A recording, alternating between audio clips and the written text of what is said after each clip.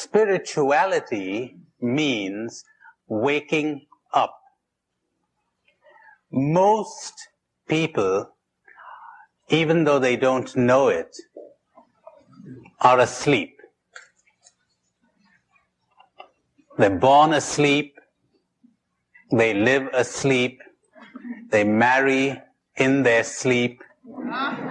They breed children in their sleep.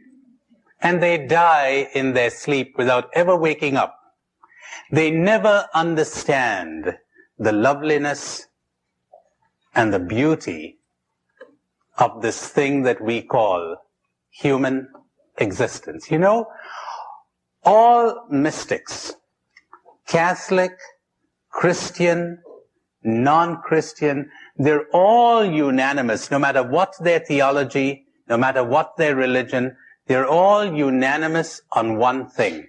And that one thing is, all is well. All is well. Everything's in a mess. And all is well. Strange paradox. But tragically, most people never get to see that. They never get to see that all is well because they're asleep. They're in a nightmare. You know, talking about sleeping reminds me, last year on Spanish television, I saw a nice little story. There's this elderly gentleman who knocks at the door of his son, who's fast asleep. He says, "Jaime, wake up." And Jaime says, "I don't want to get up, Papa." And the old man says, "Get up, you've got to go to school." And Jaime says, "I don't want to go to school." "Why not?" says the old man. "Because first, it's so dull. Second, the kids all tease me. And third, I hate school." So the old man says, "I'm going to give you 3 reasons why you must go to school. First, because it is your duty. Second, because you're 45 years old.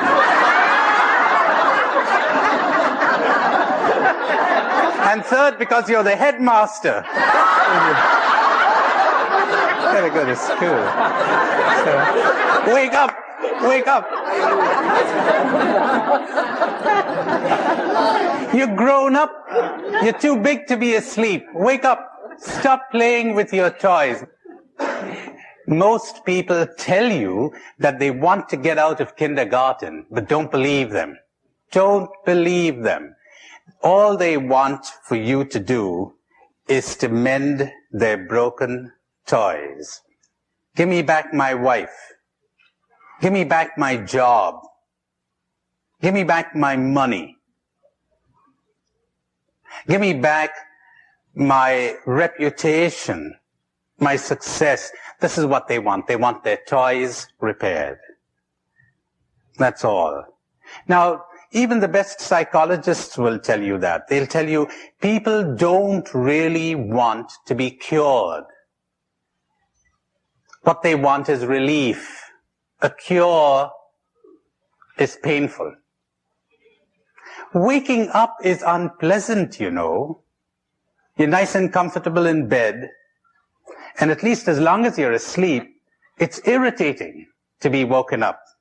That's the reason why I told you the wise guru will not attempt to wake people up.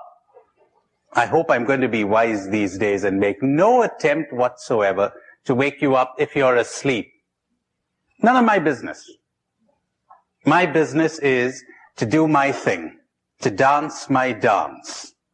If you profit from it, fine. If you don't, too bad. As the Arabs say, the nature of the rain is the same, but it grows thorns in the marshes and flowers in the garden. Do you think I'm going to help anybody? Oh, no. I don't expect to be able to be of help to anyone.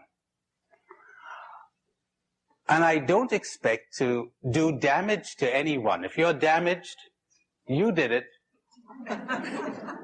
And if you're helped, you did it. You really did. We'll come to that later when I challenge your beliefs. You think people help you. They don't. You think people support you. They don't. I had an interesting example of a woman in a therapy group. She was a sister. She was a religious. And she said to me, I don't feel supported by my superiors. Listen to this one now. And I said, what do you mean by that? And she said, well, look at my superior, the provincial superior. She never shows up at this novitiate where I am. She never shows up, never says a word of appreciation. So I said to her, all right, let's do this. I know your provincial superior. Let's do a little role-playing. I know exactly what she thinks about you. How would that be? And she said, fine. All right. So I said, Mary, acting the part of the provincial superior now, I said, Mary, the reason why I don't come to that place you're in is that's the one place in the province that's trouble-free. No problems. I know you're in charge, so all is well. How do you feel now? And Mary said, I feel great. I said, all right, now would you leave the room for a minute or two? This is part of the exercise. So she did. When she was away, I said to the group, I'm still Sister Mary Jane, the provincial, okay? Mary out there is the worst novice directress we've had in the whole history of the province. In fact, I don't go to the novitiate because I can't bear to see what she's up to. Oh, it's awful. And if I tell her the truth, she's only going to make those novices suffer all the more. We're getting somebody to take her place within a year or two. We're training someone. So in the meantime, I sort of say these nice words to her and keep her going. What do you think of that? They said, well, it's the only thing you can do. All right. Come on in, Mary. So Mary comes in. How do you feel? She says, I feel great. You feel supported by your superior? Yeah, I feel supported. Question. Who was supporting Mary?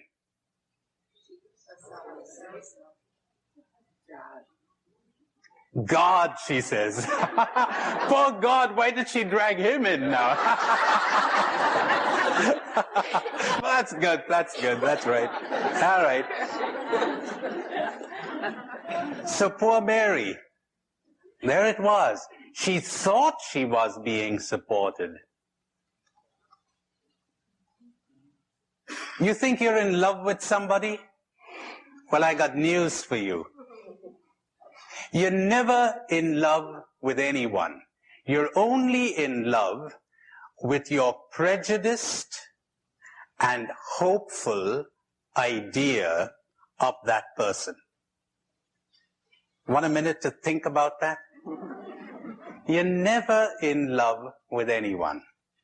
You're in love with your prejudiced idea of that person, with your hopeful idea of that person. Are you really in love with the person? Well, how come you fell out of love? Your idea changed, didn't it? How could you have let me down when I trusted you so much? Did you really trust me?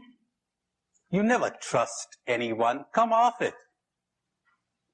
That's part of the brainwashing of your society and mine. We never trust anyone. You're only trusting your judgment about that person. So what are you complaining about? You don't like to say, my judgment was lousy. That's not very flattering to you, is it? So you prefer to say, how could you have let me down?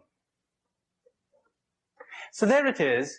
People don't really want to grow up. People don't really want to change. People don't really want to be happy. As someone has said so wisely, don't try to make them happy. You'll only get into trouble. Like the guy who gets into a bar, sits down, And he sees this fellow with a banana in his ear. A banana in his ear. And he says, I wonder if I should tell him that. And he thought, none of my business. And he thought, maybe I ought to tell him. So after he had had a drink or two, he says, excuse me, you got a banana in your ear. So the guy says, what? He says, you got a banana in your ear. What was that? You got a banana in your ear. He said, talk louder, I got a banana in my ear. It's useless. Give up, give up, give up. Say your thing and get out of here. And if they profit, that's fine. And if they don't, too bad.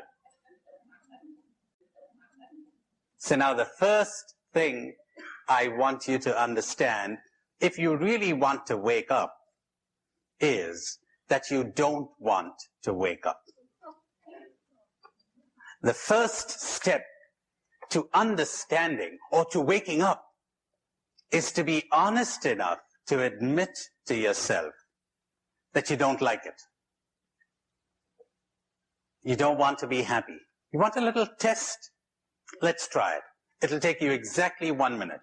You could close your eyes while you're doing this little exercise. You could keep your eyes open. Doesn't really matter. But listen to this. Think of someone you so-called love very much. Someone you're close to. Someone who is precious to you. And say, I'd rather have happiness than have you.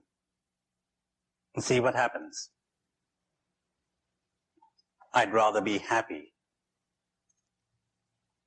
than have you.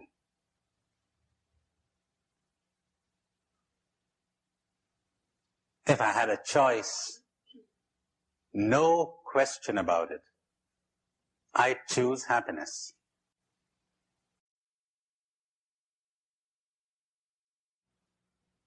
How many people felt selfish when they said this? Would you raise your hands? Isn't that wonderful? See how we've been brainwashed? See how we've been brainwashed into thinking, how could you be so selfish? Look who's being selfish. Just imagine somebody says, how could you be so selfish that you choose happiness over me? Who's being selfish now? How could you be so selfish that you would demand that I choose you above my happiness? When I was a child in the 8th grade, a Jesuit cousin of my mother gave the Traore at the Jesuit church in Milwaukee, and he opened each of the conferences with this word, for the test of love is sacrifice, and the gauge of love is unselfishness. So I think you should love it. That's marvelous. She speaks about a Jesuit who says, the test of love is sacrifice. And the gauge of love is selflessness, unselfishness. But now tell me, would you want me to love you at the cost of my happiness? Yes. She said yes. Isn't that delightful? You're great. You're tremendous. You're tremendous.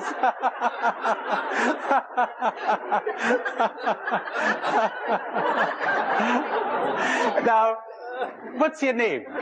Claire. Okay, Claire. Now, wouldn't that be wonderful that you would love me at the cost of your happiness, and I would love you at the cost of my happiness, and you got two unhappy people, but long live love. We were saying, we don't want to be happy. We want other things. Or let's put it more accurately, we don't want to be unconditionally happy. I'm ready to be happy provided I have this and that and the other. And you know what we're really saying? We're saying "You are my happiness" to our friend, or to our God, or to anything. "You are my happiness. If I don't get you, I refuse to be happy."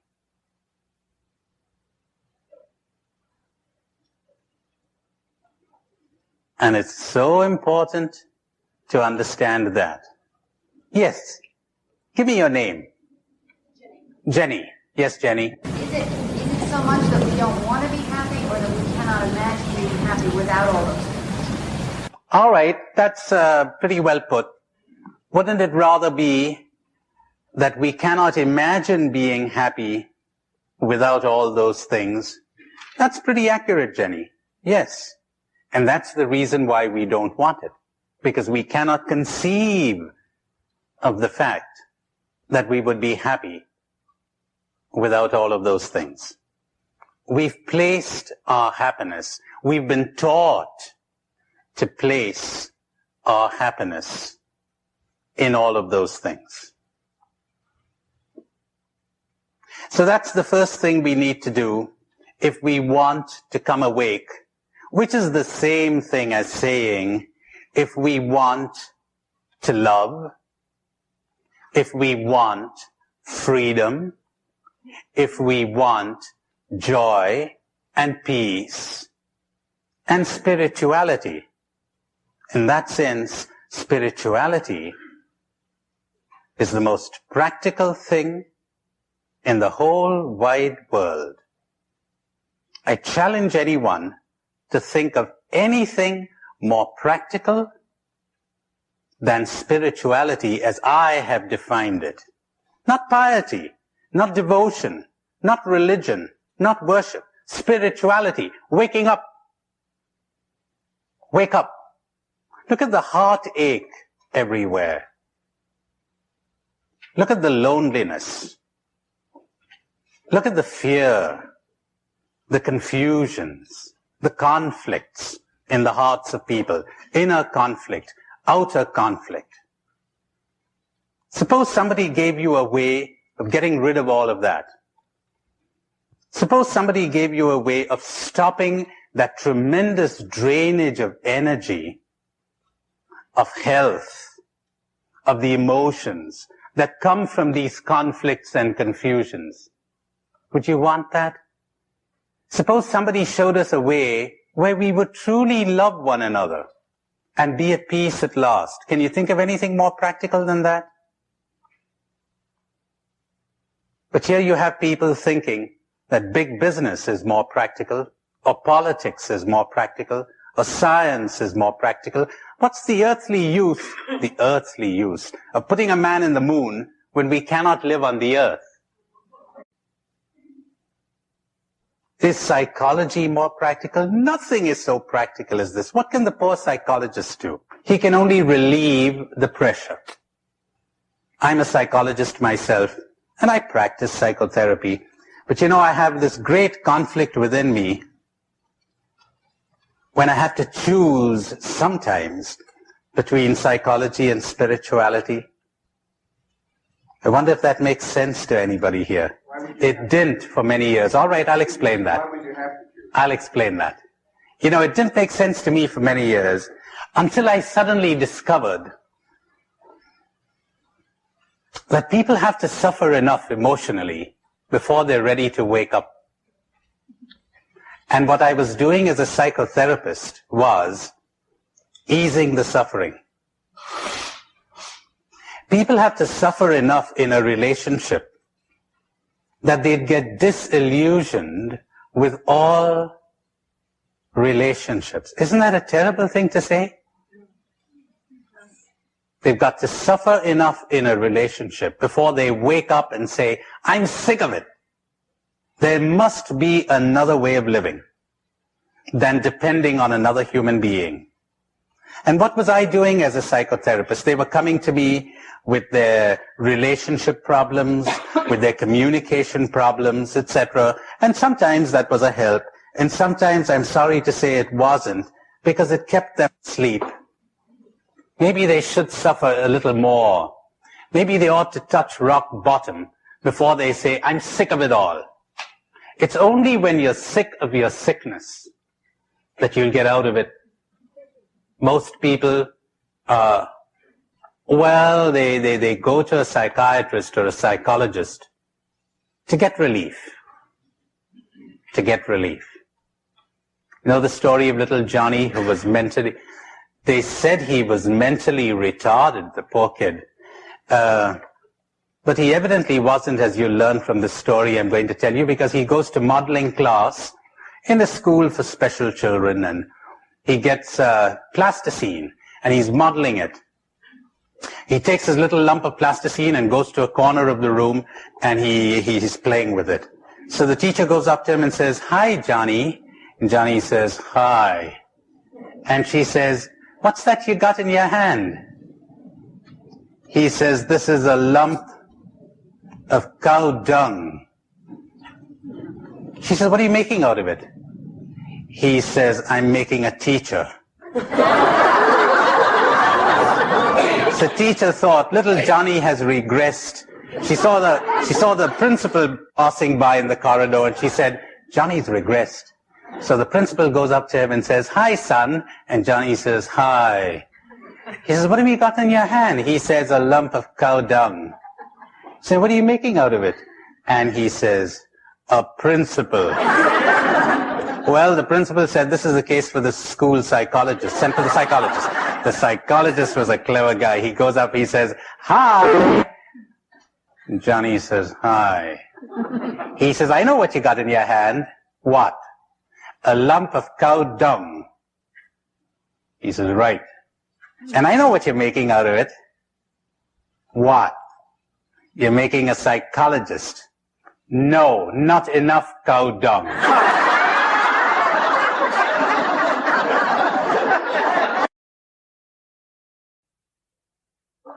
There are times when psychotherapy is a tremendous help, because, you know, when you come to that point where you're about to get insane, raving mad, you're about to become either a psychotic or a mystic.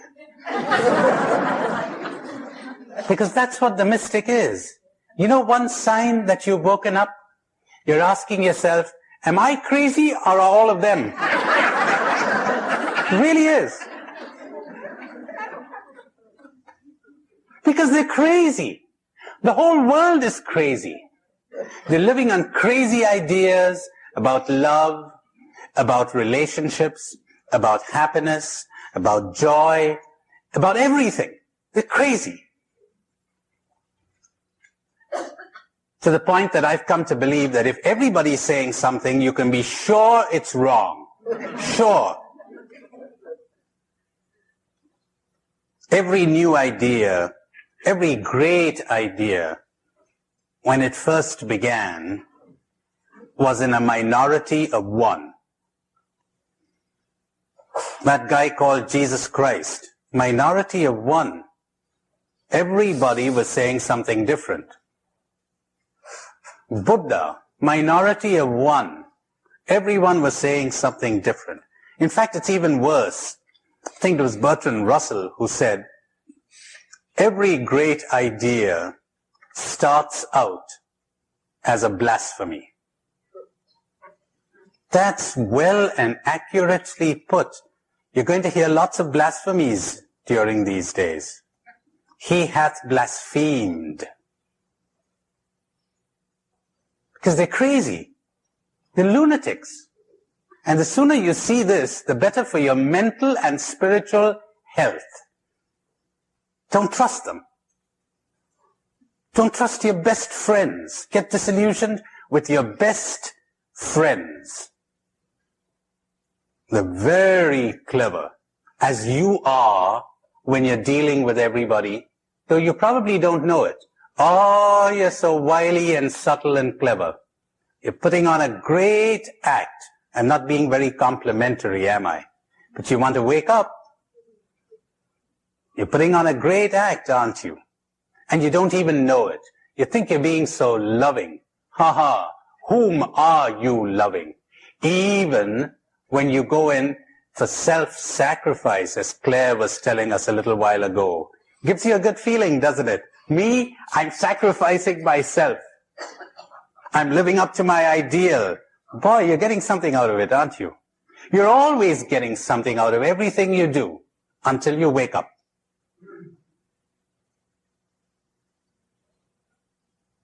So there it is. Step 1. Realize that you don't want to wake up. It's pretty difficult to wake up.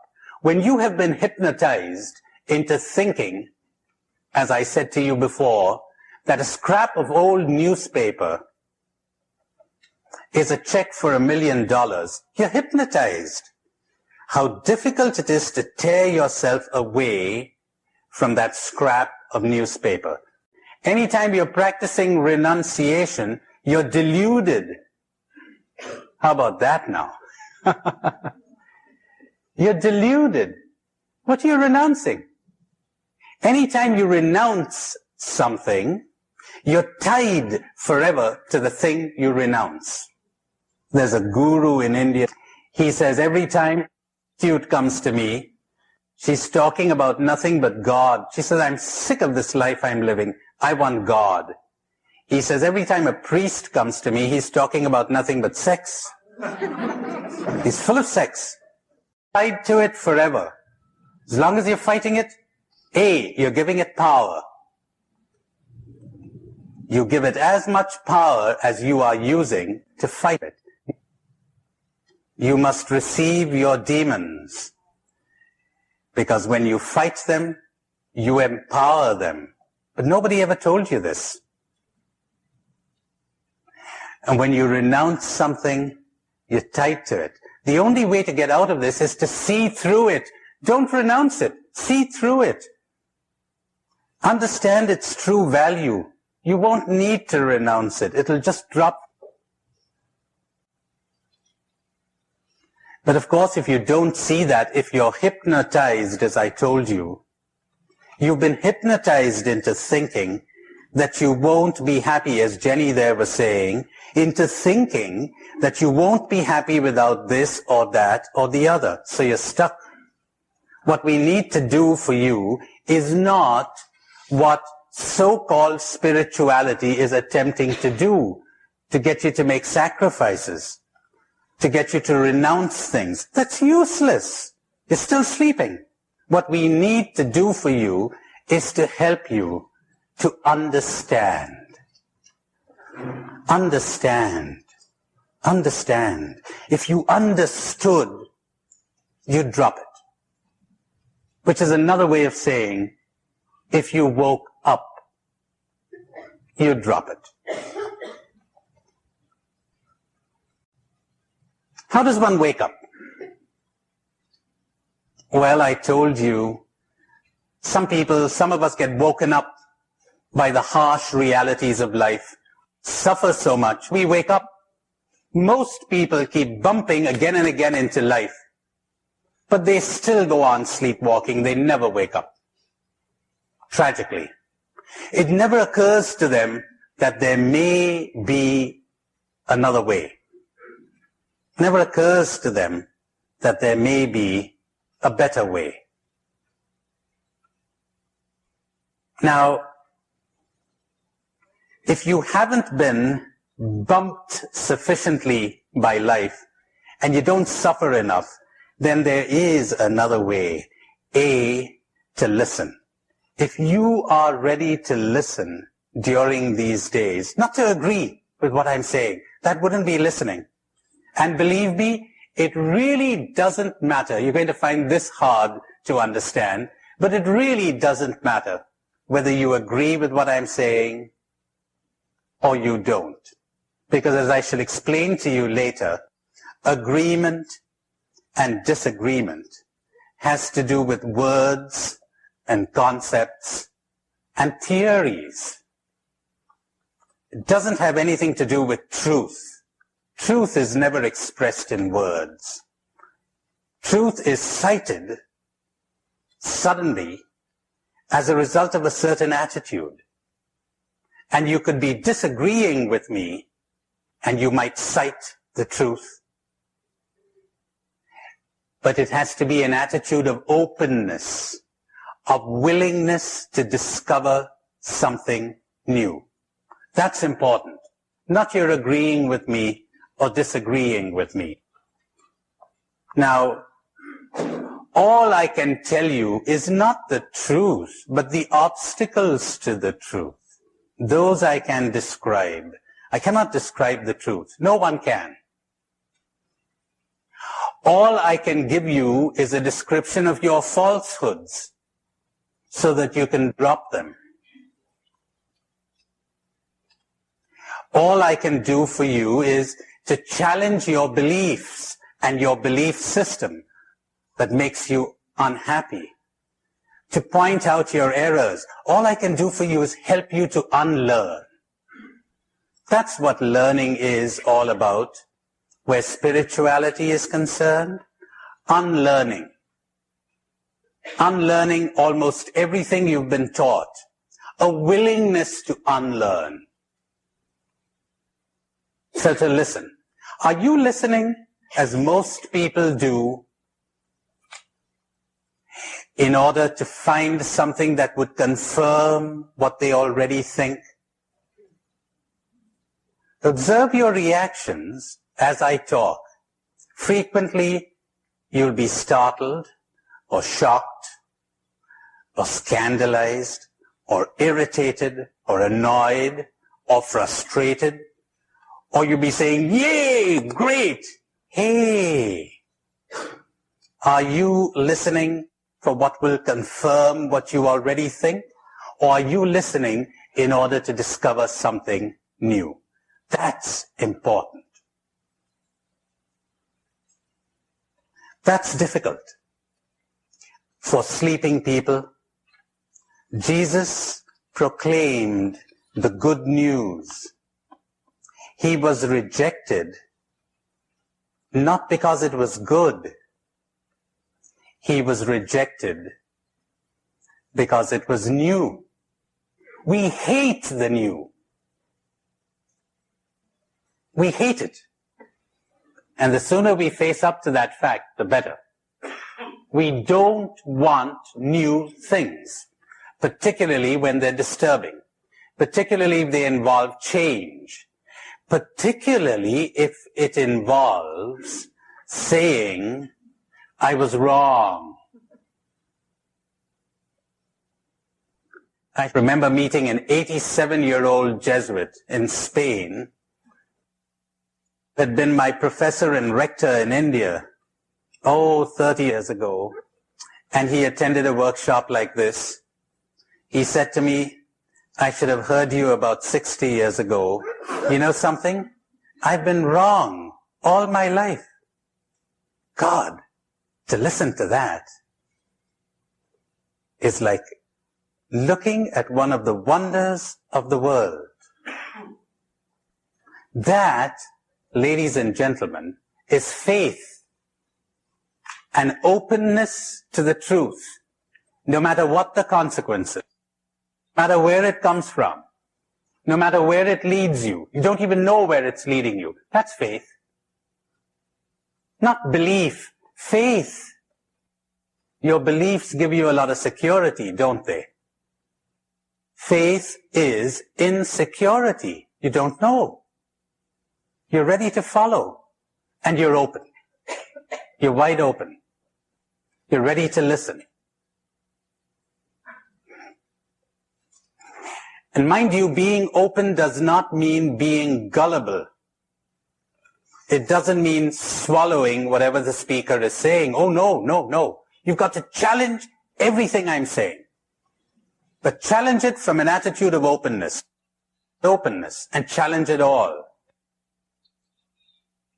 Those lovely words of Buddha, when he said, monks and scholars must not accept my words out of respect, but they must analyze them the way a goldsmith analyzes gold.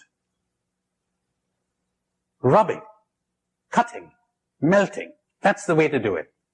Challenging, testing. Then you're listening. then you've taken another major step towards awakening. The first step I said was a readiness to admit that you don't want to wake up. You don't want to be happy. There are all kinds of resistances within you to that. The second step, a readiness to understand, to listen, to challenge your whole belief system. Not just your religious beliefs, your political beliefs, your social beliefs, your psychological beliefs, all of them.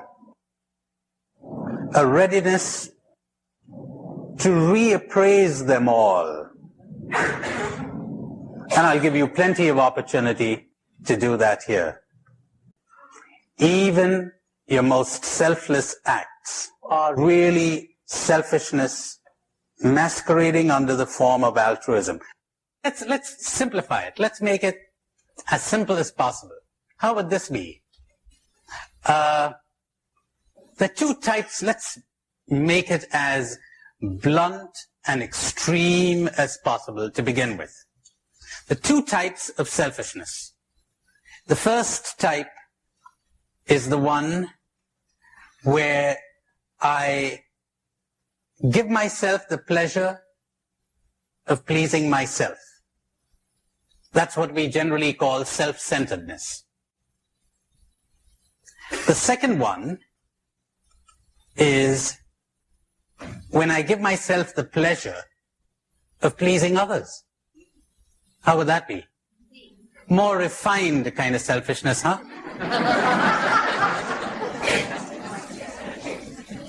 Yes? I think the first one is very obvious, but the second one is very hidden. Very hidden, that's right, and so more dangerous. Because then we get to feel we're really great, but maybe we're not all that great, but somebody else is protesting you. That's great. Go ahead, yes, yes. I think it's a two-way street, isn't it? Because I live in my own place. I'm a widow, I live alone, and I go to the rectory and give several hours of my time. But I really know that I'm doing it out of a selfish reason, because I need to be needed, and I also need to be, needed in a way that makes me feel like I'm contributing to the world a little bit. But the other thing is they also need me, though, to do this work. So it's kind of like a two-way street. Give me your name. You're almost enlightened. We got to learn from this lady. What did you say her name was? Julia. Julia, that's right. That's right. She's saying, I give something, I get something. Right. I go out to help. I give something, I get something. That's beautiful. That's true. That's real. That isn't charity. That's enlightened self-interest. Yes, Joe. Yes, Joe. Tony, I'd like to have you put two things together. One, the gospel of Jesus is the gospel of ultimate self-interest, the achievement of eternal life, by acts of charity. I'm blessed of my Father, when I was hungry, you gave me to eat, and so on. So therefore, the gospel of Jesus is a gospel of ultimate self-interest achieved through acts of charity. Perfect confirmation of what you said. When we look at Jesus himself, was not the performance of acts of charity by Jesus act of ultimate self-interest? In other words, to win souls for eternal life. So that isn't the whole thrust and meaning of life, the achievement of ultimate self-interest by acts of charity. All right. That's a tough one, isn't it? But now you see, Joe there's cheating a bit because he brought religion into this. But it's legitimate, it's valid. Now, how would it be if I deal with the Gospels, with the Bible, with Jesus at the end, Joe, towards the end of this workshop? But I will say this much, to complicate it even more. You know, I was hungry and you gave me to eat. I was thirsty and you gave me to drink. When did we know it? We didn't know it. unself-conscious. So I sometimes have a horrid fantasy where the king is saying, I was hungry and you gave me to eat, and the people on the right say, that's right, Lord, we know I wasn't talking to you. It doesn't fit into the script. You're not supposed to have known. Isn't that interesting? But you know your inner pleasure while you're doing it. That's right. It's like Julia there, she says, what's so great about what I did? I did something, I got something. I had no notion I was doing anything good. My left hand had no idea what my right hand was doing. You know, a good is never so good as when you have no awareness that you're doing good. You are never so good as when you have no consciousness that you're good. Or as the great Sufis would say, a saint is one until he or she knows it. Unself-conscious. Can I ask you a question, or I guess it's a comment, really, on eternal life? Let's bring it down away from religion for a minute. Say, this pleasure that you receive in giving, isn't that eternal life right here and now? Oh, I wouldn't know. I call pleasure pleasure. You know, but for the time being, till we get into religion, maybe for the religionists among you, we'll get into religion towards the end, okay? But I want you to understand something right at the beginning, that religion is not, repeat, not necessarily connected with spirituality. Does that make sense to you? Yes. My, you're tremendous, you know. You're tremendous, yes. I'm just thinking, please keep religion out of this. All right, I will, for the time being. Somebody had his hand up there. Yes. Isn't it true that everything we do has about 6, 7, 10 mixed motives in it? And I think I hear you saying it would be good if we'd stand back and try to figure out what some of the less worthy motives are. The less worthy motives. All right, did you hear that? She says, everything we do have about 6, 7, 10 motives to it. Be good if we step back and saw the less worthy ones. The less worthy ones are awful. And the worthy ones are selfish. Selfish. But we'll keep that between the two of us, okay? We won't tell anyone. We won't tell anyone. Yes? The soldier who jumps on a grenade and falls on it too, to keep it from exploding. All right, how about the soldier who jumps on a grenade and, sort of gets killed to keep it from exploding on others? You read about that guy who got into a truck full of dynamite and drove into the American camp in Beirut a couple of years ago. How about that guy? Greater love than this no one has, but the Americans don't think so. That's right, he did it deliberately. He was terrible, wasn't he? But he wouldn't think so, I assure you that. He was going to heaven. He thought he was going to heaven, that's right, just like your soldier. No, but I think the other is unconscious. You do it reflexively. All right, yes. I'm not excluding an act where there is no self, where you awake and what you do is done through you. Your deed becomes a happening. Oh, I'll have to explain that as we go along. Let it be done unto me. I'm not excluding that. But when you do it, I'm searching for the selfishness. Even if it is only, I'll be remembered as a great hero, or I'd never be able to live if I didn't do this. I'd never be able to live with the thought that I ran away. Remember, I'm not excluding the other. I didn't say, did I, that there never is an act where there is no self. Maybe there is. We'll have to explore that. Mother saving a child. Mother saving her child. Got it? How come she's not saving the neighbor's child? hers. A soldier dying for his country. You know, lots of those deaths, pardon me, are the result of brainwashing. Lots of martyrs got an idea in their head. Got to die. It's a great thing. You got to do it. They feel nothing. They go right in. Not all of them. So you'd better listen to me properly. I didn't say all of them, but I wouldn't exclude the possibility. Lots of communists get brainwashed. Now you're ready to believe that one, huh? They're brainwashed. They're ready to die. I sometimes say the process that we use for making a St. Francis Xavier could be exactly the same process used for producing the terrorist. No difference in the process. A man who gets into a 30-day retreat and comes out all aflame with the love of Christ and without the slightest bit of self-awareness. None. He could be one big pain. Well, I'm glad to see you filled in the blanks. And quite unaware of it. He thinks he's a great saint.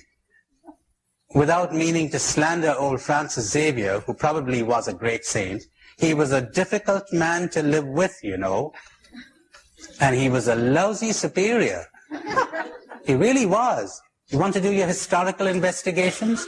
Ignatius was always having to step in to undo the harm that this good man was doing in his intolerance.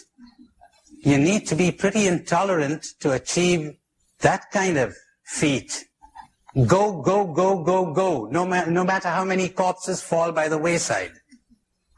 And some critics of Francis Xavier claim exactly that. He was dismissing men from our society quite blithely. They'd appeal to St. Ignatius, who'd say, come on to Rome, we'll talk about it. And he was surreptitiously getting them in again. How much self-awareness was there? Who are we to judge? We don't know. I'm only talking about the possibility. Yes? Are you saying there's no such thing as pure motivation? No, I'm saying that ordinarily, everything we do is in our self-interest, everything. If you do something for the love of Christ, does that have in your self-interest? Mm-hmm. You're doing something for the love of anybody in your self-interest. Oh, we'll have to explain that.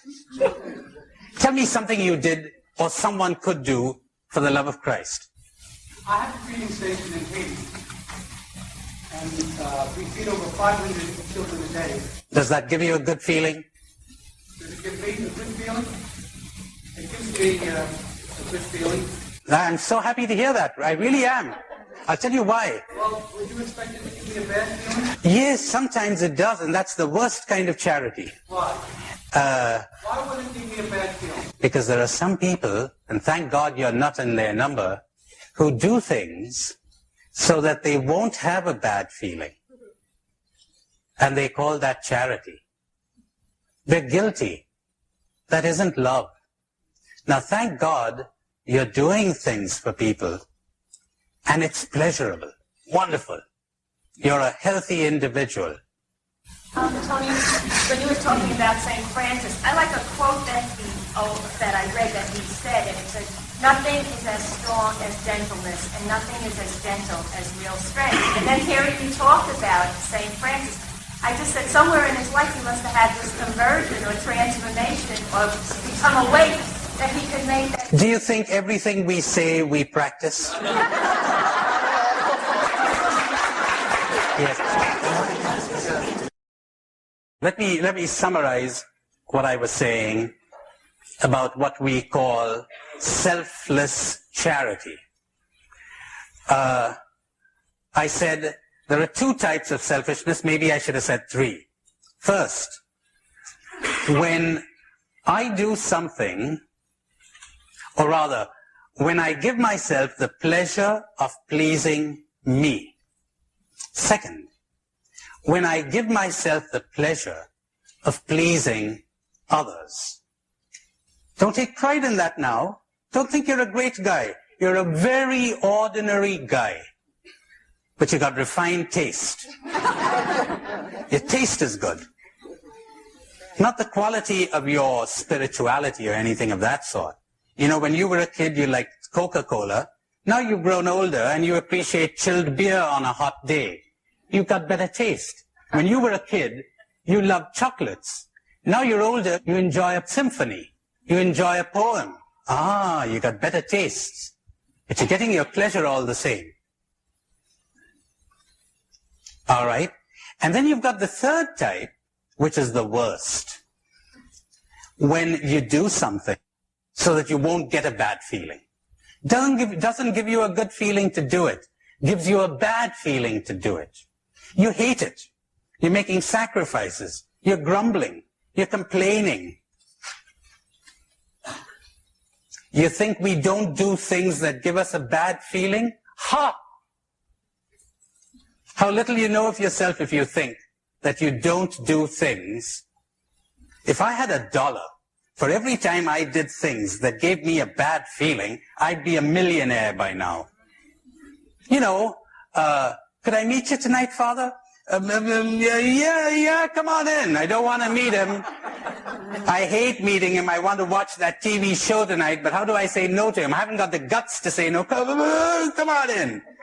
And I'm thinking, oh God, I've got to put up with this pain tonight when I be... Doesn't give me a good feeling. Doesn't give me a good feeling to meet him. It doesn't give me a good feeling to say no to him. So I choose the lesser of the two evils. And I say, okay, come on in. I say, how are you? As somebody said, boy, I'm going to be happy when this thing gets over so I'll be able to take my smile off. How are you? I mean, wonderful.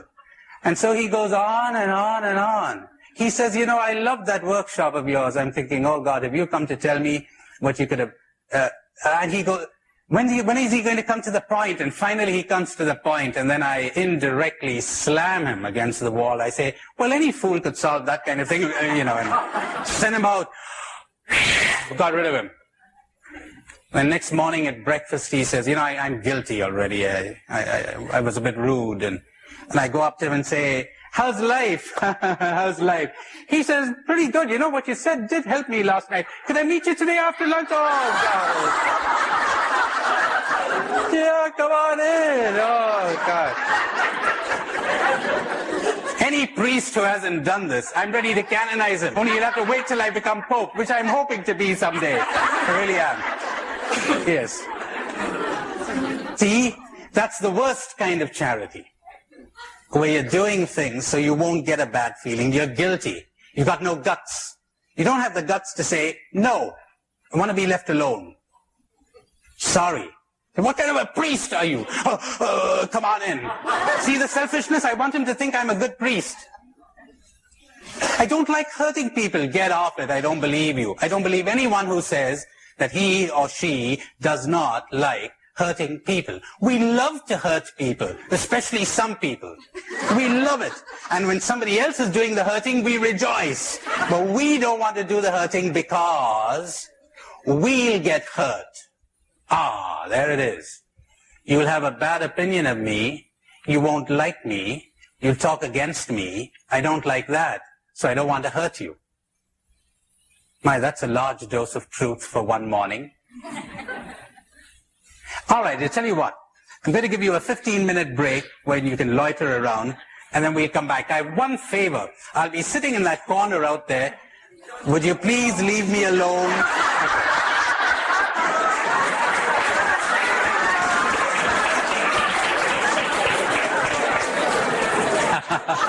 Life is a banquet. And the tragedy is that most people are starving to death. See, that's what I'm really talking about. It's a nice story of some people on a raft off the coast of Brazil who were perishing from thirst, and they had no idea that the water they were floating on was fresh water. See, the river was coming out into the sea with such force that it went on for a couple of miles. They had fresh water right there. They had no idea of it. So it's like we're surrounded with joy, with happiness, with love. And most people have no idea whatsoever of this. Reason, they're brainwashed. Reason, they're hypnotized. They're asleep. Imagine a stage magician who hypnotizes someone, and this person is seeing what isn't there and not seeing what is there. That's what it's all about. Repent and accept the good news. Repent. Wake up. Not weep for your sins. What are you going to do weeping for your sins? Which you committed in the first place because you were asleep anyway. Are you going to cry because of what you did in your hypnotized state? Why do you want to identify with that guy? Wake up! Wake up! Repent. Put on a new mind. Take on a new way of looking at things. For the kingdom is here. It's the rare Christian who takes that seriously. Now I said to you, the first thing you need to wake up is to face the fact that you don't like being woken up. You'd much rather have all of these things which you were hypnotized into believing are so precious to you, so important to you, so important for your life and your survival.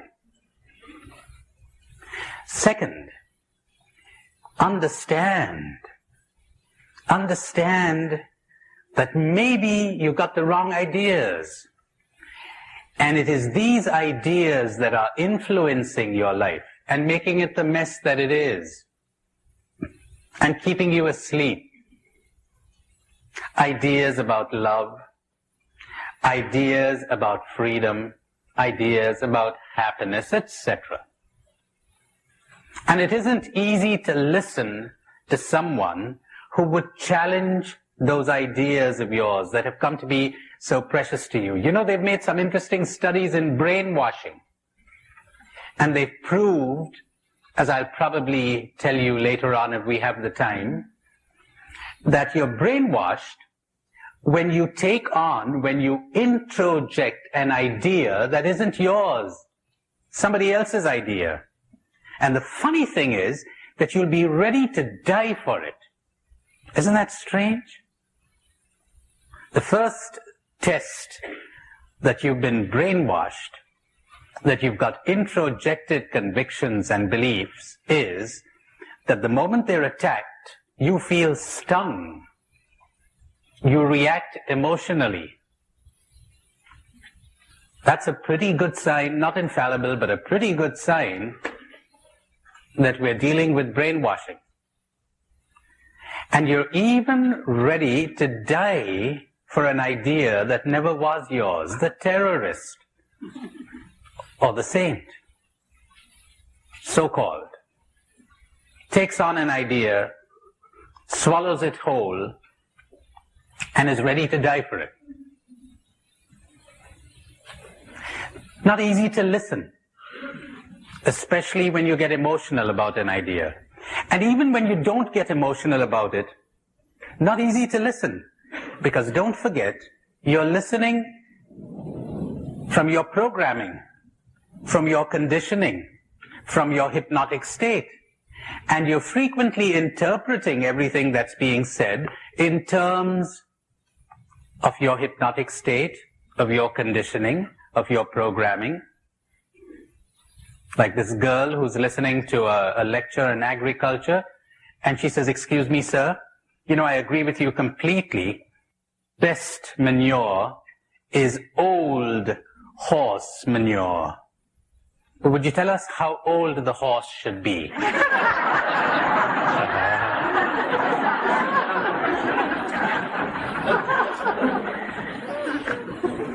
Look where she's coming from. We all have our positions, don't we? And we listen from those positions. "Henry, oh, you've changed. You were so tall, you've grown so short. You were so well built and you've become so thin. You were so fair, you've become dark. What happened to you, Henry? The guy says, I'm not Henry. I'm John. You changed your name to.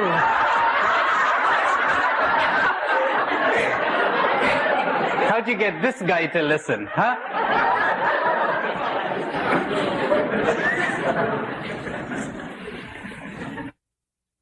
Here's a little exercise for you. Think. Think of all the good deeds you've done. Or some of them.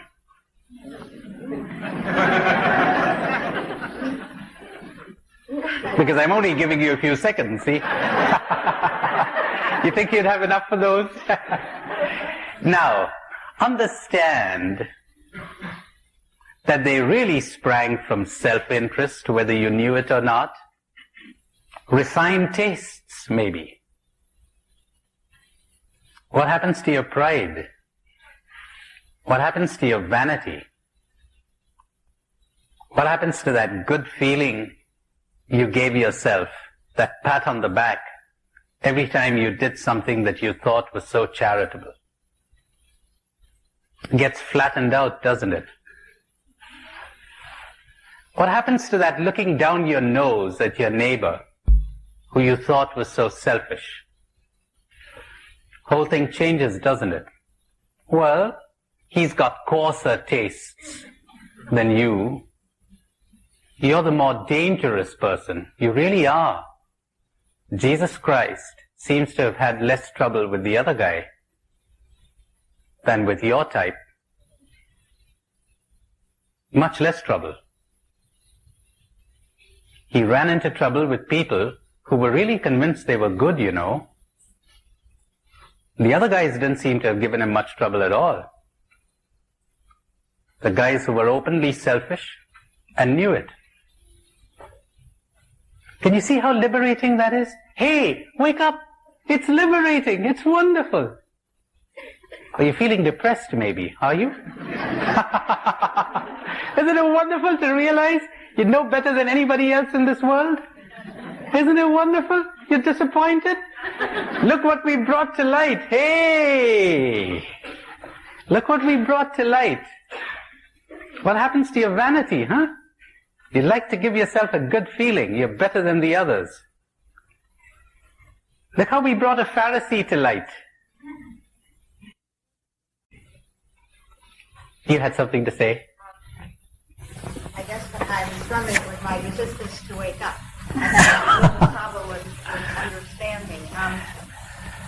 I guess I never thought self-interest in the way you're presenting it was in itself a bad thing, and I never equated it with selfishness.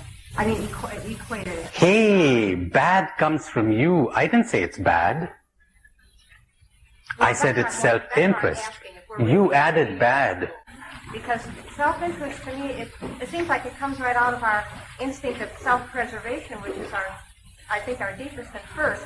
So that how could we even want to opt for selflessness? It would be almost like opting for non-being. Wonderful. You're just saying we cannot be selfless. Are you saying that? Well, to me, it would seem like it would be the same thing as asking for non-being. Whatever it is, look, all I'm saying is stop feeling bad. We're all the same. It's wonderful. Somebody had a terrible thing, a terribly beautiful thing to say about Jesus, though I promised I wouldn't get into that, but it's too tempting to get into it. Here, it's very tempting. He said, the lovely thing about Jesus, and this guy wasn't an official Christian, he said, the lovely thing about Jesus was that he was so much at home with sinners because he understood that he wasn't one bit better than they were. We differ from others, from criminals, only in what we do or what we don't do, but not in what we are.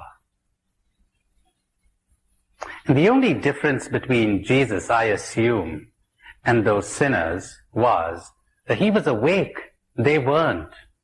You want to glory in that? Look at me. I won the lottery. I'm so proud to accept this prize. It's really a prize, not for me, but for my nation and my society. Does anybody talk like this when he wins the lottery? He was lucky. He was lucky. He won the lottery. First prize. Anything to be proud of in that? I woke up. I got enlightened. And you gradually learn there's nothing you could do with your good luck, good fortune. And if you did anything towards being enlightened, now listen to this.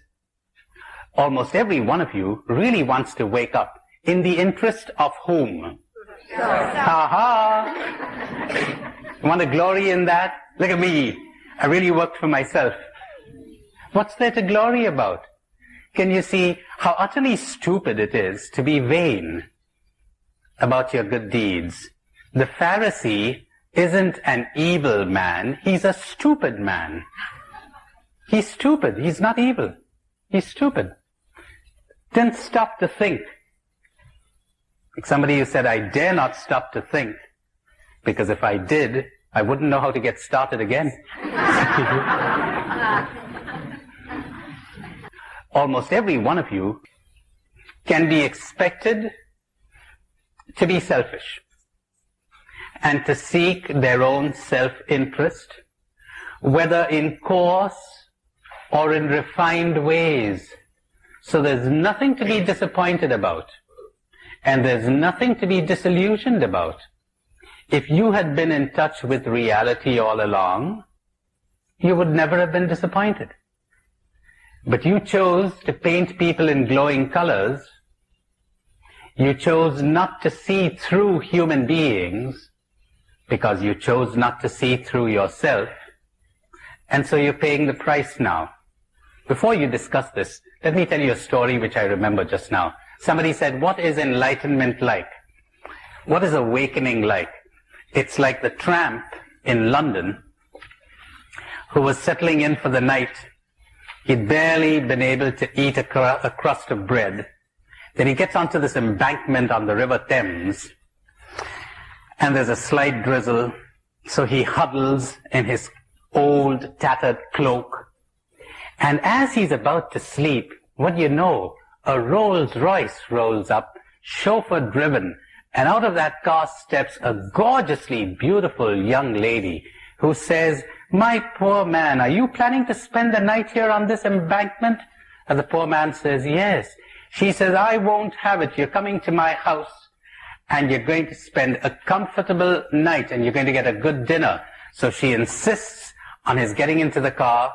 They ride out of London, get into a place where she has a sprawling mansion, large grounds. They get in, they're ushered in by the butler, and she hands this man over to the butler and says, James, make sure he's put in the servants' quarters and treated well, which is what James does. And when the young lady's about to go to bed, she'd undressed and was going to bed, she suddenly remembered her guest for the night, so she slips something on and goes over to the servants' quarters and pads along the corridor and sees a little chink of light where the man was apparently put up. So he hadn't gone to sleep. She taps lightly at the door and opens it and finds the man awake. And she says, what's the trouble, my good man? Did you not get a good meal? He said, never had a better meal in my life, lady. Are you warm enough? He says, yes, lovely warm bed. She says, maybe you need a little company, huh? Why don't you move over a bit? And she comes close to him. He moves over and falls right into the Thames. Ah, you didn't expect that one.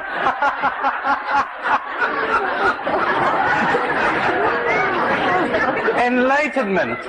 Enlightenment. Wake up.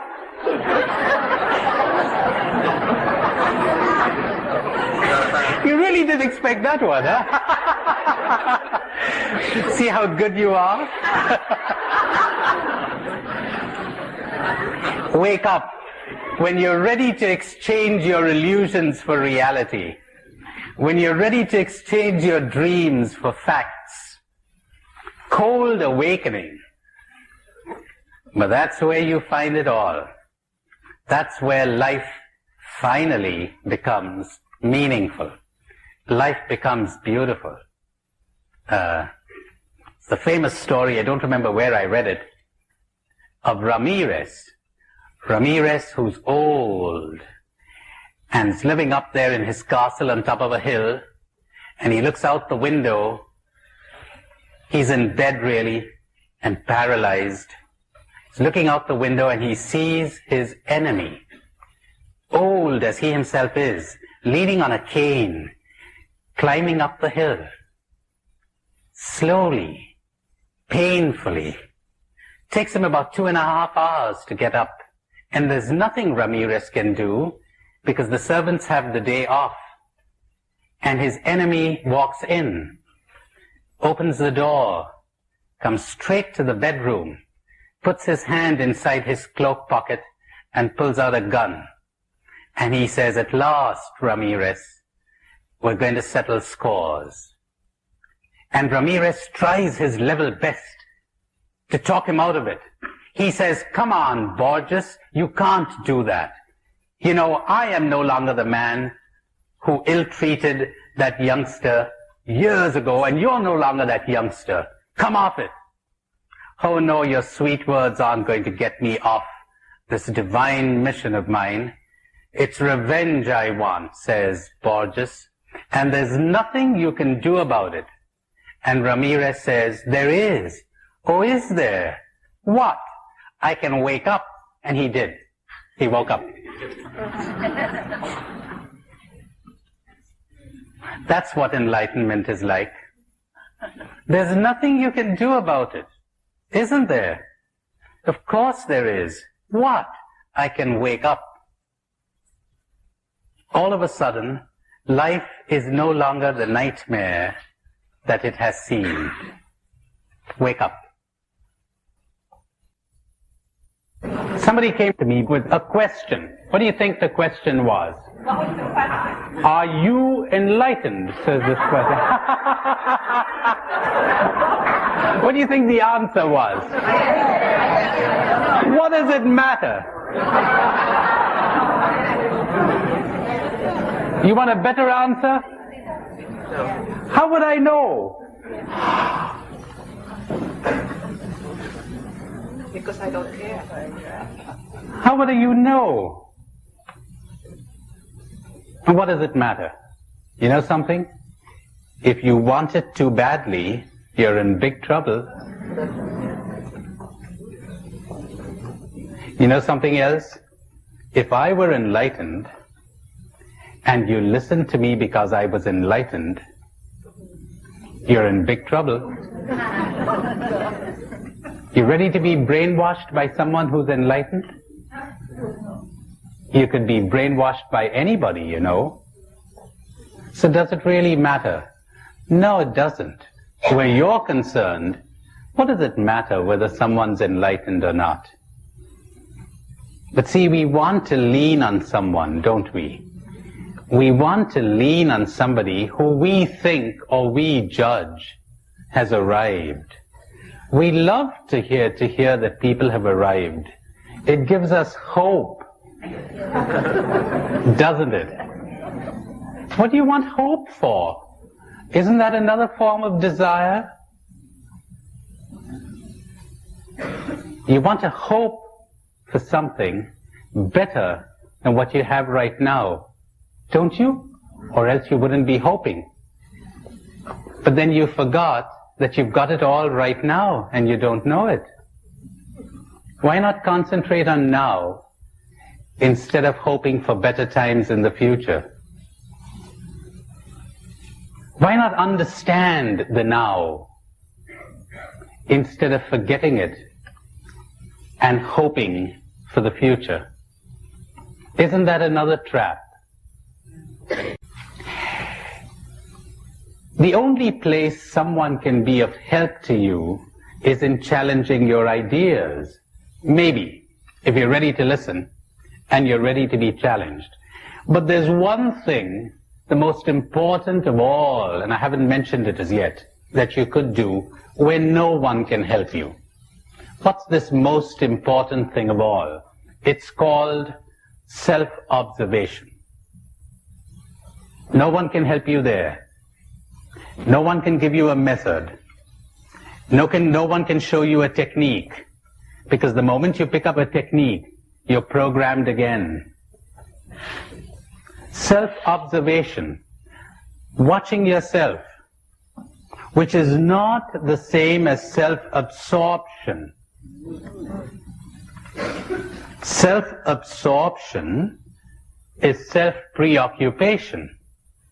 You're concerned about yourself. You're worried about yourself. I'm talking about self-observation. What's that? It means to watch everything as far as possible in you and around you, as if it were happening to someone else. To watch everything in you and around you as if it were happening to someone else. What does that last sentence mean? It means that you do not personalize what is happening to you. It means you look at it as if you have no connection with it whatsoever. The reason you suffer from your depressions and your anxieties is that you identify with them. You're saying, I am depressed, and that is false. You are not depressed. If you want to be accurate, you might say, I is experiencing a depression right now. But you could hardly define yourself with the verb to be and say, I am depressed. You are not your depression. But by a strange kind of trick of the mind, by a strange kind of illusion, you have deluded yourself into thinking, though you're not aware of it, that you are your depression, that you are your anxiety, that you are your joy and the thrills that you have. I am delighted. You certainly are not delighted. Delight is in you right now, but hang around, it'll change. Won't last, never lasts, keeps changing. It's always changing. Clouds come and clouds go. Some of them are black, some of them are white, some of them are large, others are small. And if we want to follow the analogy, this isn't philosophy now, this is just an analogy. You are the sky. You're observing them all. You're a passive, detached observer. My, that's shocking. Particularly in the Western culture. This is shocking. Passive? You're not interfering. Don't interfere. Don't fix anything. Watch. Observe. The trouble with people is they're busy fixing things they don't even understand. We're always fixing things, aren't we? Never strikes us that things don't need to be fixed. They really don't. This is the great illumination. They need to be understood. If you understood them, they'd change. They really would. If you understood them. You want to change the world? How about beginning with yourself? How about changing yourself? How about being transformed yourself first? How do you achieve that? Through observation, through understanding, with no interference, with no judgment, because what you judge, you cannot understand. My, that's a tall order, isn't it? He's a communist. Understanding has stopped at that minute. You slapped a label on him. She's a capitalist. Understanding has stopped as of that minute. You slapped a label on her. And if the label carries undertones of approval or disapproval, even worse. How are you going to understand what you disapprove of, or what you approve of, for that matter? Sounds like a new world, doesn't it? Well, ready to hear something new? No judgment, no comment, no attitude. One observes, one studies, one watches, not even with the desire to change what is. Example, a dog trainer who's attempting to understand a dog so that he can train the dog to perform certain tricks. The scientist who observes the behavior of ants with no further end in view. He just wants to study ants and to learn as much as possible about them. And he has no further aim. He's not attempting to train them or to get anything out of them. He's interested in ants. He wants to learn as much as he can about them. That's the attitude. The day you attain that, you will experience a miracle. You will change. Effortlessly, correctly. Change will happen. You will not bring it about. As the light of awareness settles upon your darkness, whatever is evil will disappear. Whatever is good will be fostered.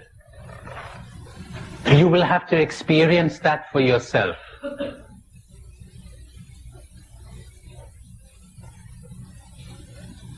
But this calls for a disciplined mind. And when I say disciplined, I'm not talking about effort. I'm talking about something else.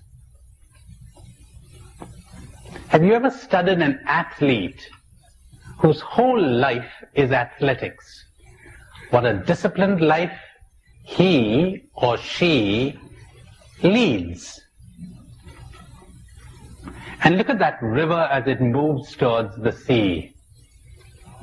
It creates its own banks, does it not, to contain it.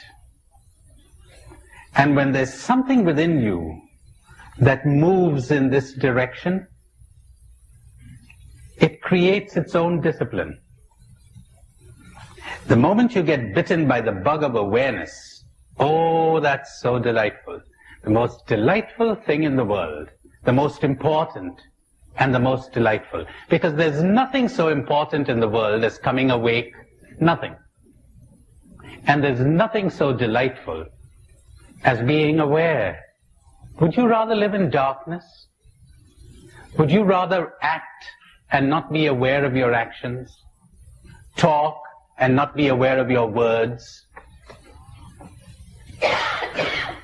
Would you rather listen to people and not be aware of what you're hearing? Or see things and not be aware of what you're looking at? The great Socrates, who said, the unaware life is not worth living. But a self-evident truth. But most people don't live aware lives. They're living mechanical lives, mechanical thoughts, generally somebody else's, mechanical emotions, mechanical action, mechanical reactions. Want to see how mechanical you are? My, that's a lovely shirt you're wearing. I feel up. For a shirt, for heaven's sake. You feel proud of yourself when you observe that? People come over to my center there in India and they say, what a lovely place your center is situated in. These lovely trees, for which I'm not responsible at all, and this lovely climate, and already I'm feeling good till I catch myself feeling good. Say, hey, could you imagine anything more stupid than that? I'm not responsible for those trees. I wasn't even responsible for choosing the location. I didn't order the weather. It happened. But it's mine. Me got in there, and I'm feeling good. And I'm feeling good about my culture and my nation. How stupid can you get? I mean that. And they're saying, you know, your great Indian culture that has produced all these mystics, I didn't produce them. I'm not responsible for it. And you know, oh, that country of yours, disgusting. Look at the poverty. I'm feeling ashamed. I didn't create it. What's going on? Ever stop to think? You know something? I think you're very charming. Oh, I feel wonderful. I got a positive stroke. That's what they call it. I'm okay, you're okay. I'm going to write a book someday which will be entitled, I'm an ass, you're an ass. I really am. I really am. Yes, most liberating thing in the world. Wonderful. Most liberating thing in the world. Can you imagine that? When you're openly ready to admit you're an ass, it's wonderful. They say, you're wrong. I say, what could you expect of an ass? Disarmed. Everybody disarmed. We're coming to that. We're coming to that. We're coming to that. The final liberation. I'm an ass, you're an ass.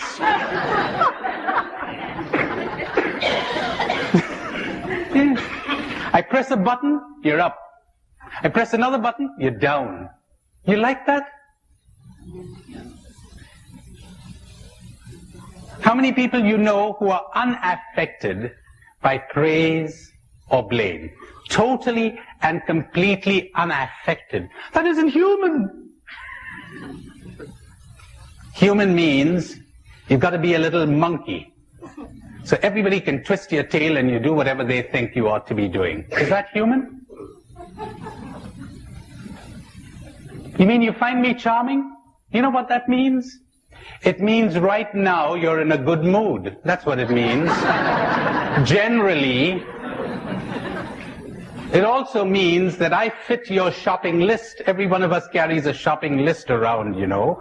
And it's like, you've got to measure up to this. Tall, dark, handsome, according to my tastes. I like the sound of his voice. I'm in love. You're not in love, silly ass. Anytime you're in love, I wonder if I should say this, you're being particularly asinine. You really are. Sit down and watch it. What's happening to you? You're running away from yourself? You want a nice, good escape? As somebody said, thank God for reality and for giving us the means to escape from it.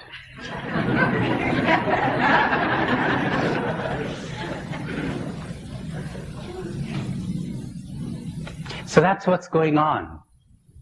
We're so mechanical. We're so controlled.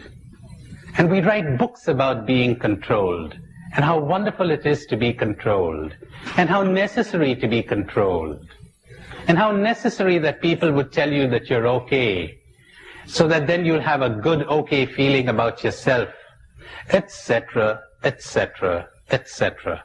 How wonderful it is to be in prison, or as somebody said yesterday so rightly, to be in your cage. You like being in prison? You like being controlled? Because I'll tell you something. If you ever let yourself feel good when they tell you that you're okay, you're preparing yourself to feel bad when they tell you you're not.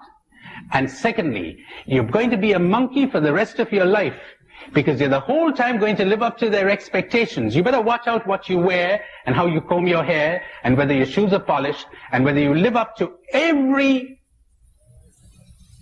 D-A-M-N-E-D expectation of theirs. Every one of them. You like that? You call it human? See? See what I mean? This is what you'll discover when you observe yourself. You'll be horrified. Because the fact of the matter is that you're neither okay nor not okay. You really are not. What's okay? What's not okay? You mean you fit the current mood or trend or fashion, so you become okay? Does your okayness depend on that? Does your okayness depend on what people think of you? Jesus Christ must have been pretty not okay, you know, by those standards. So, you're not okay. You're not okay. You're you. And that, I hope, is going to be the big discovery. At least some of you, if 3 of you, I think you're about 220 or 30 or whatever, if 3 or 4 of you make this discovery during these 4 days we're going to spend together, my, what a wonderful thing, extraordinary, unprecedented. You're you. Cut out all the okay stuff and the not okay stuff. Cut out all the judgments and observe. Watch. You'll make great discoveries. Those discoveries will change you. You won't have to make the slightest effort, believe me. Here's another bombshell. Talking about a bombshell reminds me about this guy in London after the war. He's sitting with a large parcel on his lap, wrapped in brown paper. Big, heavy object. And the bus conductor says to him, he says, "What have you got in your lap there?" And the man says, "This is an unexploded bomb. We dug it out of the garden. I'm taking it to the police station." He says, "Is that an unexploded bomb?" And the guy says, "Yes." "You don't want to carry that on your lap. Put it under the seat."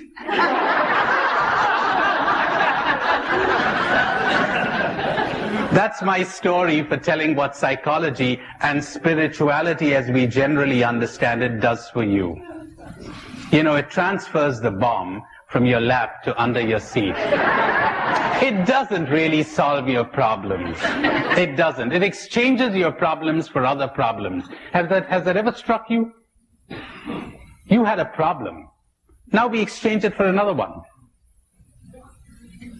And it's always going to be that way. Till we solve the problem called you, we're going to get nowhere. And so these great mystics and masters in the East will say, "Who are you?" Want to know the most important question in the world? You think it is, "Who is Jesus Christ?" Wrong. You think it is, "Does God exist?" Wrong. You think it is there a life after death?" Wrong. You know, it's a funny thing. Nobody seems to be grappling with the problem of, is there a life before death? No one. No one. And my experience has been that it's precisely the ones who don't know what to do with this life who are all bothered about what they're going to do with another life. Really. That's one sign that you're awakened. You don't give a damn what's going to happen in the next life. You're not bothered about it. You don't care. You just don't care. Not interested. Period. Somebody talked about eternal life a little while ago, the gentleman there. You know what eternal life is? Whatever that is. You think it's everlasting life. But your own theologians will tell you That's crazy. Because everlasting is still within time. It's time perduring forever. You got it all wrong. Eternal means timeless. No time. Whatever that means, because the human mind cannot understand that. The human mind can understand time and can deny time. But what timeless means is beyond our comprehension. Except we have hints of it, don't we?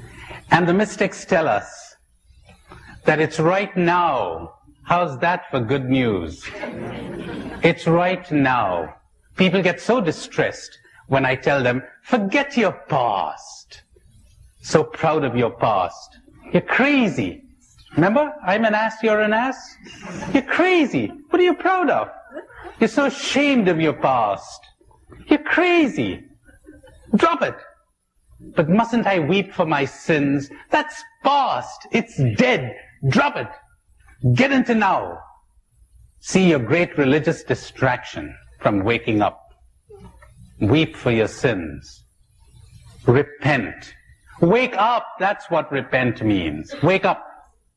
Understand. Understand. Stop all your crying.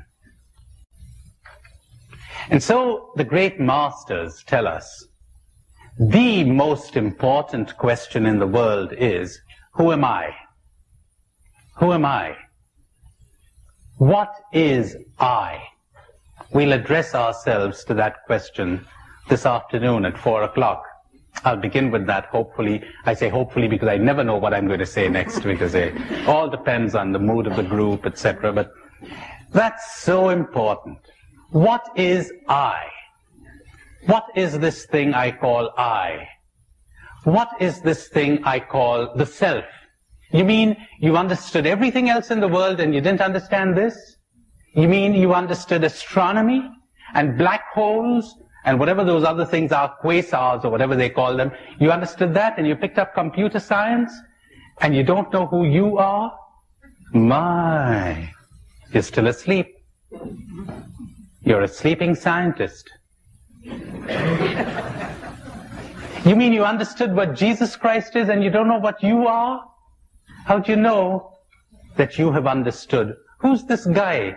Who's this woman who's doing the understanding? Found that out first? That's the foundation of everything, isn't it? And it's because we haven't understood this that you've got all these stupid religious people who are engaging in all kinds of stupid religious wars, Muslims fighting against Jews, Protestants fighting Catholics, and all the rest of that rubbish. They don't know who they are. Because if they did, there wouldn't be wars. Like the little girl who says to the little boy, are you a Presbyterian? He says, no, we belong to another abomination.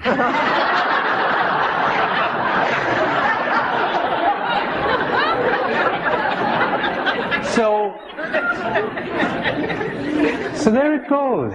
It's, who are you? Who am I? Who am I? Who am I? We'll be dealing with that later, as I said.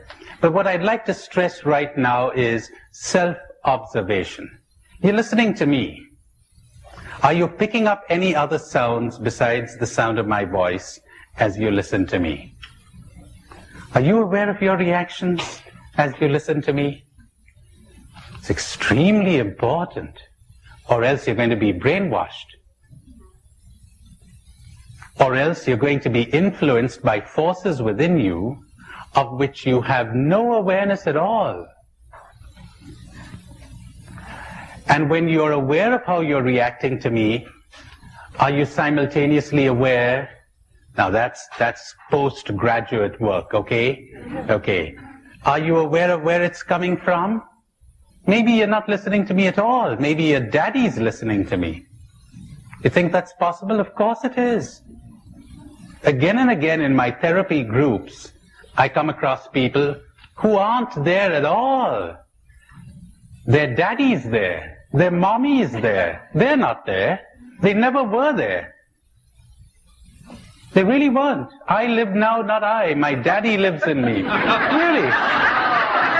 But that's absolutely true. Literally true. Literally true. I could take you apart and say, now this sentence, does it come from daddy, mommy, grandma, grandpa, from whom? Reminds me of grandma and grandpa who are celebrating their wedding anniversary. They're old. It's the 60th anniversary of their wedding. And they go through all the celebrations. And they're tired. And towards the evening, the two of them are sitting alone in a room. And grandpa says to grandma, he says, you know, grandma, I'm proud of you. I really am. She says, what's that you said, Pa? You know, I can't hear you. You know I can't hear you without my hearing aid. Would you say that louder? He says, I said I'm proud of you. She said, that's all right. I'm tired of you too. Okay.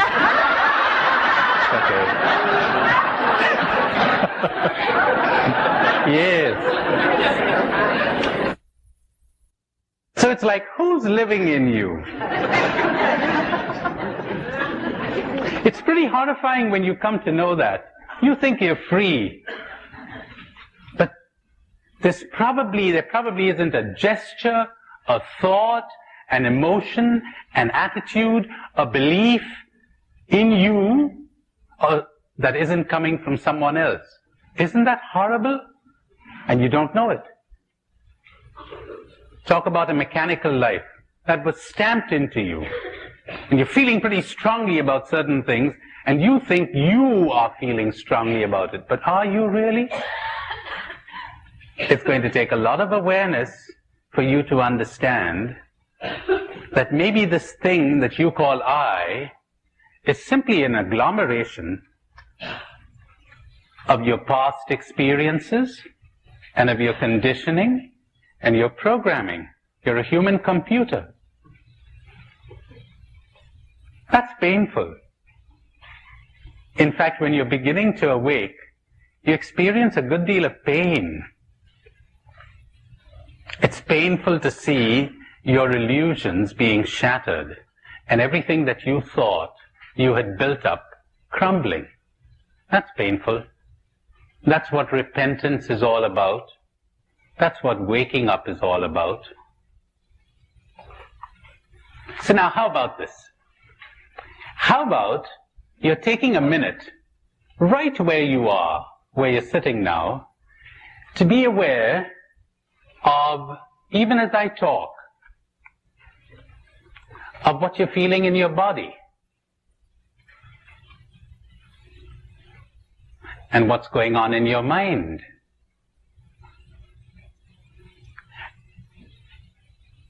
And what your emotional state is like. How about being aware of that blackboard if your eyes are open? And the color of the walls? How about being aware of my face? And the reaction you have to that face of mine? Because you have one whether you're aware of it or not. And it probably isn't yours. You were conditioned to have that kind of reaction.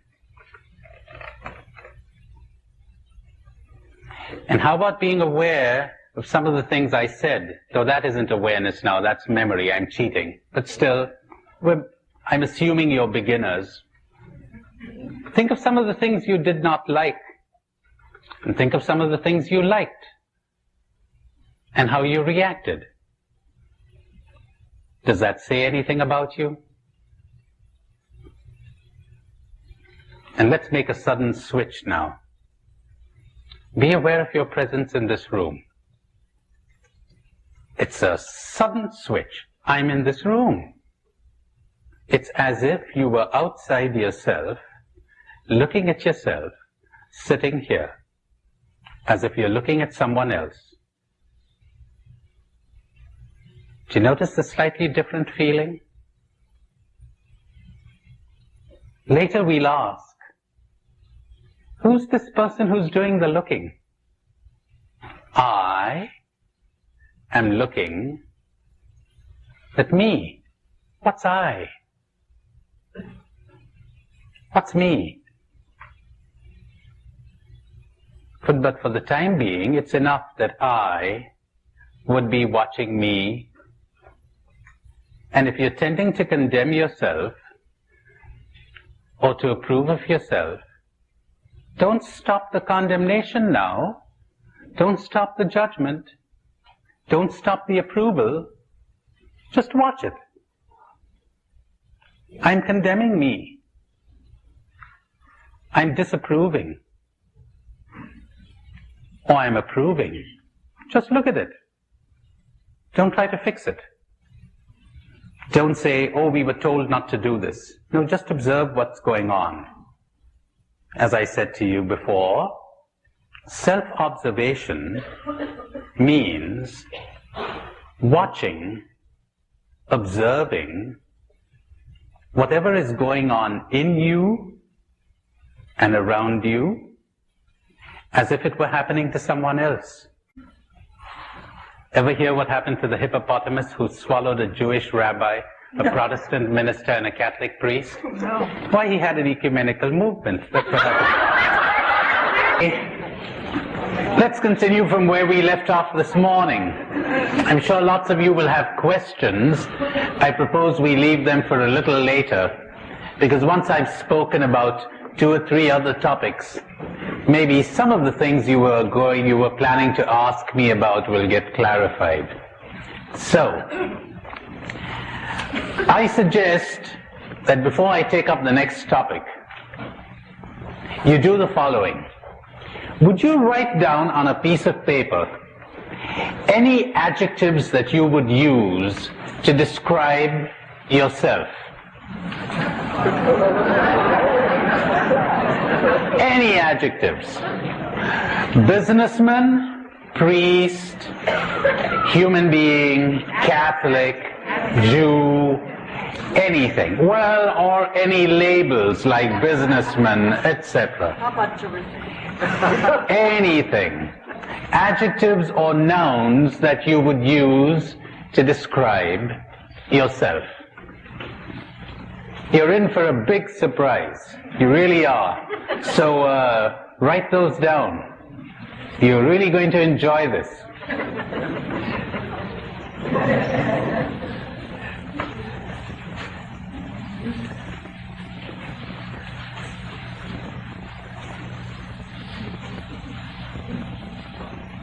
Now let's have a few samples.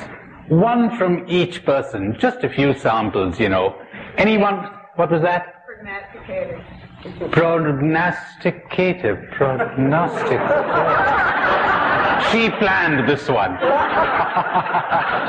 Okay. Any others? Fruitful. Searching pilgrim. Searching pilgrim.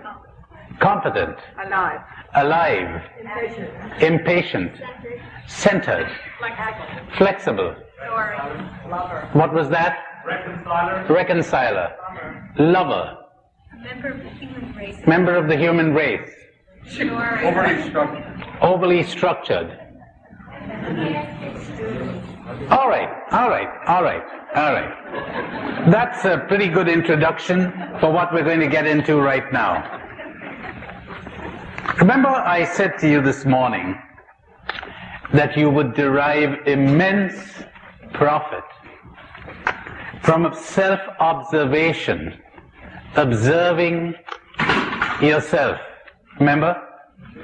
As if you were watching another person. Observing everything in you and around you. Now let's take a look at that phenomenon. We're going to get right into whatever you want to call it. Philosophy, mysticism, spirituality, you name it. The name doesn't matter. Here you've got I observing me. Now this is an interesting phenomenon which has never ceased to cause wonder to philosophers, mystics, scientists, psychologists. I can observe me. It would seem that the animals are not able to do this. It would seem that one needs a certain amount of intelligence to be able to do this. Self-consciousness. Now I'm warning you, what I'm going to give you now is not metaphysics. It is not philosophy. It's plain observation, plain common sense. Maybe we'll come back to the philosophy of it later on. But watch this. When I observes me, I looking at me. Remember I told you this morning, many of these great mystics of the East would say, who are you? Who am I? Who is I? They're really referring to that I, not to the me. And let's suppose that I were to observe me observing me. Have you noticed this has become me now? Who's this guy? Search for the I. That's what they're saying. Who's I? And no matter how far back you go, you're always going to have to search for I. What is I? Who is I? Ever thought of that? We've been given all kinds of answers, or we've taken all kinds of answers for granted, but never stopped probably to analyze or to find out for ourselves who I is, or what I is. As a matter of fact, some of these mystics will tell you that we first begin with things, with awareness of things. Then we move on to awareness of thoughts, me, and finally to awareness of the thinker. Things, thoughts, thinker. What we're really searching for is the thinker. Can the thinker know himself? Can I know what I is? Some of these mystics reply, can the knife cut itself? Can the tooth bite itself? Can the eye, E-Y-E, see itself? Can the eye know itself? But this we will have to leave for later. I am concerned with something infinitely more practical right now, and that is with deciding what the I is not.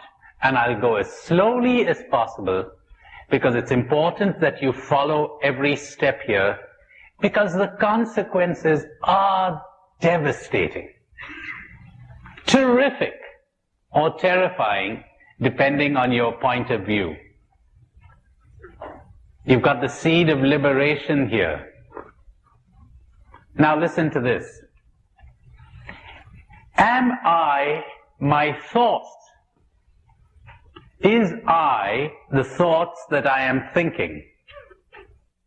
No. Thoughts come and go. I am not my thoughts. Is that clear? Yes. How about my body? Am I my body? They tell us that the cells of our body keep getting changed and renewed, millions of them every minute, so that at the end of about 7 years, you don't have a single living cell in your body which was there 7 years previously.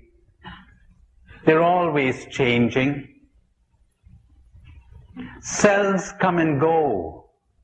Cells arise and die. I seems to persist. So am I my body? Evidently no. I is something other and more than the body. You might say the body is part of I, but it's a changing part. It keeps moving. It keeps changing. We have the same name for it, but it's constantly changing, just as we have the same name for Niagara Falls. But Niagara Falls is constituted by the water, which is constantly changing. Same name for an ever-changing reality. I seems to continue even though the body cells are changing. How about my name? Is I my name? Evidently not, because I could change my name. I don't change the I when I change my name. How about my career? How about my beliefs? I am a Catholic. I am a Jew. Is that an essential part of I when I move from one religion to another? Has I changed? And let's suppose I get back to my original religion. Has I changed? Do I have a new I, or is it the same I that has changed? In other words, is my name an essential part of me, of the I? Is my religion an essential part of the I?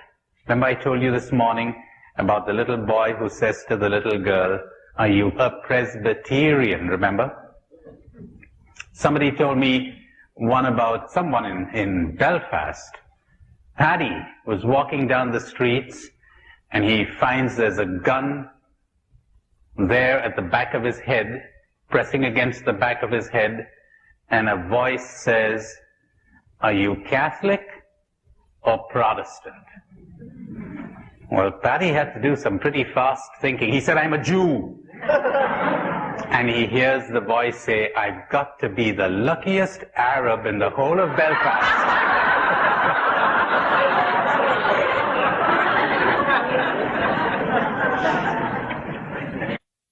Isn't it interesting how important labels are for us? They're so important. I am a Democrat. I am a Republican. Are you really now? You mean when you switch parties, do you have a new I? Or is it the same old I with new political convictions? Remember hearing about the guy who says to his friend, he says, "Hey, Tom, are you planning to vote Democrat in the next elections?" He says, "No, I'm planning," or rather, "Are you planning to vote Republican?" The guy says, "No, I'm planning to vote Democrat." Why? Because my father was a Democrat, my grandfather was a Democrat, my great-grandfather was a Democrat, so I'm voting Democrat. And the other guy says, "That's crazy logic, Paddy. I mean, now let's put it this way. If your father was a horse thief, and your grandfather was a horse thief, and your great-grandfather was a horse thief, what would you be?" He said, "Well, then I'd be a Republican." So labels, labels, labels, labels. So where does that get you? And we spend so much of our lives, don't we, reacting to labels, our own and others, identifying the label with the I. Talking about Catholics and Protestants. Did you hear the one about the guy who comes in and says, "Father, I want you to say a mass for my dog." Father's indignant. He's outraged. What do you mean say a mass for your dog? He says, you know, my dog, my pet dog, I love that dog. I'd like you to offer a mass for him. Father says, we don't offer masses for dogs, for animals here. You may try the denomination lower down the street. Ask them, they might have a service for you. And the guy, as he's moving away, he says, too bad, I really love that dog. I was planning to offer $1 million in stipend for that mass. Father said, wait a minute. You never told me your dog was Catholic. When you're caught up in labels, what value do these labels have when applied to I? That's an interesting question. I'll invite you to think about it later, to discuss it. Could we say that I is none of the labels that we attach to it? That these labels belong to me? That what is constantly changing is me? Does the observer ever change? Why bother?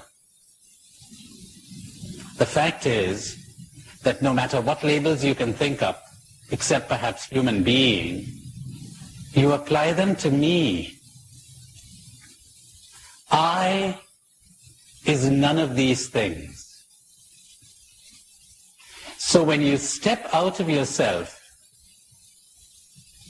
and observe me, when you step out of yourself and no longer observe, and no longer identify with me,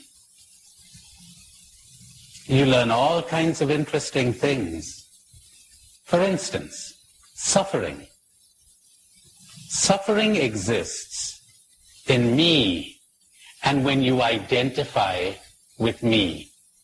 Anytime you identify, anytime I identifies with anything or person outside of itself, or it identifies with me, suffering begins. Now comes fear. Now comes desire. Now comes a threat. The I begins to feel threatened. When I does not identify with money or name or nationality or persons or friends or any quality, the I is not threatened. Can be very active, as I will show you later on, but it isn't threatened. Everybody think of a time, or think of some suffering that you have right now. Anything that's causing you pain or worry or anxiety. Think of that. First, can you pick up the desire under that suffering? There's something you desire very keenly, or you wouldn't be suffering. What is it? Second, that isn't just an ordinary desire, that's a craving. Worse, there's an identification there. You have somehow said to yourself, the well-being of I, almost the existence of I, is tied up with this desire. How true is it that all suffering is caused by my identifying myself with something? Whether that something is within me or outside of me. And when it is outside of me, whether it is a thing or a person. Talk about it for a couple of minutes, then let's see if we can get some reactions from you. Okay.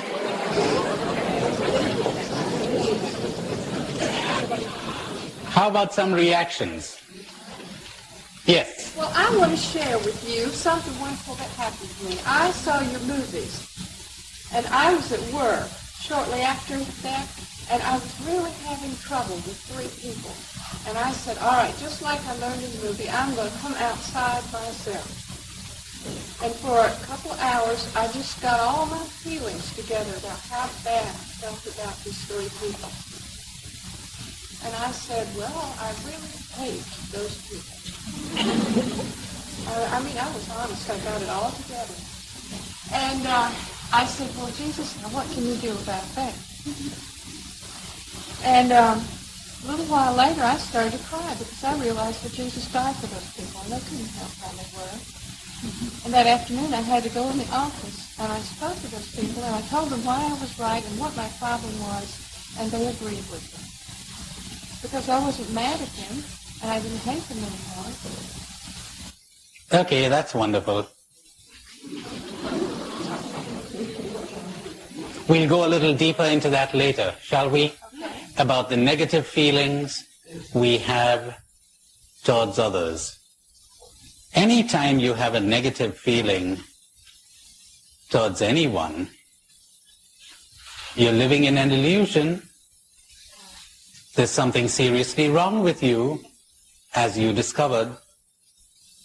You're not seeing reality. Something inside of you has to change.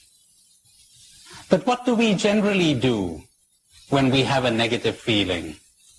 We're saying, he is to blame. She is to blame. She's got to change. Oh, no, no, no, no, no. The world's all right.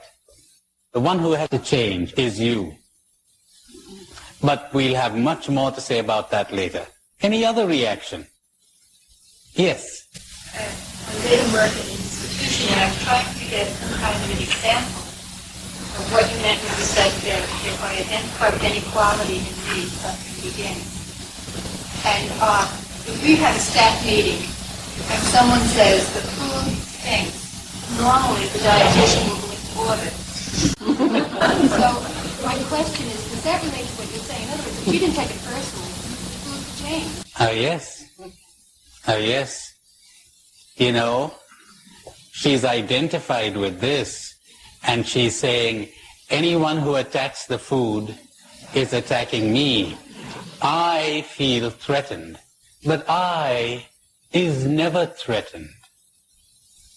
It's only me that is threatened. Yes? The question is, because what you're saying is not new to you, I have one problem. Supposing you're witnessing some out-and-out injustice or something that is obviously and objectively speaking wrong. Now, would it not be a proper reaction to say this should not be happening, or to be somehow want to involve yourself in correcting this wrong? It may not be simply that I feel bad about the situation, but the situation is objectively wrong. Someone's injuring a child with abuse going on, etc. How about that kind of thing? Now, did you assume that I was saying that you wouldn't do anything? I said you wouldn't have negative feelings, as a result of which you'd be much more effective. Because when the negative feelings come in, you go blind. Me steps into the picture. And everything gets fouled up. And frequently, we had a problem on our hand before. Now we have 2 problems. But that's a very good question, because I'll have to come back to that again. Don't assume, I'm glad you brought that out, because lots might assume that not having negative feelings of anger and resentment and hate would mean that you do nothing about a situation. Oh no, oh no. you're not affected emotionally, but you are actionally, if that makes any sense. You spring into action. You become very sensitive to things and people around you. What kills the sensitivity is this. What many people would call the conditioned self.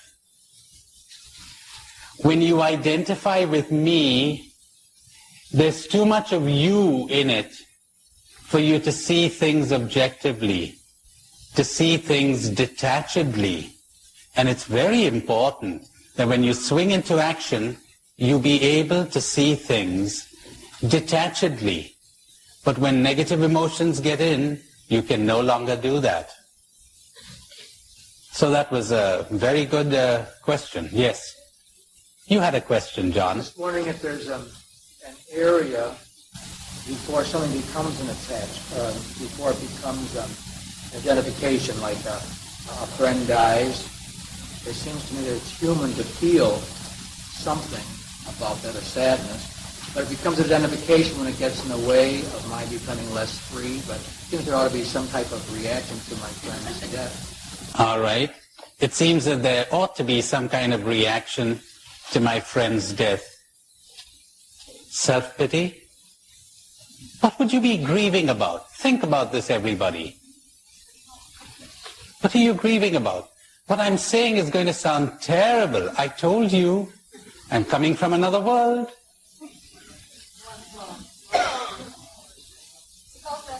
Personal loss, right?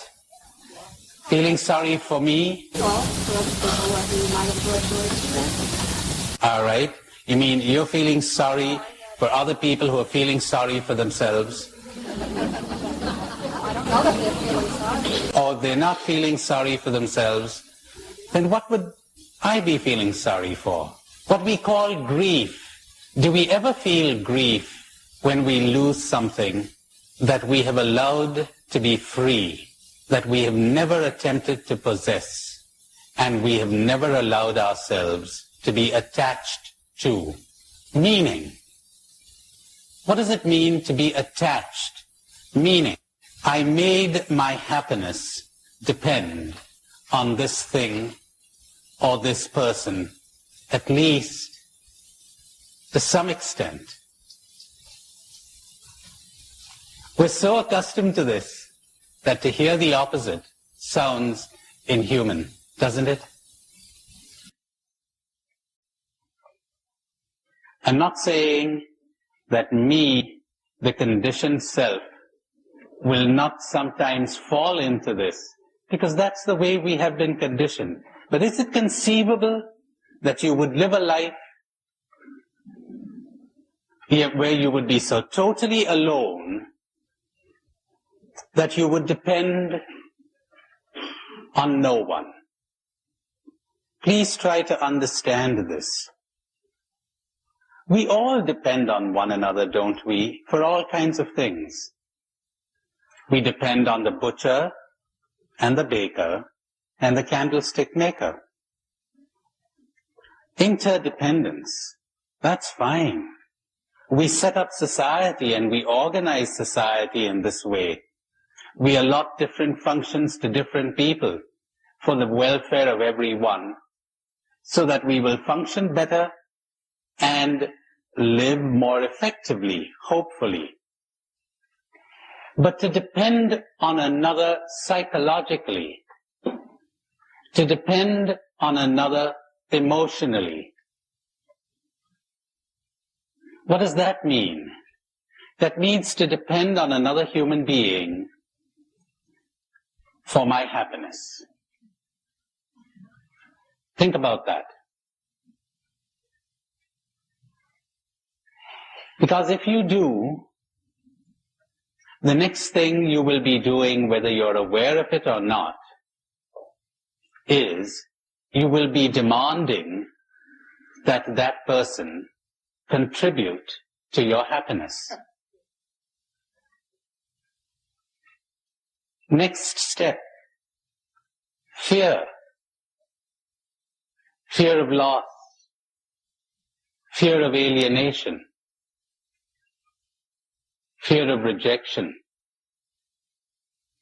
mutual control, perfect love casts out fear. Where there is love, there are no demands. There are no expectations. There is no dependency. I do not demand that you make me happy. My happiness does not lie in you. If you were to leave me, I will not feel sorry for myself. I enjoy your company immensely, but I do not cling. I enjoy it on a non-clinging basis. What I really enjoy is not you. It's something that's greater than both you and me. It is something that I discovered, a kind of a symphony, a kind of an orchestra that plays. And on the occasion of your presence, it plays one melody. And when you depart, the orchestra doesn't stop. On the occasion of meeting someone else, it plays another melody, which is also very delightful. And when I'm alone, it continues to play. A great repertoire there never ceases to play. That's what awaking is all about. That's why when we're hypnotized, we're brainwashed, we're asleep, it seems so terrifying. But can you be said to love me if you cling to me and will not let me go, or will not let me be? Can you be said to love me if you need me? Psychologically, emotionally, for your happiness. My, you've got lots to reflect on there, don't you? But you know something? This is the universal teaching of all the scriptures, of all religions, and of all the mystics. How come we missed it? How come I missed it for so many years? I say to myself repeatedly. How come I didn't see it? When you read those radical things in the scriptures, you begin to wonder, is this man crazy? After a while you begin to think, is everybody else crazy? Unless you hate your father and mother, brothers and sisters, unless you renounce and give up everything you possess, you cannot be my disciple. You've got to drop it all. Not physical renunciation, you understand. That's easy. It's seeing through the delusion. That's easy too. And they drop. The delusions drop. You're in touch with reality at last. And believe me, you will never again be lonely. Never again. You have found it. Loneliness is not cured by human company. Loneliness is cured by contact with reality. Oh, I have so much to say about that. Contact with reality. Dropping one's illusions. Making contact with the real, whatever that is. It has no name. We can only know it through dropping the unreal. You can only know what aloneness is when you drop your clinging. when you drop your dependency. But the first step towards that is that you would even see this as desirable. Because if you don't even see it as desirable, how will you get anywhere near it? And think, that loneliness of yours, will human company ever take it away? Or will it only serve as a distraction? There's an emptiness inside, isn't there? And when the emptiness surfaces, what do? You run away. Turn on the TV. Turn on the radio. Read a book. Search for human company. Seek entertainment. Seek distraction. Everybody's doing that. Big business nowadays, or an organized industry, entertainment. Distract us. Entertain us. Observe yourself. That's why I said to you this morning, self-observation is so delightful. Such an extraordinary thing. After a while, you don't have to make an effort. Because as illusion begins to crumble, and you begin to know this thing that cannot be described, called happiness, everything changes. You become addicted to awareness. Awareness, awareness, awareness. There's the story of the disciple or a traveler who goes to the master and he says, could you give me a word of wisdom? Could you tell me something that would guide me through my days? It was the master's day of silence. So he picked a pad and wrote one word on the pad. He said, awareness, and gave it to the traveler. When the traveler saw that, he said, but this is too brief. Could you expand on it a bit? And the master took the pad back pleasantly and wrote, awareness, awareness, awareness.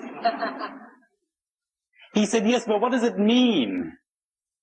And the master took the pad back and wrote, awareness, awareness, awareness means awareness. That's what it means. Watch yourself. I told you this morning, no one can show you how to do it, because he would be giving you a technique. He'd be programming you. But watch yourself. You had a reaction this morning when you were talking to someone. Were you aware of it? Were you not identifying with it? You got angry with somebody. Were you aware that you were angry? And were you not identifying with your anger? And later, when you had the time, did you study it? Did you attempt to understand it? Where did it come from? What brought it on? I don't know of any other means of transformation than awareness. I don't know of any other. If any of you cover some other method of self-transformation, I'd be very happy to hear it from you. But I don't know of any other. You only change what you understand. What you do not understand and are not aware of, you repress. You don't change. Just gets repressed. But when you understand it, it changes. When you become aware of it, it changes. My, that was a pretty lengthy discourse, wasn't it? You seem a bit stunned, are you? Why don't we give you a 5-minute break to stand up and stretch, and then we'll continue. Gee, I really knocked you all out, didn't I? Yes. Growing in awareness is a gradual thing or is it a whammo kind of? I don't know how much help this is going to be, but it's both kind of things. It is. There's some lucky people who see it in a flash. And as far as I know, there is no known means of acquiring this. How do you get it? I don't know. You just become aware. There are others who keep growing into it, slowly, gradually, increasingly. They see things. Illusions begin to drop off. Fantasies begin to be peeled away, and they get in touch with facts. So there's no general rule, really. There's this famous story of the lion who once pounced upon a flock of sheep, and to his amazement, he found a lion among them. It was a lion who had been brought up by the sheep ever since he was a cub, and he would be bleating like the sheep and running around, and the lion went straight for him. And when this sheep lion stood in front of the real one, he trembled in every limb. And the lion said to him, "What are you doing among sheep here?" And the lion said, "I am a sheep." He said, "Oh, no, you're not. You're coming with me." And he got hold of him and took him to a pool. And he said, "Look." And when the lion, who thought he was a sheep, looked at his reflection in the water, in that minute, he was transformed. Was never the same again. If you're lucky, if the gods are gracious, if you are gifted with divine grace, use any theological expression you want, you might suddenly understand who I is. And you'll never be the same again. Never, ever. And that's where you'll dwell. And nothing will ever be able to touch you again. And no one will ever be able to hurt you again. And you will fear no one. And you will fear nothing. Isn't that extraordinary? You live like a king, like a queen. This is what it means to live like royalty, not the rubbish where you get your pictures in the newspapers and where you've got a lot of money. What a lot of rot. And you're as terrified and confused as everyone else. And you're trying to hide it. When you fear no one, because you fear losing nothing. When you fear no one, because you're perfectly content to be nobody. Who wants to be somebody here? What's the use of it all? You don't give a damn. It doesn't matter. Success, failure means nothing. Honor, disgrace, nothing. You make a fool of yourself, means nothing. My, is that a wonderful state to be in? Now some people arrive at this painstakingly, step by step, through months and weeks of self-awareness. But I promise you one thing, I've not known of one person who would give time to being aware, who wouldn't see the difference in a matter of weeks. Already the quality of your living is changing. You don't have to take it on faith anymore. You're seeing it. You're different. You react differently. In fact, you're reacting less and you're acting more. You see things you've never seen before. You're much more energetic, much more alive. People think that if they had no cravings, they'd be like dead wood. You know what would happen to you? You'd lose your tension. Your fear of failure, your tension about succeeding, and you'd be yourself, relaxed. You wouldn't be driving with your brakes on. That's what would happen. There's a lovely saying of Chuang Tzu that I took the trouble, great Chinese sage Chuang Tzu, that I took the trouble to learn by heart.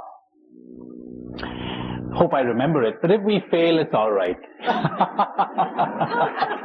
It says, when the archer shoots for nothing, he has all his skill. When he shoots for a brass buckle, he is already nervous. When he shoots for a prize of gold, he goes blind, sees two targets.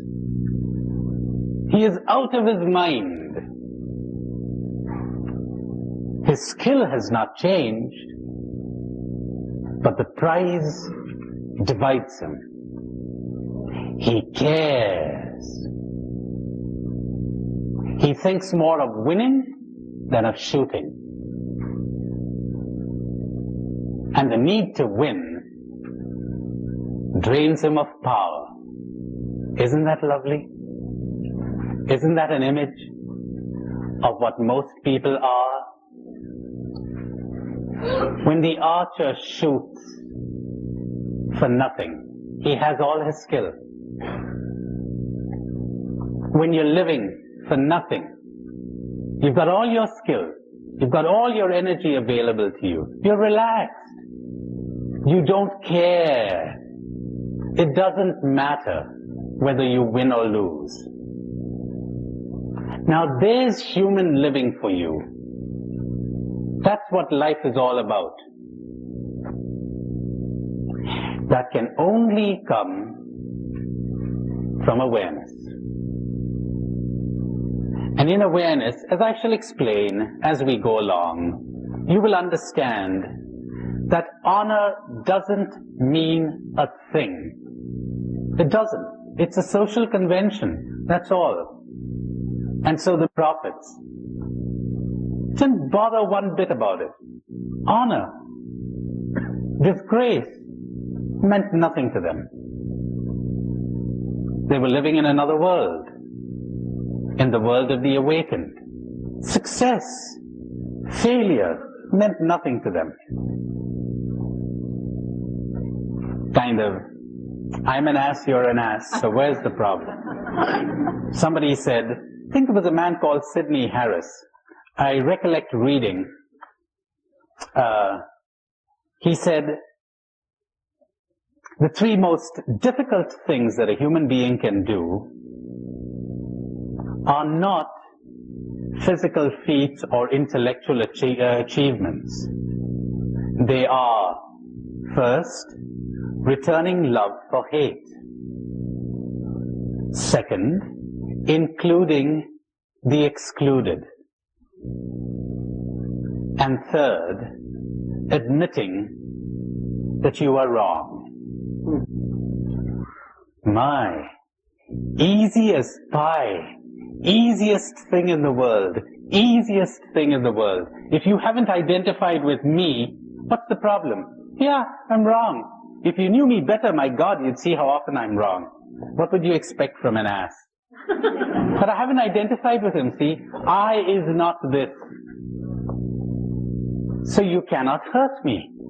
Can you imagine that?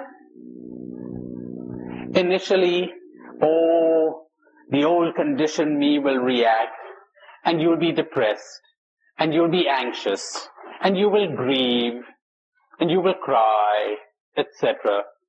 Before enlightenment, I used to be depressed.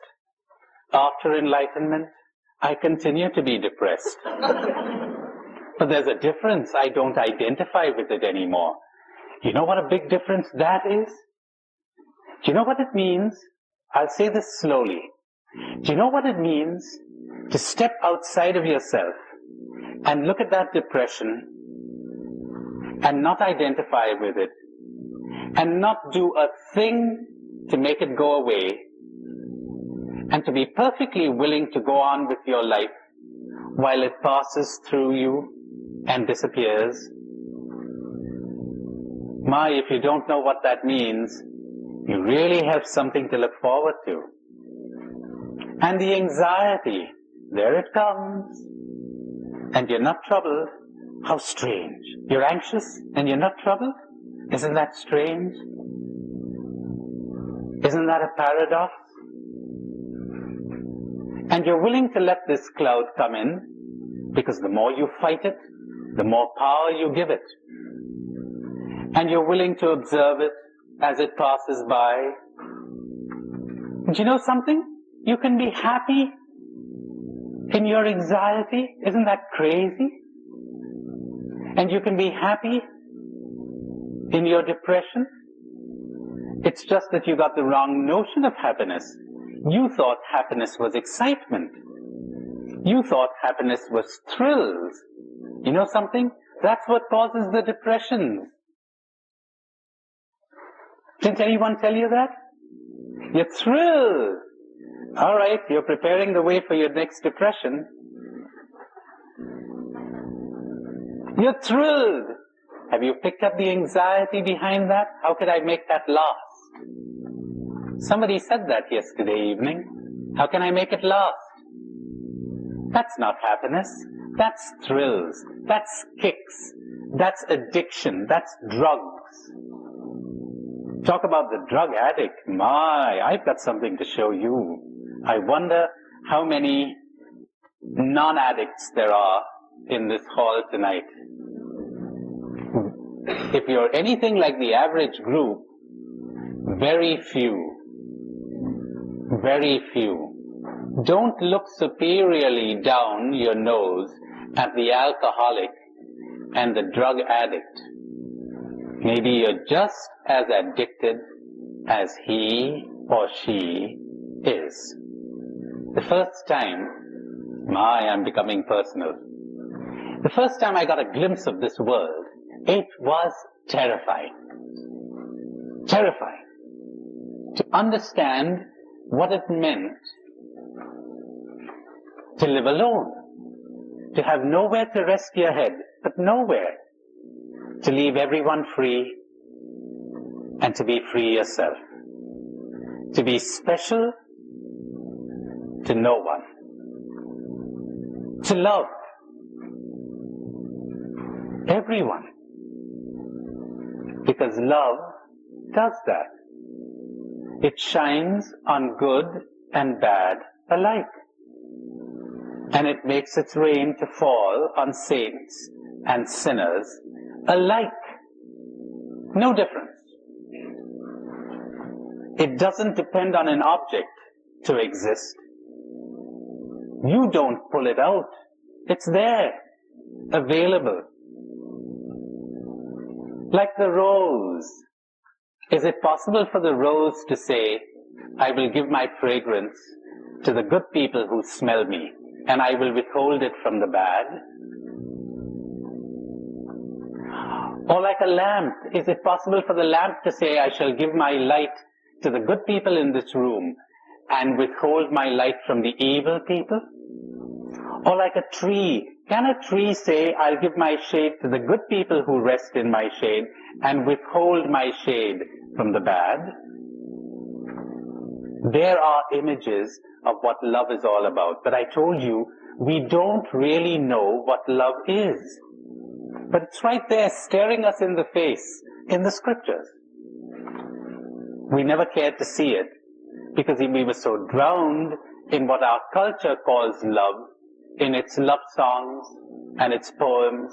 That isn't love at all. That's the opposite of love. That's desire. That's control. That's possessiveness. That's manipulation. That's fear. That's anxiety. That's not love. And we were told that happiness lies in thrills. It's so painful. It really is so painful to watch those commercials.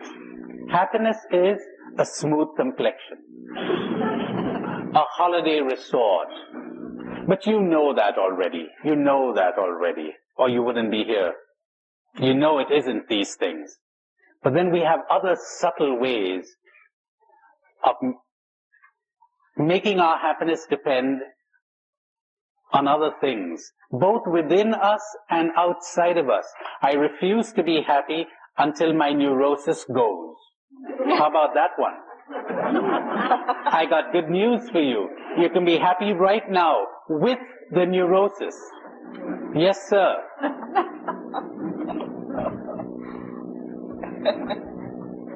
You want even better news? There's only one reason why you are not experiencing what in India we call anand. We have a special word for happiness, for this kind of happiness. It's called anand, bliss. Bliss. There's only one reason why you are not experiencing bliss, this present moment. And it is because you're thinking or you're focusing on what you don't have. Or else you would experience bliss. You're focusing on what you don't have. Right now, you have everything you need to be in happiness, bliss, anand, right now. Jesus was talking horse sense.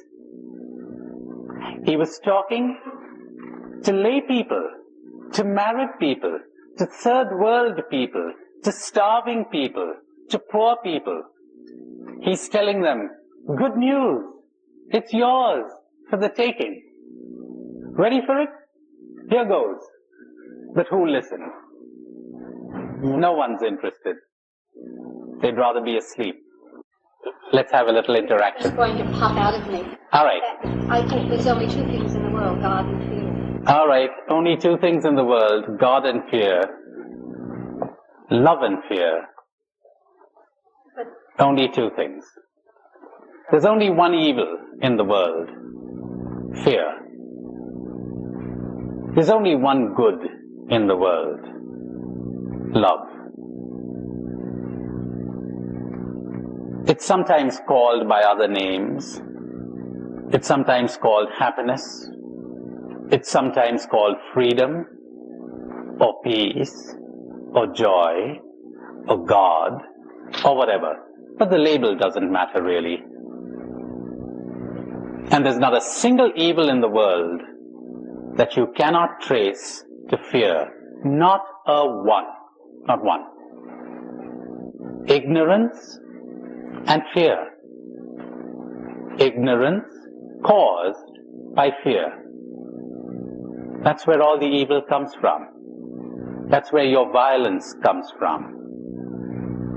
The person who is truly non-violent, who is incapable of violence, is the person who is fearless. It's only when you're afraid that you become angry. Have you ever thought of that?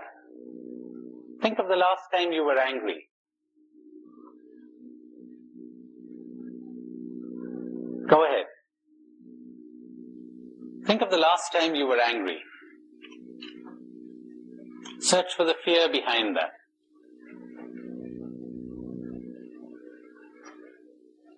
What were you afraid of losing? What were you afraid was being taken away from you?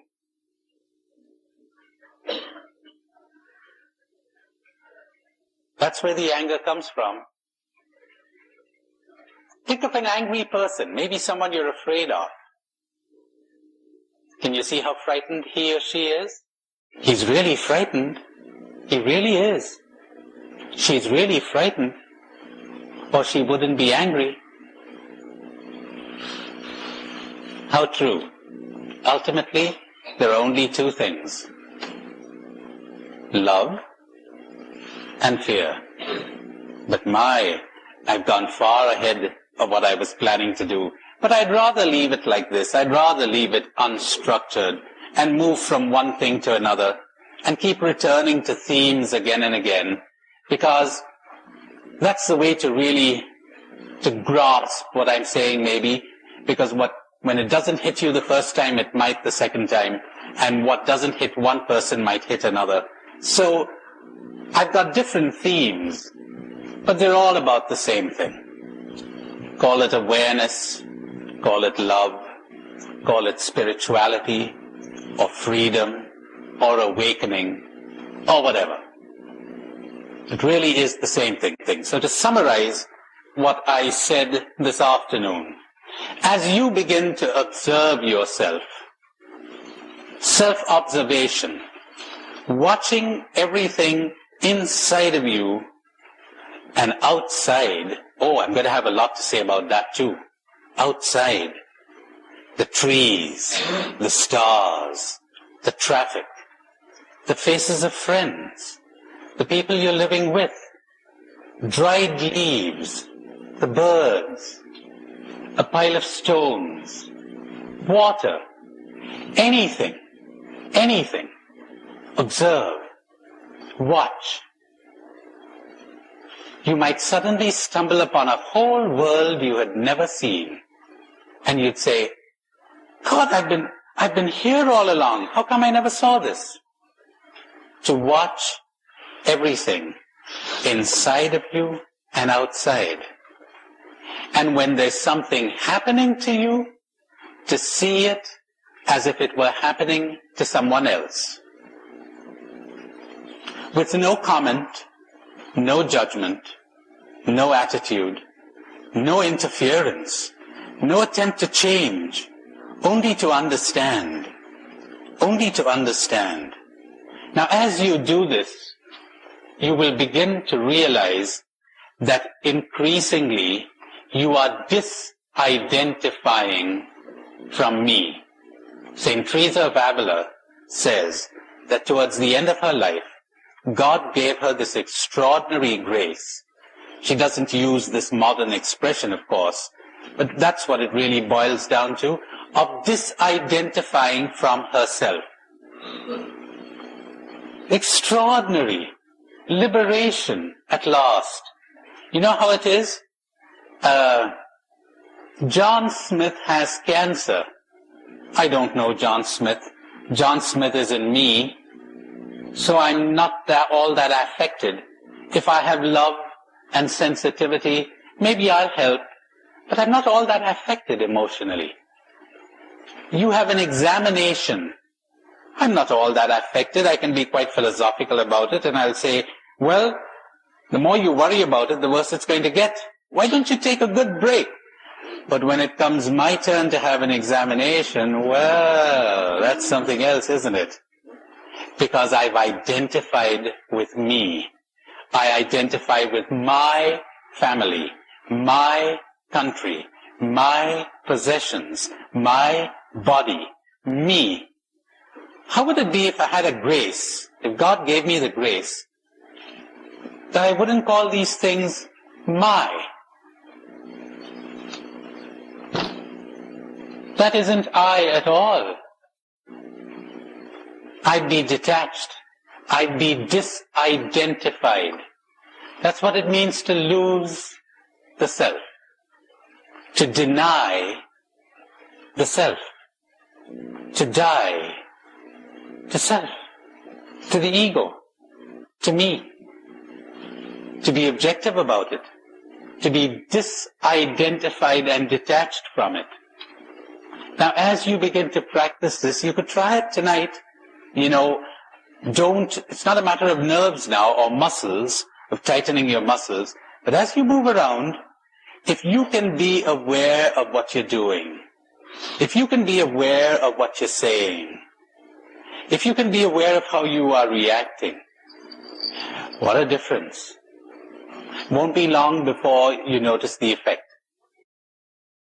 It's sad to think that human beings would go through life with fixed ideas, programming, and they never change. And they're not aware. They're just not aware of what's going on. Very religious people, some of them, but no awareness. I really meant that. You might as well have been a block of wood. You might as well have been a rock. Really. A talking, walking, thinking machine, computer. That's not human. Puppet, jerked around by all kinds of things. Press a button, you'll get the reaction. I told you that yesterday. You could almost predict to the nth degree how a human being is going to react. Just study the person, for a day, and I'll tell you exactly how he or she is going to react. And sometimes write it on a piece of paper for my therapy group and say, so-and-so is going to start the session. So-and-so will reply. There the machines, true to plan, go on. That's painful. They're not aware. And don't listen to the people who say to you, forget yourself, go out in love to others. Don't listen to them. They're all wrong. The worst thing you can do is to forget yourself when you go out to others. Go out in your so-called helping attitude. You know, this was brought home to me very forcefully many years ago when I did my studies in Chicago in psychology. We had a course in counseling for priests. It was only open to priests who were actually engaged in counseling and who agreed to bring a tape to class. So we did that. Well, must have been about 20 of us. When it was my turn, I brought a cassette, a tape to class that had engraved on it, impressed on it, an interview that I had with a young woman. Well, we took it to class, the instructor put it in a tape recorder, and we all began to hear it. After 5 minutes, as was his custom, the instructor stopped the tape. He said, "Any comments?" Someone said to me, "Why did you ask her that question?" I said, "I'm not aware that I asked any question. As a matter of fact, I'm quite sure I did not ask any question." He said, "Oh no, you did. See, I was quite sure because I was consciously following the method of Carl Rogers. Person-oriented, non-directive. You don't ask questions. You don't interrupt. You don't give advice, etc. So I was very aware that I mustn't ask questions. All right, there was a bit of a dispute between the two of us, and the instructor said, "Why don't we play that again?" So we played that again and heard it.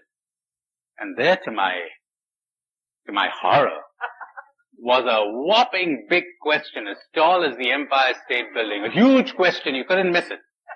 Now, you know, the interesting thing was that I had heard that question 3 times. The first time, presumably, when I asked it. The second time, when I listened to the tape in my room, because I wanted to take a good tape to the class, see? And the third time, when I heard it in the room, in the classroom, but it hadn't registered. I wasn't aware. That happens frequently in my therapy sessions or spiritual direction sessions or whatever. We tape the interview. We record it.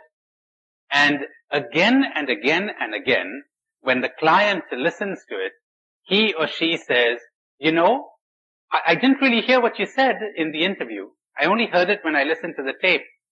More interestingly, I didn't really hear what I said when we had the interview. I only heard, look what I said." Somewhat humiliatingly, I sometimes discover what I said when I'm listening to the tape with her. That's shocking. It's shocking to discover that I'm saying things, for heaven's sake, in a therapy session that I'm not aware of. The full import of which only dawns on me later. You call that human? Forget yourself and go out to others?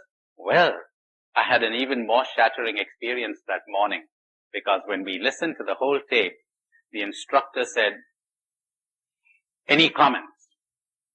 One of the priests, a 50-year-old man, whom I took a liking to, he'd sit in one corner of the room, smoking his pipe. He said to me, "Tony, I'd like to ask you a personal question. Would that be all right?" I said, "Yeah, go ahead. If I don't want to answer it, I won't." "What's the personal question?" He said, "This woman you're interviewing, is she pretty?" Now, you know, honest to goodness, I was at a stage of my development or undevelopment, or whatever you want to call it, where I really didn't notice if someone was good looking or not. I really didn't. It didn't matter. I mean, she was a sheep in the flock of Christ. I was the pastor. I dispensed help. Yes, I mean, it's great. That's the way we were trained, the good old training. So I said to him, "What has that got to do with it, whether she's pretty or not?" He said, "You don't like her, do you?" "What? You don't like her, do you?" Well, hadn't ever struck me that I liked or disliked people, or mostly occasional powerful likes and dislikes would register in consciousness, but the other ones wouldn't. was mostly neutral. I said, what makes you say that? He says, the tape. I said, you mean, you get that from the interview? He said, yes, would you like me to show you? I said, yes, I'd be happy to. And we went through that tape again, and he said, listen to your voice here, how sweet it has become. You're irritated, aren't you? I was. I was only becoming aware of it right there. And look what you're doing here. Non-directively, for heaven's sake. You know what I was saying to her? I was saying, don't come back, but I wasn't aware of it. And he said, she's a woman. She'll have picked this up.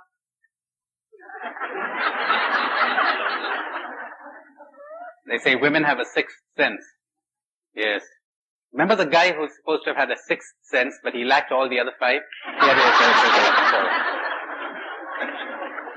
So he said, you're saying, don't come back, don't come back. He said, when are you supposed to meet her next? I said, well, next Wednesday. He said, my guess is she won't come back. She didn't. I waited for 1 week, she didn't come. Waited for another Wednesday, she didn't come. Then I called her. I broke one of my rules. I called her. Generally don't. Let them take the initiative. Don't be a rescuer. But I said to her, you remember that tape you allowed me to make for the class? And she said, yes. I said, it was a great help because they pointed out all kinds of things to me. I didn't tell her what. That would help me to be more effective. So if you'd care to come back, you're free to. I think I'd be somewhat more effective. She said, all right, I'll come back. She did. The dislike was still there, hadn't gone away, but it wasn't coming in the way. That's important. What you are aware of, you are in control of. What you are not aware of is in control of you. You are always a slave to what you're not aware of. When you're aware of it, you're free from it. It's there, but you're not affected by it. You're not controlled by it. You're not enslaved by it. That's the difference.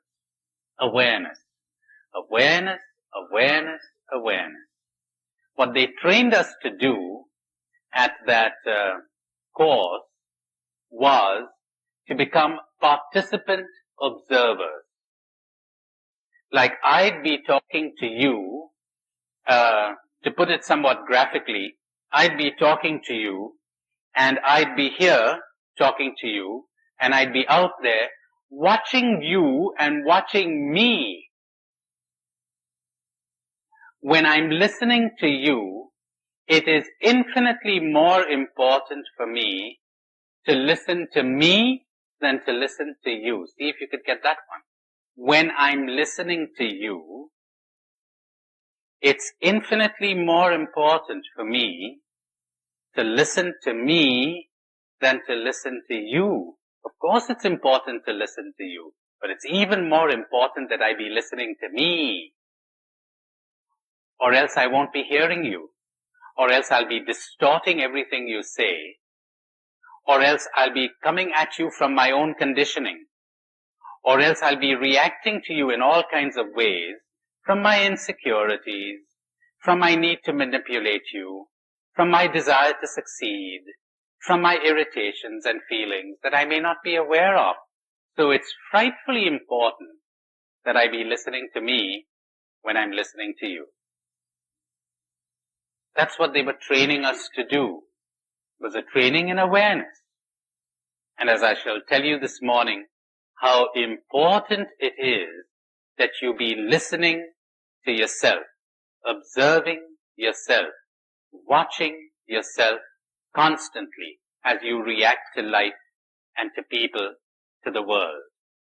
So important. How does one do this? Does one do this consciously? I said to you, observe yourself the way you would be observing someone else. That needs a little explanation. You don't always have to imagine yourself hovering up somewhere there in the air, looking at yourself. No. To give you an idea, a rough idea of what I'm talking about, Imagine a good driver is driving a car. He's concentrating on what you're saying. In fact, he's having an argument with you. That's how much he's concentrating. But he's perfectly aware of all the road signals. And the moment anything untoward happens, the moment there's any untoward sound or noise or bump, he hears it at once. He says, "You sure you closed that door back there?" How did he get that? He was aware. He was alert. The focus of his attention was on the conversation, on the argument. But his awareness was more diffuse. He was taking in all kinds of things. What I'm advocating here is not concentration. That's not important. Lots of meditative techniques inculcate concentration. I'm wary of those things. They involve violence, and they frequently involve further programming and conditioning. What I would advocate is awareness, which is not the same as concentration at all. Concentration is a spotlight. Awareness, floodlight. You're open to anything that comes within the scope of your consciousness. Big difference. So when you're practicing awareness, you're never distracted. You may go to sleep. Go to sleep even though you're awake, which means you may turn off the awareness. Then you're asleep. Even though you're talking and reading, etc. But when the awareness is turned on, there's never any distraction because you're always aware of wherever the focus of your attention happens to be. Like now I'm looking at those trees. Now I'm worrying. Was I distracted? You would have been distracted only if you were meant to concentrate on the trees. But if you're aware that you're worried, that isn't a distraction at all. Just be aware of where the focus of your attention goes. And above all, if you're practicing this, even to a limited degree, you will develop an extraordinary skill. When anything goes awry, or anything untoward happens, you'll be alerted at once. Something's going wrong. The moment any negative feeling comes into consciousness, you'll be alerted. Something going wrong. And you'll give it your attention. Something like the driver of the car. Awareness, awareness, awareness. Now, I told you that as you begin to practice self-observation, you will see yourself that you are observing you. I am observing me. Now that's a strange phenomenon. I observing me. Remember I told you yesterday, Saint Teresa of Avila would say that God gave her the grace of disidentifying herself from herself. You know, little children talk that way. A 2-year-old will say, Tommy had his breakfast this morning. He doesn't say I. He says Tommy. Third person. Mystics feel that way. They don't feel I have a problem. They feel Tommy has a problem. That's extraordinary.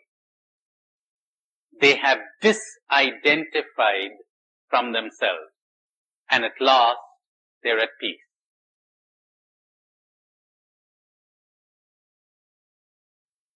This is the grace that Saint Teresa of Avila was talking about.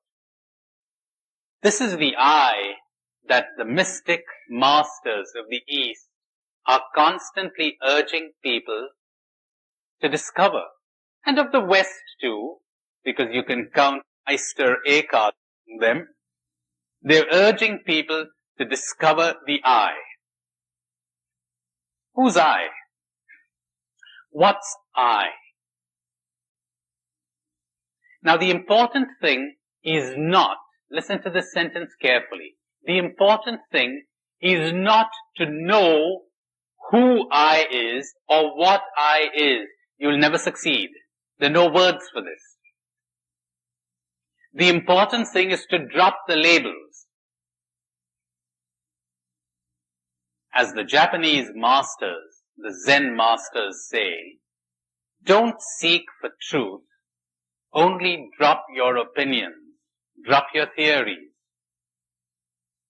Don't seek for truth. Truth isn't something you seek for.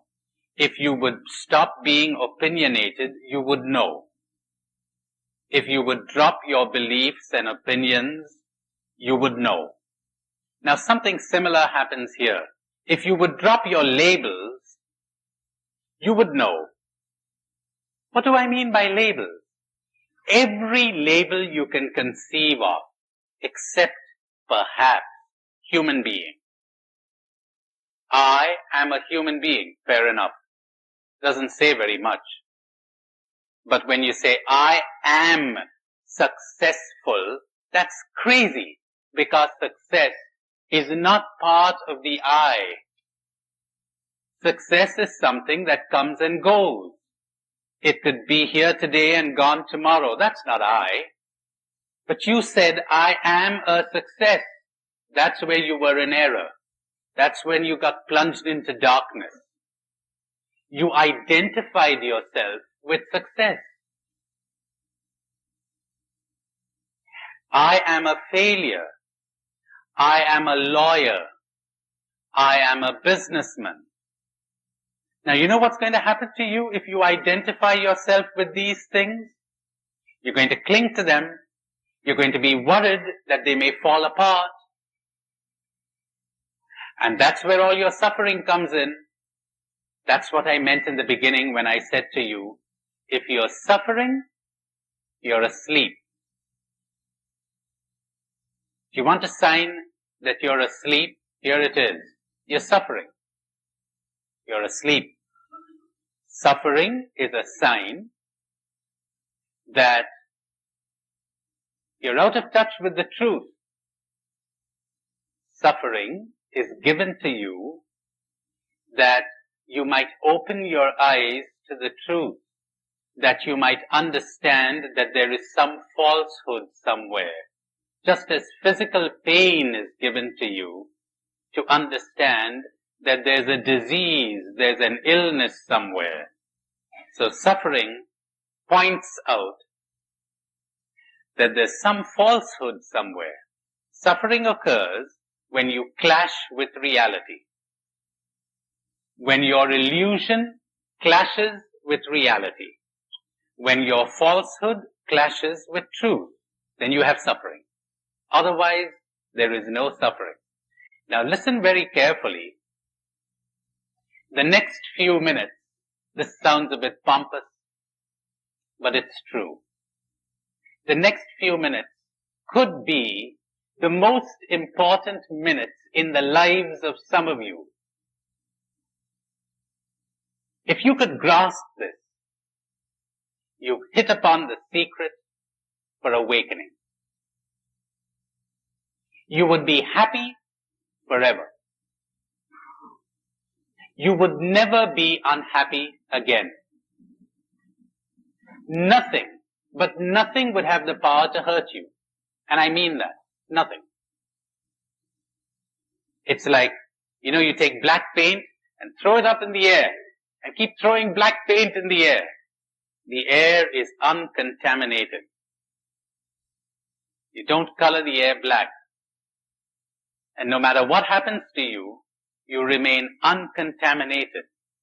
You remain at peace.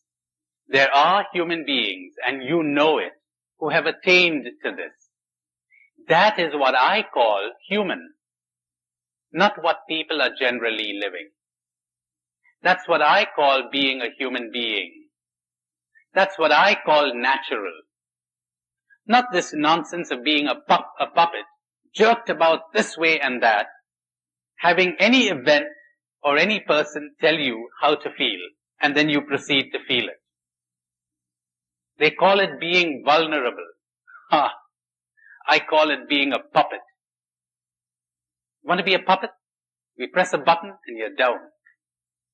You like that? So there it is.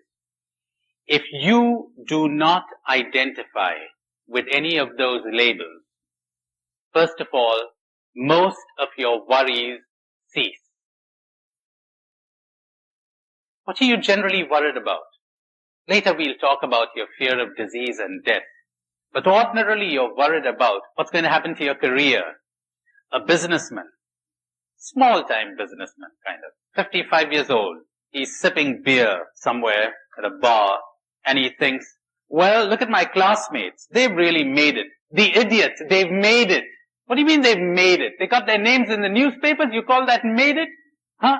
They got their names in the news, in the prison journal, huh? Which all the prisoners are reading. And he thinks they've made it. Successful president of a corporation. The other guy has become the chief justice, and somebody else has become this, and the other person has become that. Monkeys, all of them. Who determines what it means to be a success? The main preoccupation of society is to keep society sick. And the sooner you realize that, the better. Every one of them. Most of them. They're loony. They're crazy. You became the president of the lunatic asylum, and you're proud of it. It means nothing. It really means nothing. Being the president of a corporation has absolutely nothing to do with being awake, or being happy, or being a success in life. Nothing. Absolutely nothing. Having a lot of money has nothing to do with being a success in life. You're a success in life when you wake up. When you don't have to apologize to anyone. When you don't have to explain anything to anyone. You don't feel the need to explain anything to anyone. You don't give a damn what anybody thinks of you or what anybody says about you. You have no worry. You're happy. Now that's what I call being a success. I don't know about you. So this poor guy is thinking sadly that he isn't a success like his classmates. Nobody has ever told him that having a good job and being famous and having a great reputation has absolutely nothing to do with happiness or success. Nothing. It's totally irrelevant. And so he's worried about what his children will think about him. What will the neighbors think about him? What will his wife think? He should have become famous. That's what your society and your culture is drilling into your head day and night, and so is mine. People who made it. Made what? Made asses of themselves. Because they drained all their energy in getting something that was worthless. And they're frightened, and they're confused, and they're puppets like the rest. Look at them strutting across the stage. Look how upset they'd get if they had a stain on their shirt. You call that a success? Look how frightened they are at the prospect that they may not be re-elected. You call that a success? So controlled, so manipulated. These are not happy people. These are miserable people. They don't enjoy life. They're constantly tense and anxious. You call that human? And do you know why that happened? There's only one reason. They identified with some label. They identified the I. That was their error. With their money, with their job, with their profession. Heard about the lawyer who says to a plumber, when he's looking at the plumber's bill, he says, hey, you're charging nearly $200 an hour. Even I don't make that kind of money as a lawyer. And the plumber said, even I didn't make that kind of a money when I was a lawyer. He said, right, So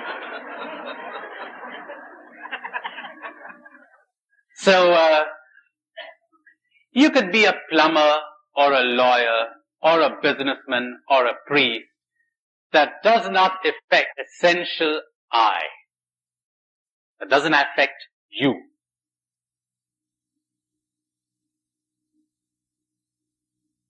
I change my profession tomorrow. That's like changing my clothes.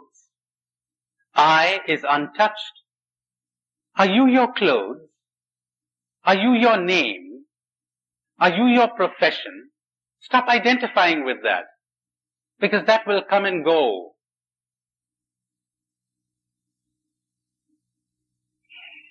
You know what happens when you really understand this? No criticism can affect you. No flattery or praise can affect you either. When someone says you're a great guy, what's he talking about? He's talking about me.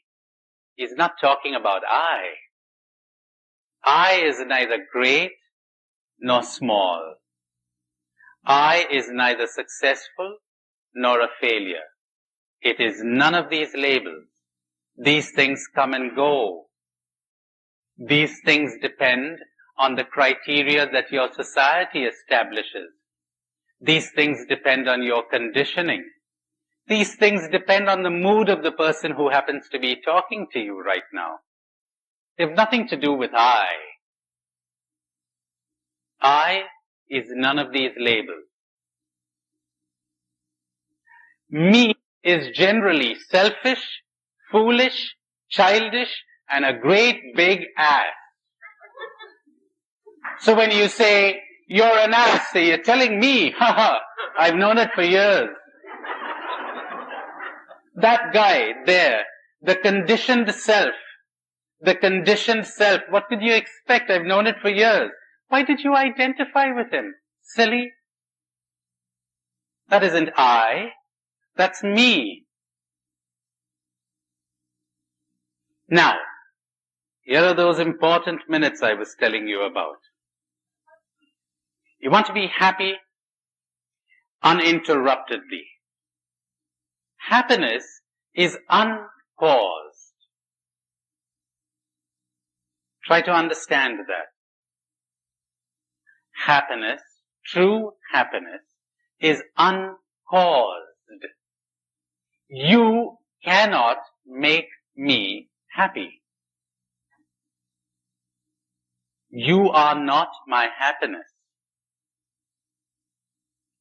You say to the awakened person, why are you happy? And the awakened person replies, why not? Happiness is our natural state. Happiness is the natural state of little children to whom the kingdom belongs, until they have been polluted and contaminated by the stupidities of our societies and our cultures. To acquire happiness, you don't have to do anything, because happiness cannot be acquired. Does anybody know why? Because you have it already. How can you acquire what you already have? Then why don't you experience it?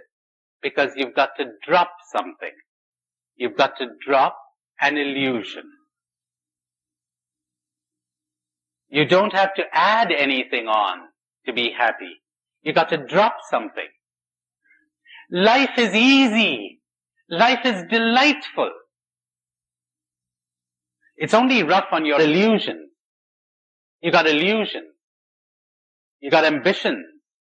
You got greed. You got cravings. You know where they come from? From your having identified with all kinds of labels here. The first thing you need to do is get in touch with those negative feelings. If you're not even aware of them, you're not going to drop them. Lots of people have negative feelings they're not even aware of. Lots of people are depressed and they're not aware they're depressed. It's only when they make contact with joy that they understand how depressed they were. You're not going to be able to deal with a cancer that you haven't detected. You're not going to get rid of wolves in your farm if you're not aware of their existence. So the first thing you need is awareness of your negative feeling. What kind of negative feeling? Gloominess, for instance. You're feeling gloomy and moody. You feel self-dislike and self-hate or guilt. You feel that life is pointless, makes no sense. You've got hurt feelings. You're feeling nervous. You're feeling tense. Get in touch with those feelings first. Second step. This is a 4-step program. Understand that the feeling is in you. It's not in reality. Now that's such a self-evident thing. But do you think people know that? They don't, believe me. They've got PhDs. They're presidents of universities. They haven't understood this. They didn't teach me how to live at school. They taught me everything else. Like the guy who said, well, I got a pretty good education and it took me years to get rid of it, to get over it. Yes, you really need it. That's what spirituality is all about, you know, unlearning. Unlearning. Unlearning all the rubbish they taught you. Now, that negative feeling is in you. It's not in reality. So stop trying to change reality. And our bosses, and our friends, and our enemies, and everybody else, and everything else. You don't have to change anything. The negative feeling is in you. No person on earth has the power to make you unhappy. Want me to repeat that? It's very important. There is no event on earth that has the power to disturb you or to hurt you. No event, no condition, no situation, no person. Only nobody told you this. They told you the opposite. That is why you're in the mess that you are in right now. That is why you're asleep. They never told you this. But it's self-evident. Rain washes out a picnic. Who's feeling negative? The rain or you? What's causing the negative feeling? The rain or your reaction? When you bump your knee against that chair there or against a table, the table's okay. It's busy being what it was meant to be, a table. The pain is in your knee, not in the table. And it's a funny thing, you know. The mystics keep telling us again and again, reality is all right. Reality is not problematic. Problems only exist in the human mind. We might add, in the stupid, asleep human mind. Reality is not problematic. Take away human beings from this planet, and life would go on, and nature would go on in all her loveliness and her violence. Where would the problem be? No problem. You created the problem. You are the problem. You identified with the me. This is the problem. So, understand that the feeling is in you, not in reality. Third step. Never, ever identify with that feeling.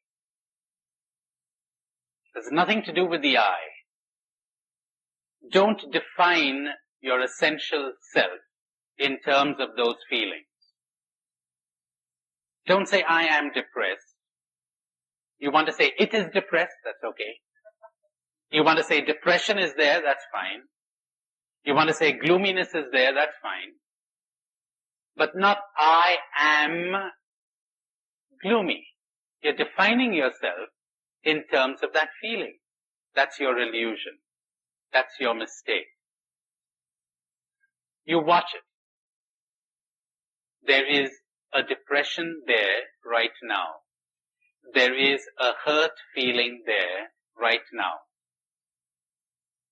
Let it be. Leave it alone. It'll pass. Everything passes. But everything. Your depressions and your thrills have nothing to do with happiness. Your depressions and your thrills have nothing to do with your happiness. Those are the swings of the pendulum. I told you yesterday, if you're seeking kicks, you're seeking thrills, get ready for the depression. You want your drug? Get ready for the hangover. One end of the pendulum swings to the other. This has nothing to do with I. This has nothing to do with happiness. This is the me. You know, if you remember this, if you say this to yourself 1,000 times, if you try these 3 steps 1,000 times, maybe you won't even need to do it 3 times. I don't know. There's no rule for it. But do it 1,000 times. You'll make the biggest discovery in your life. To hell with those gold mines in Alaska. What are you going to do with that gold if you're not happy? If you can't live? You found gold. You're a king. You're a princess. You're free. You don't care anymore about being accepted or rejected. Makes no difference. You know this thing that psychologists tell us about how important it is to get a sense of belonging? Baloney. What do you want to belong to anybody for? What do you want to belong to any group for? Doesn't matter anymore. They tell me there's an African tribe. A friend of mine told me that just 3 or 4 days ago. There is an African tribe where capital punishment means you're ostracized. You're thrown out of the tribe. And the man dies, or the woman dies. Just dies, physically. From the impact of that feeling, that they're ostracized. You know, if you were kicked out of New York City, or wherever you're residing, you wouldn't die. How come he dies? Because he partakes of the common stupidity of humanity. He thinks he wouldn't be able to live if he did not belong. Not much different from most people, is it? He's convinced he needs to belong. You don't need to belong to anybody. You don't need to belong to anything or any group. Who told you that? You don't need to be loved. Who fooled you? What you need is to be free. What you need is to love. That, yes, that's your nature. What you need is to be happy, but to be loved? What are you talking about? What you're really telling me is you want to be desired. You idiot. You want to be applauded. You want to be attractive. You want to have all the little monkeys running after you. You're wasting your life. Wake up. Wake up. You don't need this. You could be blissfully happy without this. Your society is not going to be happy to hear this, you know, because you become terrifying when you open your eyes and understand this. How do you control this kind of person? He doesn't need you. He's not threatened by your criticism. He doesn't care what you think of him or what you say about him. He's cut all those strings. He's not a puppet anymore. He's terrifying. We got to get rid of him. Crucify him. He tells the truth. He's become fearless. He stopped being human. Human. Behold the human being. At last. Broke out of his slavery. Broke out of their prison. Quick summary. First step. Get in touch with that negative feeling. It's so simple a child could do it. Try it about 12 times today. I'll give you a couple of exercises after the break. Get in touch with that negative feeling. B. Don't try to change reality. Oh, I'm not saying you won't do something later on. But first of all, let's make sure that you're at peace. Let's make sure that you're awake. Let's make sure that you're not acting, going out in social work from your illusion. Let's make sure that you're real. Now, we may change things or we may not, but what you have to understand is that the negative feeling is in you, not in the event. No event justifies a negative feeling, period.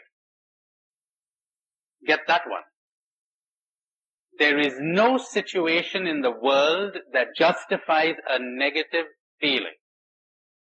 That's what all our mystics have been crying themselves hoarse to tell us, but nobody hears. The negative feeling is in you.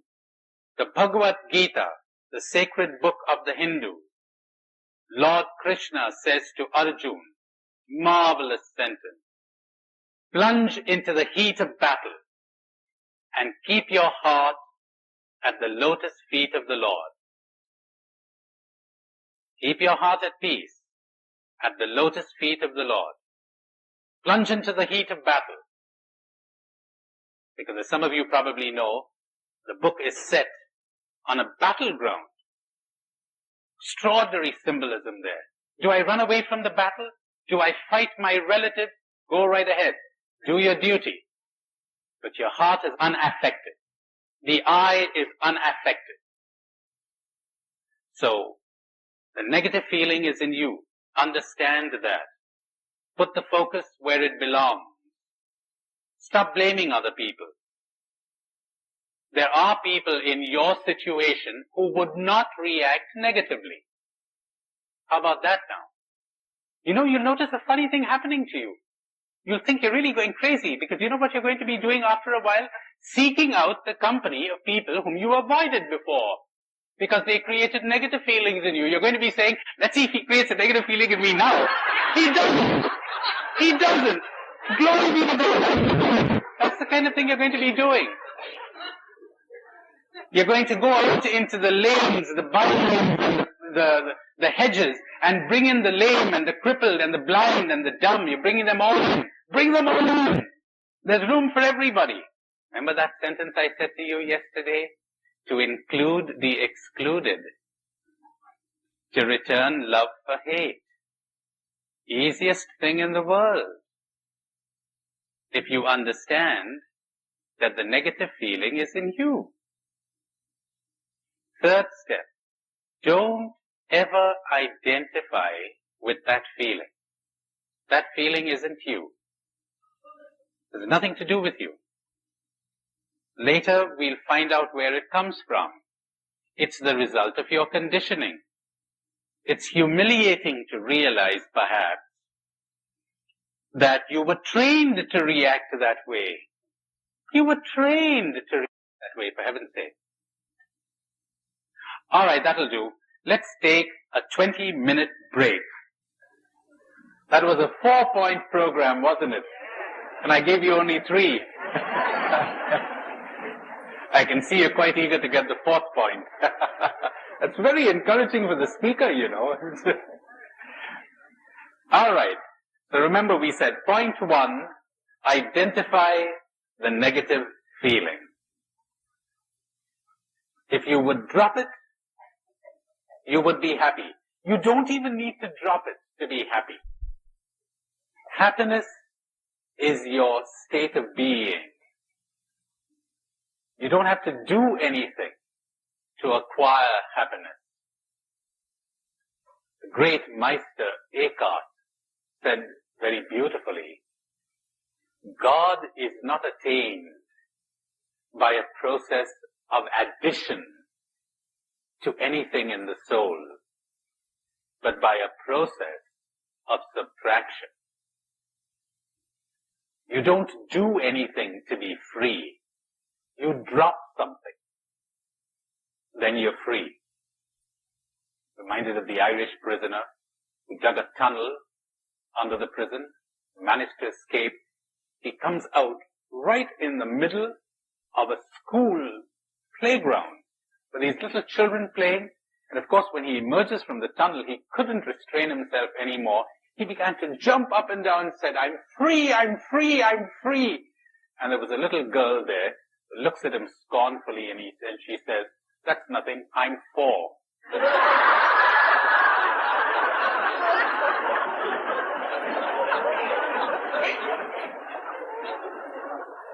So you drop something.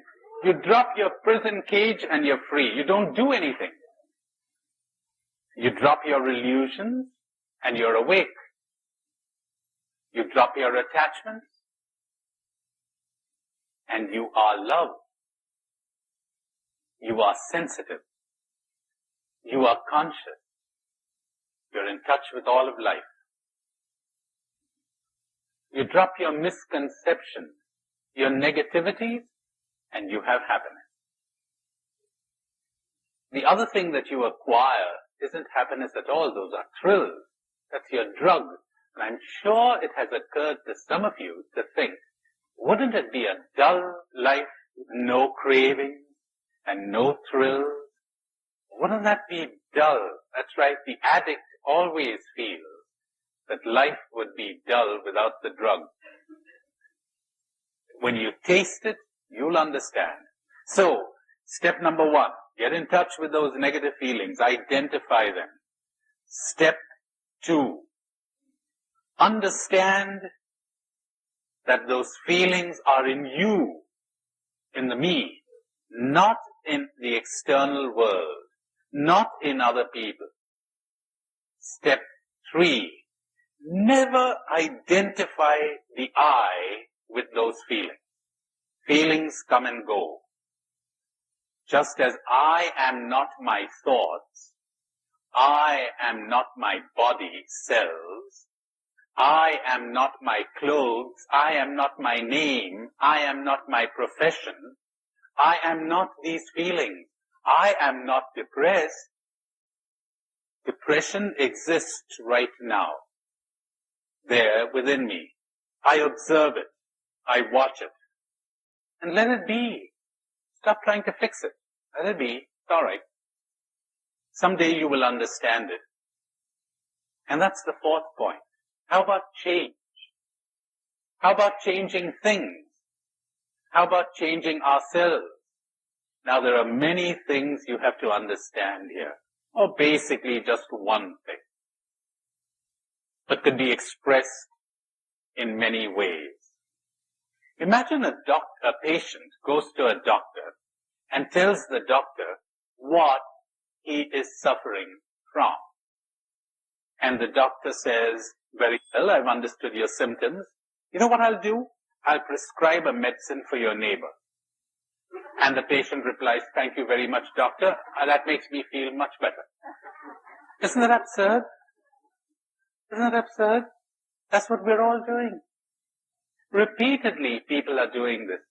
The sleeper always feels that he'll feel much better if somebody else changes. You're suffering because you're asleep. And you think how wonderful life would be if somebody else changed. How wonderful life would be if my neighbor changed, my wife changed, my husband changed, my boss changed. There's that lovely Zen couplet written by one of the great masters. I sometimes make an exercise out of it, but we're not going to have time to do it here. When we have these longer courses of 8 or 9 days, then we can afford that kind of luxury. The man says, if my grumbling wife were alive tonight, I would have enjoyed the sight of the moon. If my grumbling wife had been alive tonight, how I would have enjoyed the sight of the moon. We better not go too deep into that one. Well, we always want somebody else to change so that we will feel good. But has it ever struck you that if your wife changes or your husband changes, what does that do to you? You're just as vulnerable as before, You're just as idiotic as before. You're just as asleep as before. It's you who need to change. It's you who need to take the medicine. So, there's always the feeling of, I feel good because the world is right. Wrong. The world is right because I feel good. That's what all the mystics are saying. When you awake, when you understand, when you see, the world becomes right. We're always bothered, aren't we, by the problem of evil. That extraordinary, powerful story of the little kid who's walking in a jungle village in Africa along the banks of a river and sees a crocodile who's been trapped in a net. And the crocodile says, "Would you have pity on me and release me? I may look ugly, but it isn't my fault, you know. I was made this way. And whatever my external appearance, I've got a mother's heart. I came out this morning in search of food for my young ones. And I got into this trap." And the boy says, "Aha, if I were to help you out of that trap, you'd kill me. You'd grab me." And the crocodile says, "Do you think I'd do that to my benefactor and liberator?" So the boy was persuaded, and he took the net off, and the crocodile grabbed him. There he was, caught between the jaws of the crocodile, and he says, "So this is what I get for my good action." And the crocodile says, "Well, don't take it personally, son. This is the way the world is. This is the law of life." And the boy says, "This is not the way the world is. This is not the law of life." And the crocodile says, "You want to ask someone?" He says, sees a bird sitting up on a branch, and he says, "Bird, this is what the crocodile says. What have you to say?" The bird says, "The crocodile is right. Look at me. I was coming home one day with food for my fledglings, and imagine my horror as I was coming back to my nest to see a snake crawling up that tree, making straight for my nest, and I was totally helpless while it kept devouring my young ones one after the other. I kept screaming and shouting, but it was useless. The crocodile is right. This is the law of life. This is the way the world is." "See," said the crocodile, "come, let's go." The boy said, "Well, let me ask someone else." And the crocodile said, "All right, go ahead." And there was an old donkey passing by the bank of that river, and he said, "Donkey, this is what the crocodile says. Is the crocodile right?" And the donkey said, "The crocodile is quite right. Look at me. I've worked and slaved for my master all my life, and he barely gave me enough to eat. And now that I'm old and useless, he has turned me loose, and here I am wandering in the jungle, waiting for some wild beast to pounce on me and put an end to my life. The crocodile is right. This is the law of life. This is the way the world is." "See," says the crocodile, "let's go." The boy said, "Give me one chance, one last chance. Let me ask one other being. Look how good I was to you." So the crocodile said, "All right, your last chance." And the boy sees a rabbit passing by, and he says, "Rabbit, is the crocodile right?" The rabbit sits on its haunches and says to the crocodile, "Did you say that to that kid?" And the crocodile said, "Yes, I did." He said, "Wait a minute now. We've got to discuss that." The crocodile said, "Go right ahead." And the rabbit said, "How could we discuss it if you've got that boy in your mouth? Release him. He's got to take part in the discussion too." The crocodile says, "You're a clever one, you are. The moment I release him, he'll run away." And the rabbit said, "I thought you had more sense than that. If he attempted to run away, one slash of your tail would kill him." "Fair enough," said the crocodile. So he released the boy. And the moment the boy was released, the rabbit said, "Run!" And he ran and escaped. Then said the rabbit to the boy, don't you enjoy crocodile flesh? Don't the people in your village, wouldn't they like to have a good meal? You know something? You didn't really release that crocodile. Most of his body's still caught in the net. Why don't you go to the village and bring everybody and have a banquet? So that's exactly what the boy did. He went to the village, called all the men folk. They came with their axes and staves and spears to kill the crocodile. And the boy's dog came with him. And when the dog saw the rabbit, he gave chase, caught hold of the rabbit and throttled it. And the boy comes panting on the scene, too late. And as he watches the rabbit die, he says, the crocodile was right. This is the way the world is. This is the law of life.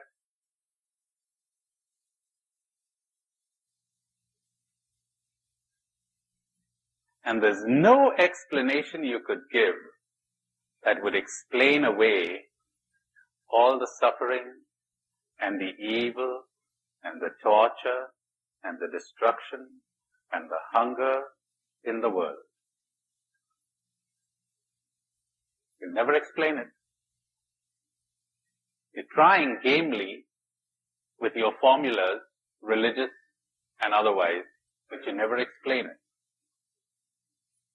Because life is a mystery, which means your thinking mind cannot make sense out of it.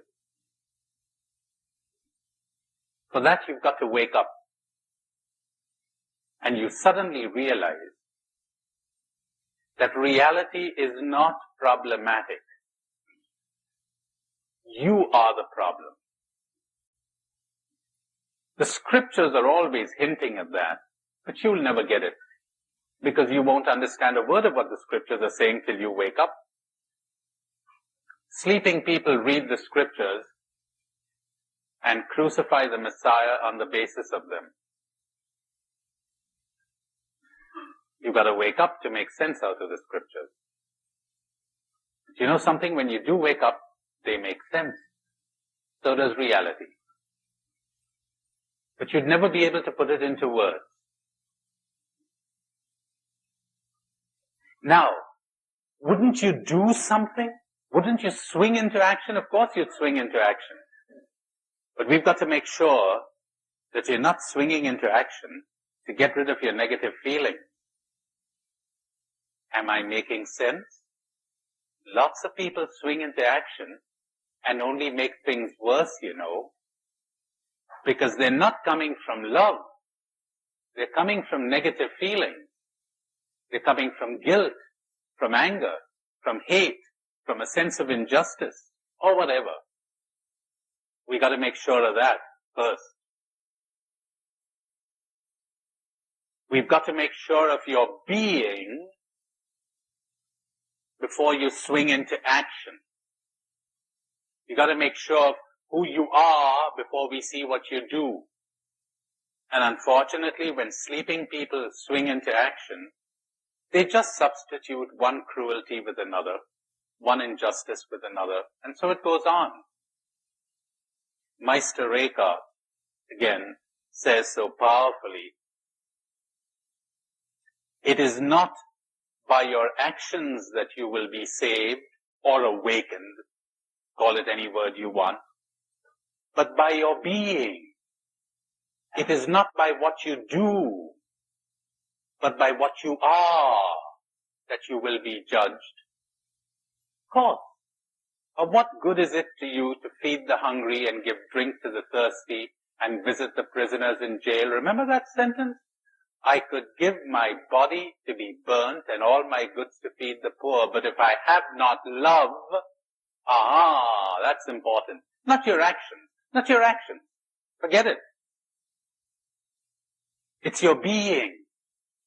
Then you might get into action, or you might not get into action. You can't decide that till you know, till you understand, till you're awake. And unfortunately, all the emphasis is being put on changing the world and very little emphasis on waking you up. When you wake up, you will know what to do or what not to do. Some of the mystics are very strange, like that man Jesus who says, I wasn't sent to those people. I just limit myself to what I'm supposed to do right now. Later, maybe. Some of them go into silence, mysteriously. Some of them sing songs. Some of them get into service. We're never sure. They're a law unto themselves. They know exactly what is to be done. Get into the heat of battle. Keep your heart at the lotus feet of the Lord, as I said to you this morning. So, see what happens to us when we're asleep. It's like I said to you before, the world is good or the world is right because you feel good. Imagine that you're unwell and you're in a foul mood and they're taking you through some lovely countryside, beautiful landscape, but you're not in the mood for seeing anything. Another day you pass by the same place and you say, good heavens, where was I that I didn't notice all of this? Everything becomes beautiful when you change. You're looking at the trees and the mountains through windows that are wet with the rain in a storm, and everything looks blurred and shapeless. And you want to go right out there and change those trees and change those mountains. Wait a minute. Let's examine your window. When the storm ceases and the rain stops and you look out of the window, you say, well, how different everything looks. Because we see people and things not as they are, but as we are. And it's so important to understand that. That is why when two people look at something or look at someone, you get two different reactions. We see things and people not as they are, but as we are. Remember that sentence about everything turning to good for those who love God? When you awake, you don't try to make good things happen. They just happen. They just happen. Because you understand suddenly that everything that happens to you is good. Marvelous. So think of the people you're living with and whom you want to change. You find them moody, inconsiderate, unreliable, treacherous, or whatever. When you are different, they will be different. That's an infallible and miraculous cure. The day you are different, they will become different. You'll see them differently. He seemed so terrifying. He's actually frightened. She seems so rude. I am actually frightened. Or whatever. We suddenly see things differently. All of a sudden, no one has the power to hurt you anymore. No one has the power to put pressure on you. It's a marvelous state. You're putting pressure on me. It's something like this.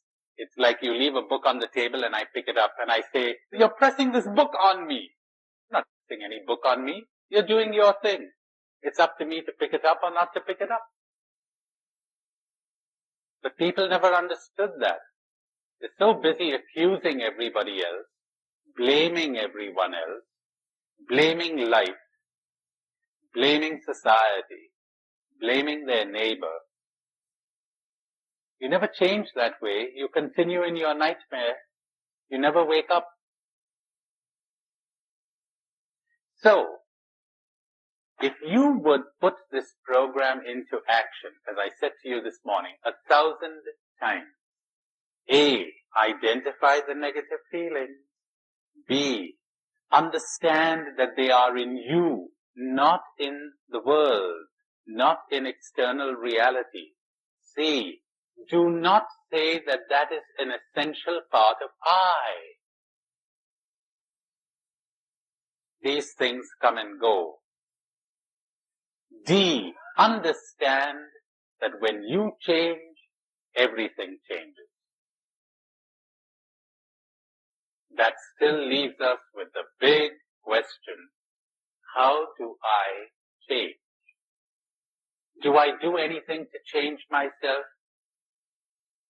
I'm going to leave that for a little later. Let me give you a 2-minute exercise, give you a little discussion, field a few questions because I've done so much talking this morning. Then we'll move on to, do I do anything to change myself? Got a big surprise for you. Lots of good news. Even better news. You don't have to do anything. The more you do, the worse it gets. All you have to do is understand. What you understand will change. Will always change. But more about that later, after this little exercise. This sounds like a commercial almost, doesn't it? Now, let's try this one. Get in touch with yourself for a few seconds. Become aware of your presence in this room. Become aware of the kind of thoughts that are going on within you.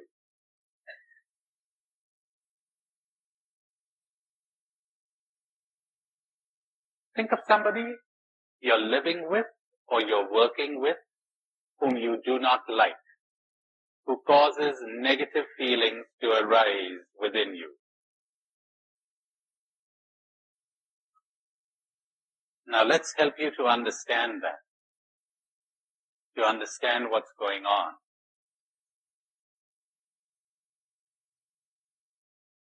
First, the first thing you need to understand is that the negative feeling is in you. You are responsible for the negative feeling, not the other person.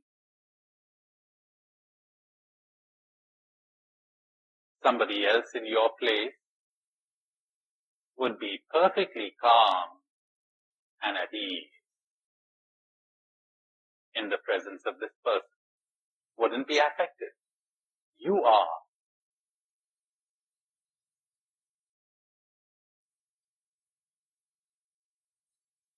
Now understand another thing. You're making a demand there. You have an expectation of this person. Can you get in touch with that?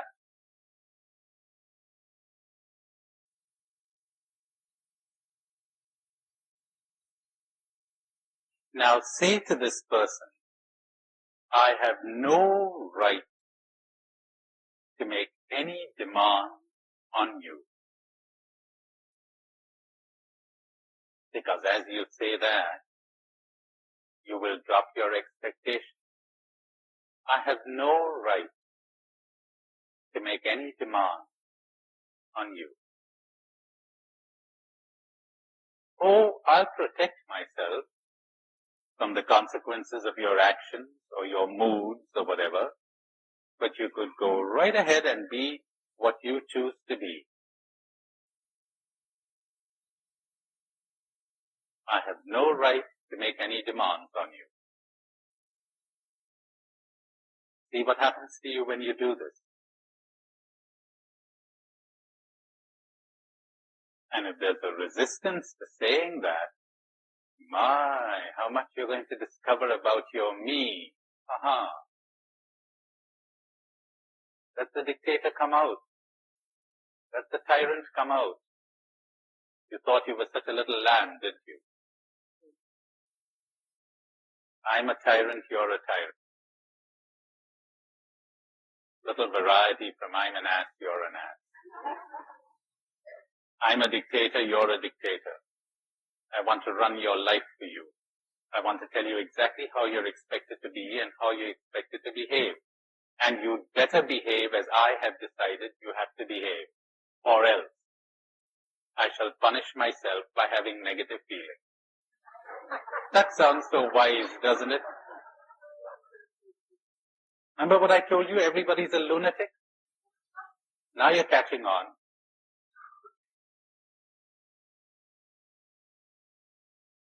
Okay, give it a few seconds more, and we'll call a halt to the exercise.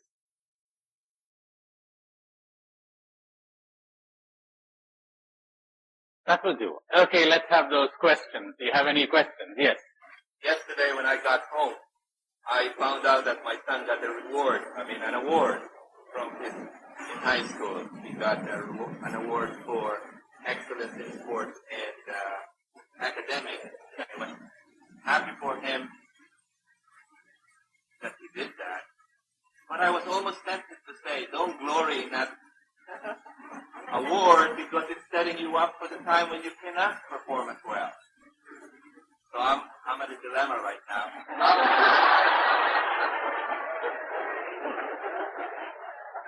How am I to prevent the same thing happening to him that has happened today without bursting the bubble this time? Hopefully he'll learn as you yourself grow in wisdom. It's not a matter of anything you say to him, but something that eventually you will become. And he will understand. Then you will know what to say and when. That award, the result of cruelty, the result of competition, built on hatred of oneself and of others. Ever thought of that? You get a good feeling on the basis of somebody getting a bad feeling. You win over somebody else. Isn't that terrible? Taken for granted in the lunatic asylum. There's an American doctor who wrote about the results of competition on his life. He said he went to medical school in Switzerland. And he said there was a fairly large contingent of Americans at that school. He said some of us went into shock when we realized that there were no grades, and there were no awards, and there was no marks list. There was no first or second rank at medical school. You either passed or you did not. So he said, some of us simply couldn't take it. We became kind of paranoid. We thought, there must be some kind of a trick here. And he says they couldn't take it, so they went to another university. They went to another school. He said those of us who survived that suddenly discovered a strange thing that we had never noticed at our American universities. Students, brilliant ones, helping one another to pass. Sharing notes. Hey, you might want to read this. He says, my son goes to medical school in the States now, and he tells me that in the practicals, people frequently skew up the microscope so that it'll take the next guy 3 or 4 minutes to rearrange it. They got to get ahead. Competition. They got to succeed. They got to be perfect. And he tells a lovely little story, which he says is real, but it could serve as a beautiful parable of a little town in the States where people gathered of an evening to make music. You had a saxophonist and a drummer and a violinist, and mostly old people. They got together for the company and for the sheer joy of making music, though they didn't make it very well. Why do you have to do things well? Do them enjoyably, not well. So they were enjoying themselves, having a great time, till they decided they'd get a new conductor who had a lot of go and a lot of ambition and a lot of drive, and he said, hey folks, we got to make a concert. We got to prepare a concert for the town. So then he gradually got rid of some of the people who didn't play too well, hired a couple of musicians, got an orchestra into shape, and they got their names into the newspaper. Wasn't that wonderful? And then they decided they'd go to the big city and play there. And some of the older people had tears in their eyes as they thought, well, it was so wonderful in the old days when we did things badly and enjoyably. Cruelty came in, but nobody recognized it as cruelty. See how lunatic people have got? Oh, all right. What's the meaning of that sentence I added about, I'll protect myself, you go ahead and be yourself, that's all right, but I'll be myself. In other words, I won't allow you to manipulate me. I'll live my life. I'll go my way. I leave myself free to think my thoughts and to follow my inclinations and my tastes. And I'll say no to you. And if I think I don't want to be in your company, that'll be fine, but it won't be because of any negative feelings that you cause in me, because you don't anymore. You don't have any more power over me. But I just might prefer other people's company. And when you say to me, how about a movie tonight? And I say, sorry, I want to go with someone else. I enjoy his company more than yours. That's all right. Just say no to people. That's wonderful. That's part of waking up. Part of waking up is that you would live your life as you see fit and understand that that is not selfish.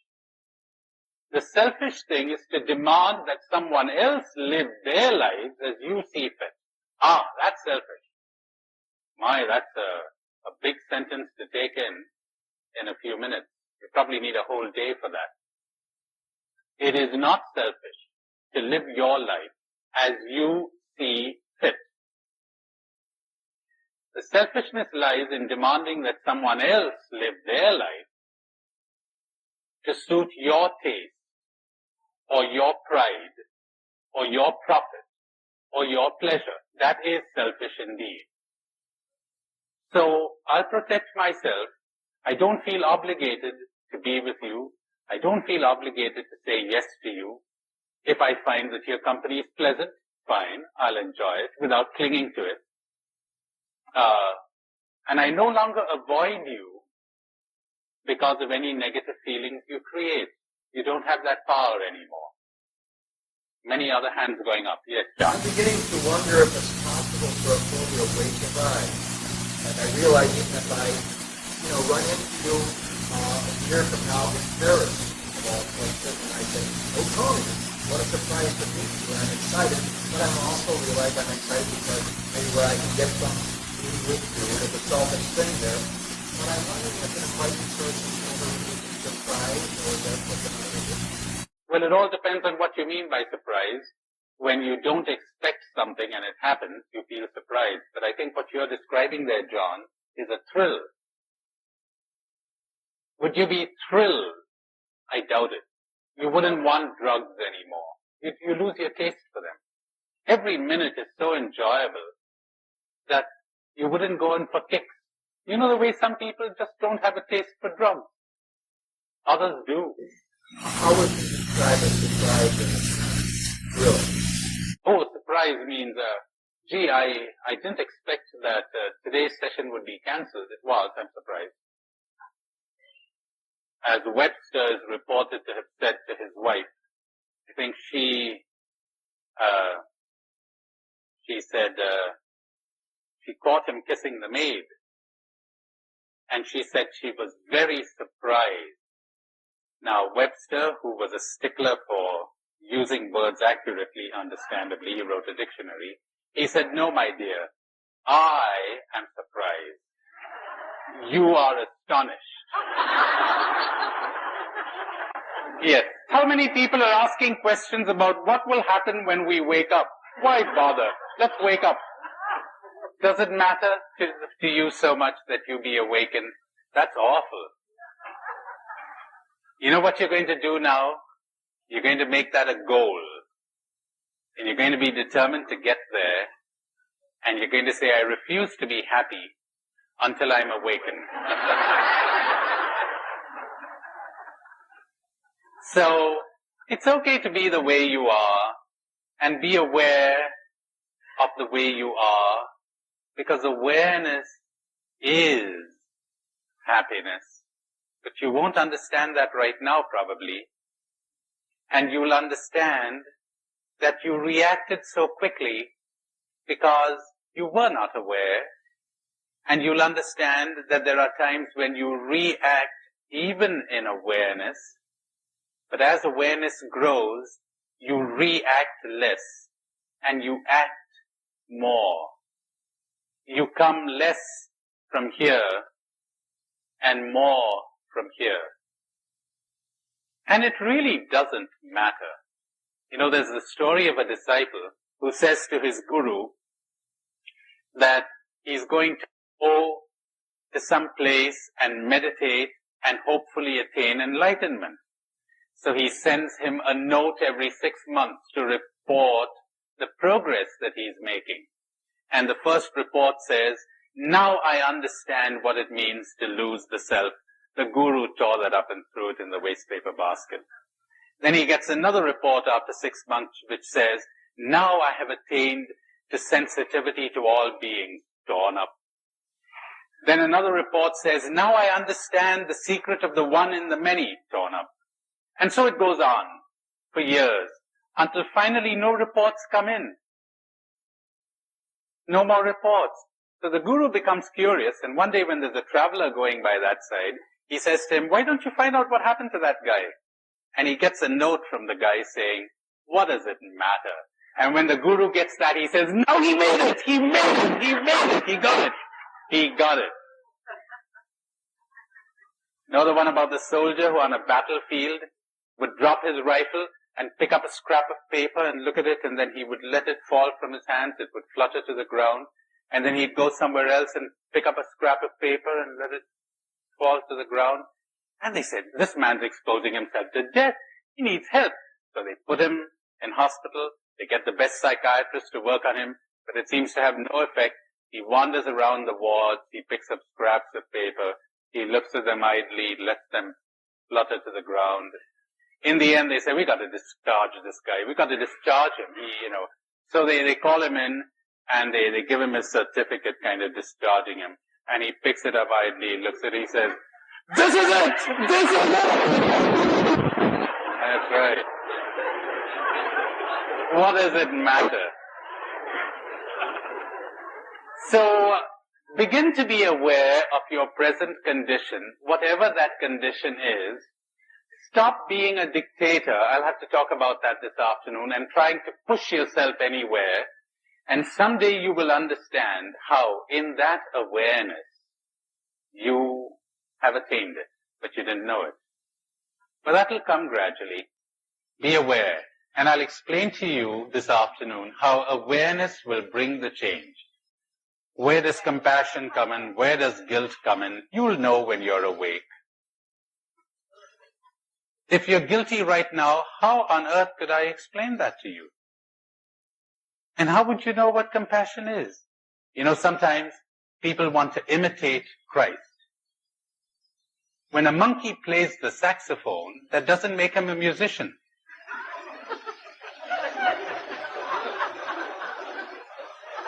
It really doesn't. You can't imitate Christ by imitating his external behavior. You've got to be Christ. Then you know exactly what to do in a given situation, given your temperament, given your character, given your situation, given the character and temperament of the person you're dealing with. You know exactly what to do. No one can tell you. But for that, you must become. You must be what Christ was. You will know, but merely external imitation will get you nowhere. You may think that compassion is softness. There's no way I could describe compassion to you. There's absolutely no way. Compassion can be very hard. Compassion can be very rude.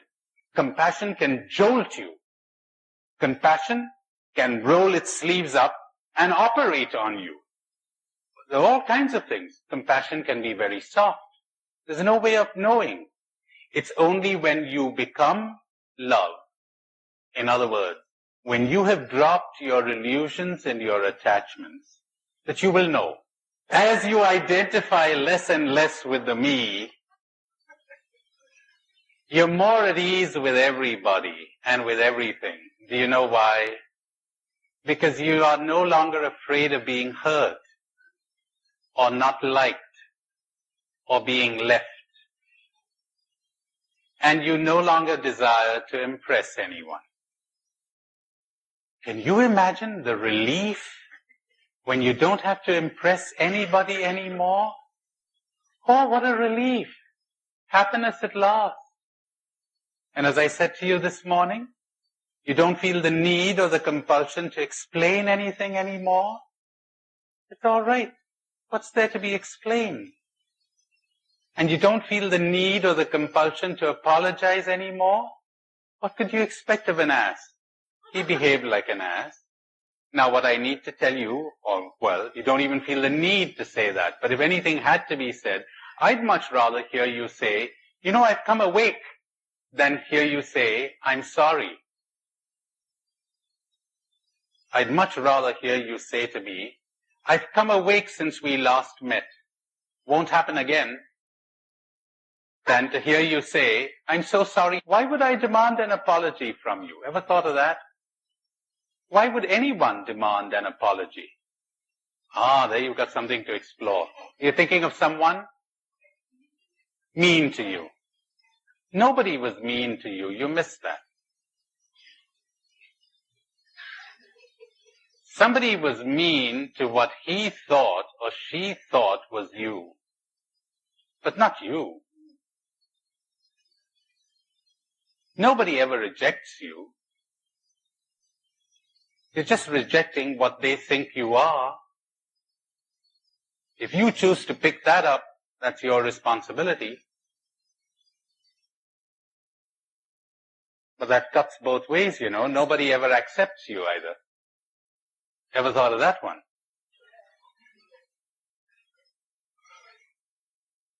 Until somebody is awake, that's the way they're behaving. They're accepting or rejecting their image of you. They've fashioned an image of you, and they're rejecting that, or they're accepting that. It'd be devastating to go deeply into that. A bit too liberating. Very liberating. Somebody talked about compassion. How easy it is to love people when you understand it. How easy it is to love everyone when you don't identify with this or what they think this is. You don't identify. So easy to love them, to love everybody. Yes, did you understand me to say the thinking I and the feeling me? Oh, I observing me, but not thinking, because me does a lot of bad thinking and good thinking too. But when I watches me, I is constantly aware. This is a reflection. In reality, you don't really think of I and me. In reality, you're like that driver driving the car who doesn't want to lose consciousness of the car ever. Now, are you telling me you want to go unconscious sometimes? It's all right to dream. It's all right to have daydreams, but never lose consciousness of your surroundings. You're always alert. You know, it's like a mother who would be sleeping. She doesn't hear the planes roaring above the house, but she hears the slightest whimper of the baby. She's alert. She's awake in that sense. That's what I mean. So you probably didn't quite get what I was hinting at, or maybe I didn't explain it clearly enough. When a person's awake, the person's awake. Let's get there. Then we'll know. One may not say anything about the awakened state. One can only talk about the sleeping state. One hints at the awakened state. One may not say anything about happiness. Happiness cannot be defined. What can be defined is misery, unhappiness. Drop that and you will know. Love cannot be defined. Unlove can. Drop unlove, drop fear, and you will know. Another hand up there. Yes. Yes. Did anybody hear me say I don't favor meditation? No, that's all right. Meditation's okay. In fact, that's what I'm recommending the whole time. Yes. That's a good one. Wouldn't this cause pain to the people around you who are still asleep? You're causing a lot of pain when you are asleep, you know. Plenty of it. You want everybody to be awake. Good. Meaning yourself too. Now that's a good place to start. Okay. Oh, you don't want to be awake. Oh, you are? Congratulations. Yes.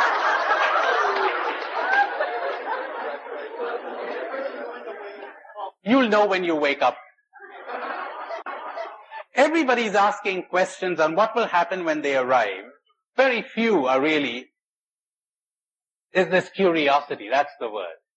Curiosity. It doesn't matter. What's important is that you would have grasped what I'm saying.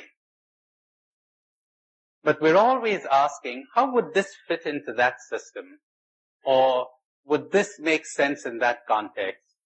Or what will it feel like when we get there? Get started. You'll know. It cannot be described. We cannot say. And so it is said so widely in the East.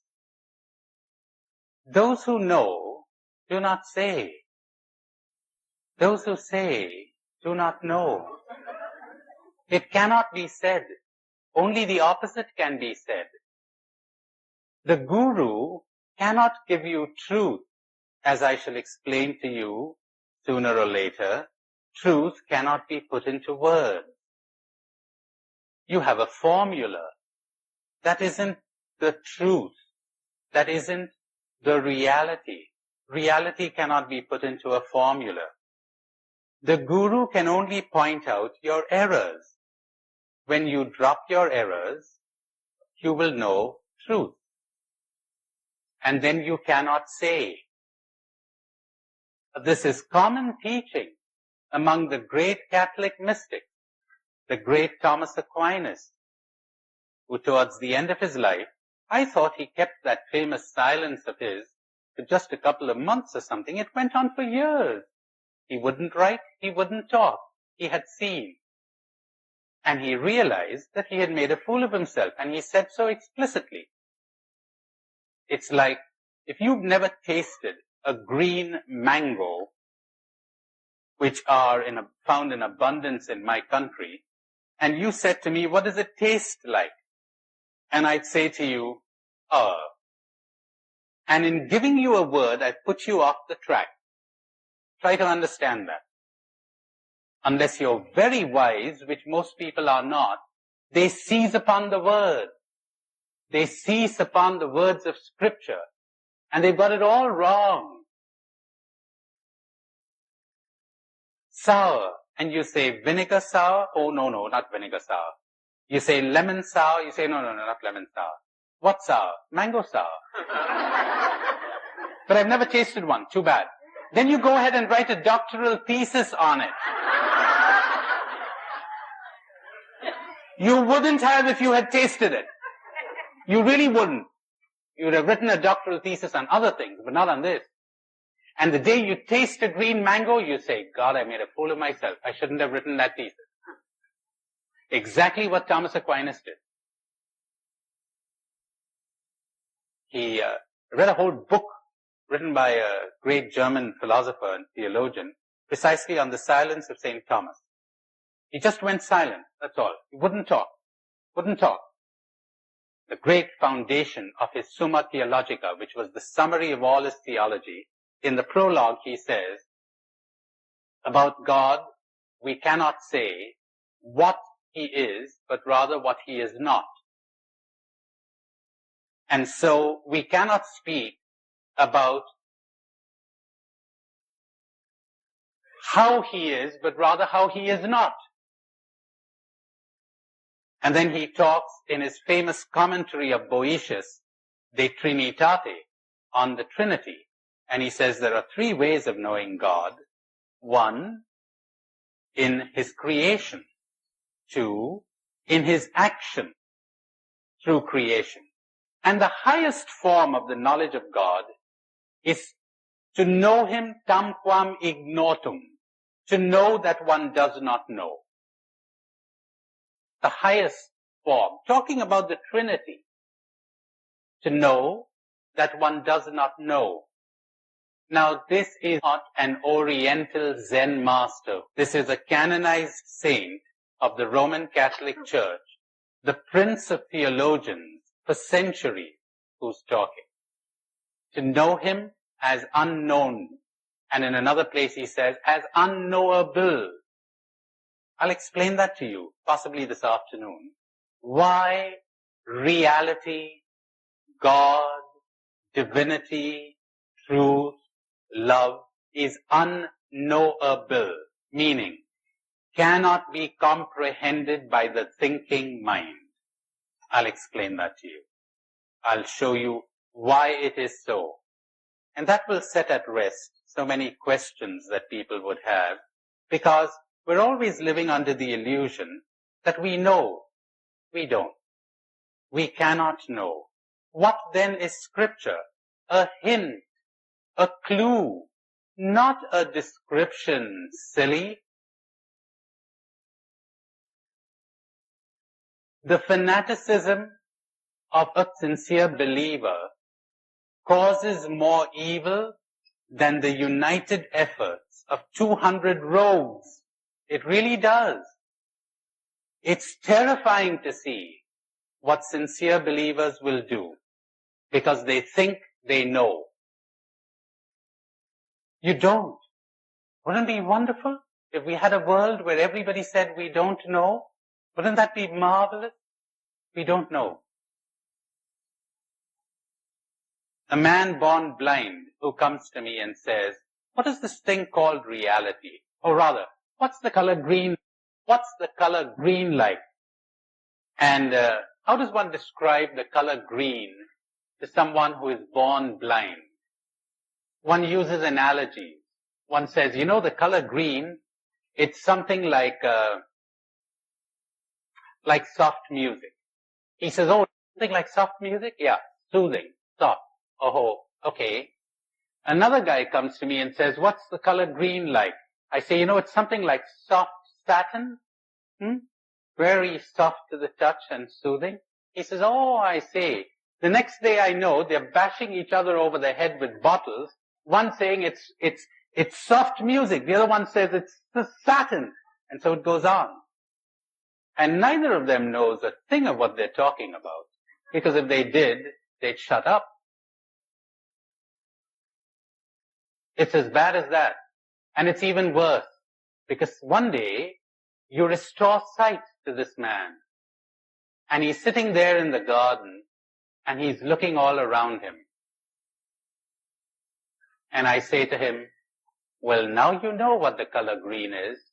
He says, that's right, I heard some of it this morning.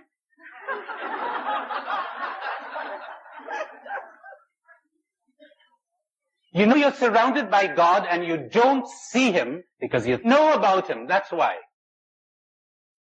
The final barrier to the vision of God, is your God concept. You miss it because you think you know.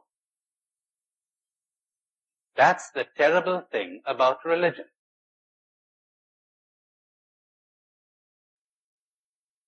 That's what the Gospels are saying. They knew, so they got rid of him. The highest knowledge of God is to know God as unknowable. There's far too much God talk. The world is sick of it. There's too little awareness, too little love, too little happiness. Or let's not use those words either. There's too little dropping of illusions, dropping of errors, dropping of attachments and cruelty. Too little awareness. That's what the world is suffering from. Not lack of religion, lack of awareness, lack of waking up. That's what religion is all about. That's what it's supposed to be about. Look what we degenerated into. Come to my country and see them killing one another. You find it everywhere. This is what it ended up in. So, the one who knows does not say. The one who says does not know. All revelations, however divine, are never anything more than a finger pointing to the moon. And as we say in the East, when the sage points to the moon, all that the idiot sees is the finger.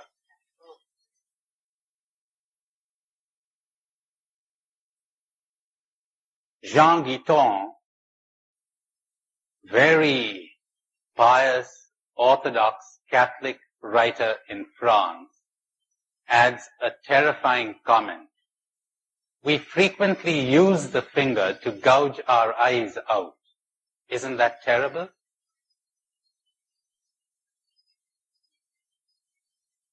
So, awareness, awareness, awareness.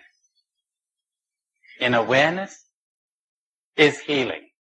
In awareness is truth. In awareness is salvation. In awareness is spirituality. In awareness is growth. In awareness is love. In awareness is awakening. Awareness.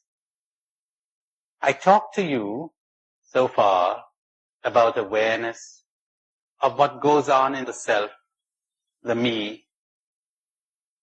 Why it is that when we look at a tree, we really don't see it. We think we do, but we don't. When we look at a person, we don't really see that person. We think we do. What we're seeing is something that we fixed in our minds. We get an impression, we hold on to that impression, and we keep looking at that person through that impression. And we do this with almost everything. If you understand that, then you will understand the loveliness and beauty of being aware also of everything around you. Because reality is there. God, whatever that is there. It's all there. The little fish in the ocean. Excuse me, he says, I'm looking for the ocean. Could you tell me where I could find it?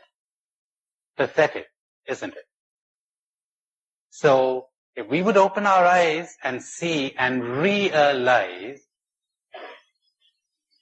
then we would understand. Let's get back to that business of me and I. There's that marvelous sentence in the Gospels, and well, one finds it in most religious literature, and all religious and spiritual literature, mystical literature, about dying to the self, about denying oneself, about losing the self. Remember? All right. How does one lose oneself? Ever tried to lose something? That's right. The harder you try, the more difficult it gets if you really want to lose it. As she says very well, when you're not trying, then you lose things. You lose something when you're not aware. You drop it. Or how does one die to the self? We're talking about death now. We're not talking about suicide. We're not told to kill the self, but to die. And to deny the self. Does that mean one causes pain to the self? One causes suffering to the self? But that would be self-defeating. That would be counterproductive. You're never so full of yourself as when you're in pain. You're never so centered on yourself as when you're depressed. You're never so ready to forget yourself as when you're happy. Happiness releases you from the self. It's suffering and pain and misery and depression that ties you to the self. Look how full you are of your tooth when you have a toothache. When you have no toothache, you're not even aware you've got a tooth. Or that you've got a head, for that matter, when you have no headache. But it's so different when you have a splitting headache.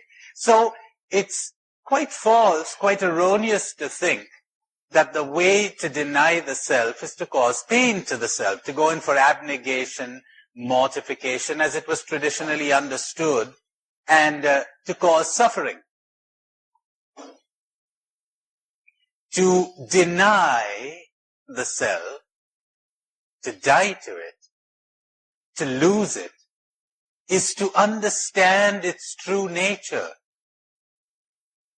And it will disappear, it will vanish. I frequently give the example of somebody who walks into my room one day and I say, "Come right in. May I know who you are?" He says, "I am Napoleon."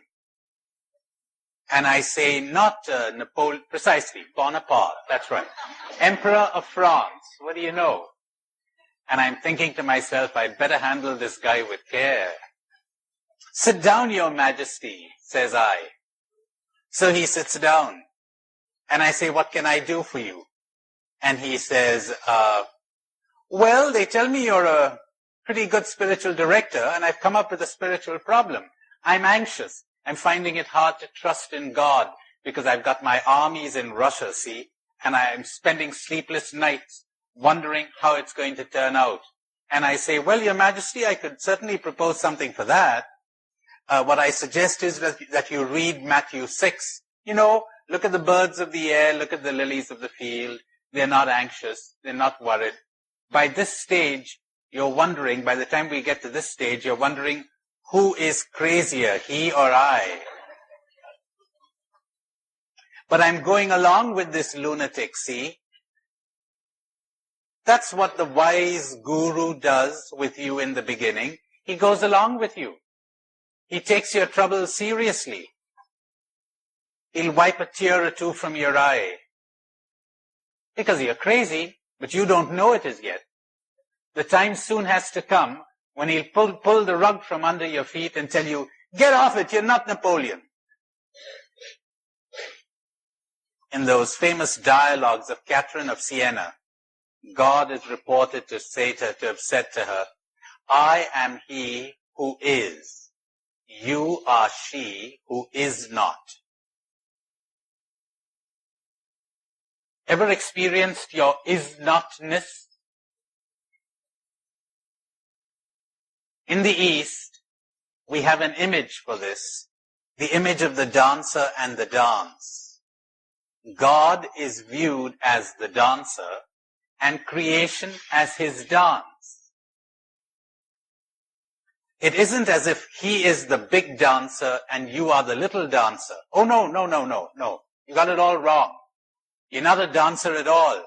You are being danced. Ever experienced that?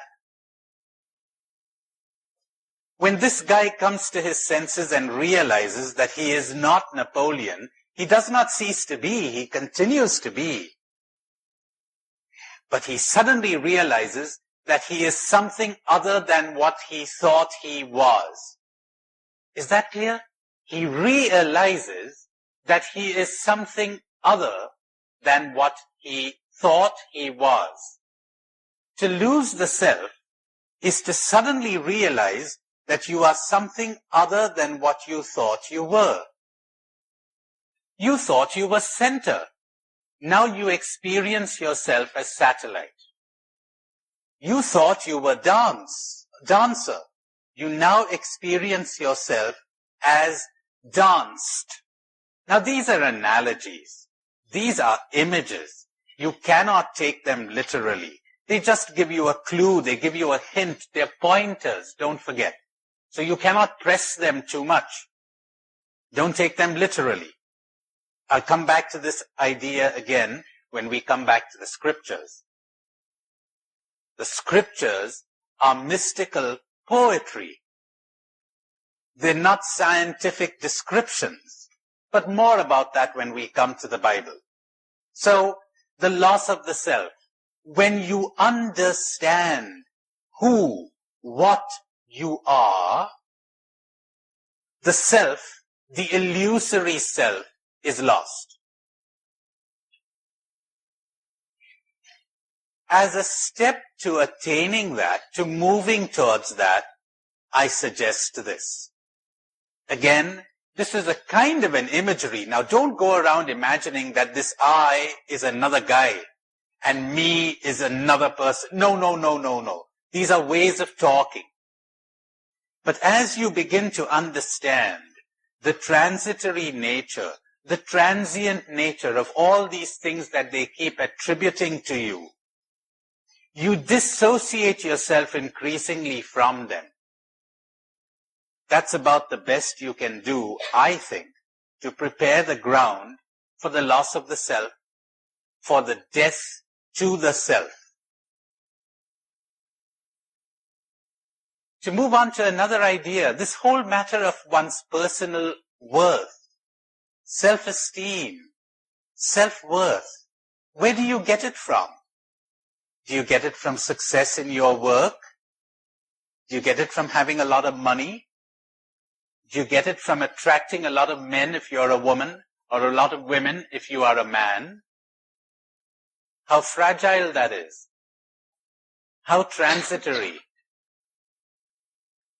And when we talk about self-worth, are we not talking really about how we are reflected in the mirrors of other people's minds? Do we need to depend on that? One understands one's worth, again, a way of talking, when one no longer identifies or defines oneself in terms of these transient things. One no longer does that. I'm not beautiful because everyone says I'm beautiful. I'm really neither beautiful nor ugly. These are things that come and go. I could be suddenly transformed into a very ugly creature tomorrow. But I is still I. And then again after plastic surgery, I become beautiful. Does the I really become beautiful? See, you'll need to give a lot of time to reflect on these things. I've sort of thrown them at you in rapid succession. But if you would take time out to understand what I have been saying, to dwell on it, you have a gold mine there. I know, because when I stumbled upon these things, what a treasure I discovered. And to summarize some of that stuff I was giving you this morning, I put it in a simple sentence. Pleasant experiences make life delightful. Painful experiences lead to growth. Pleasant experiences make life delightful. They don't lead to growth in themselves. What leads to growth is painful experiences. Suffering points up an area in you where you have not yet grown, where you need to grow and be transformed and changed. Just as physical pain points to an illness in your body. If you would know how to use that suffering, how you would grow. Let's limit ourselves for the time being to psychological suffering, to all those negative emotions. Don't waste a single one of them. I told you this morning in that 4-point program, what you could do with these emotions. That disappointment you experience when events don't turn out as you wanted them to. Watch that. What does that say about you? But without condemnation, or you're going to get caught up in self-hate now, or self-dislike.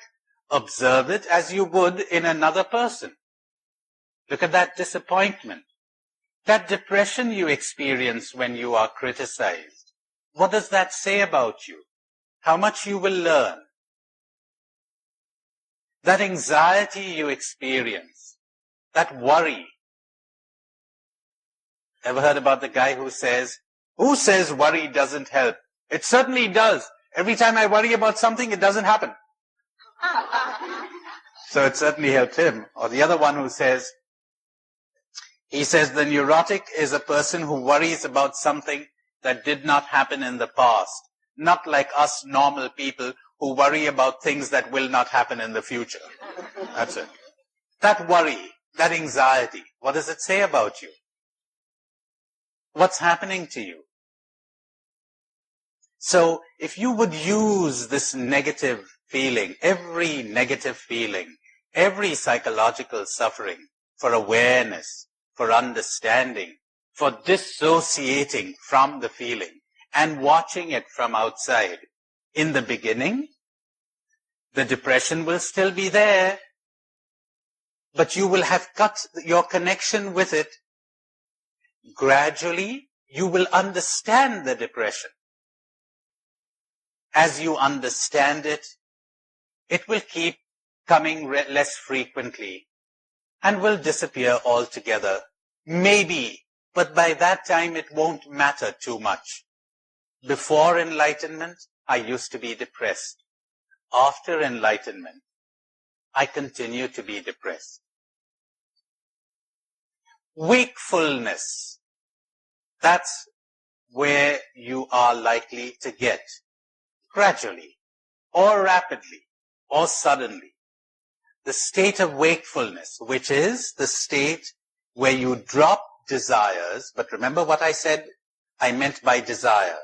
Craving, meaning, unless I get what I desire, I refuse to be happy.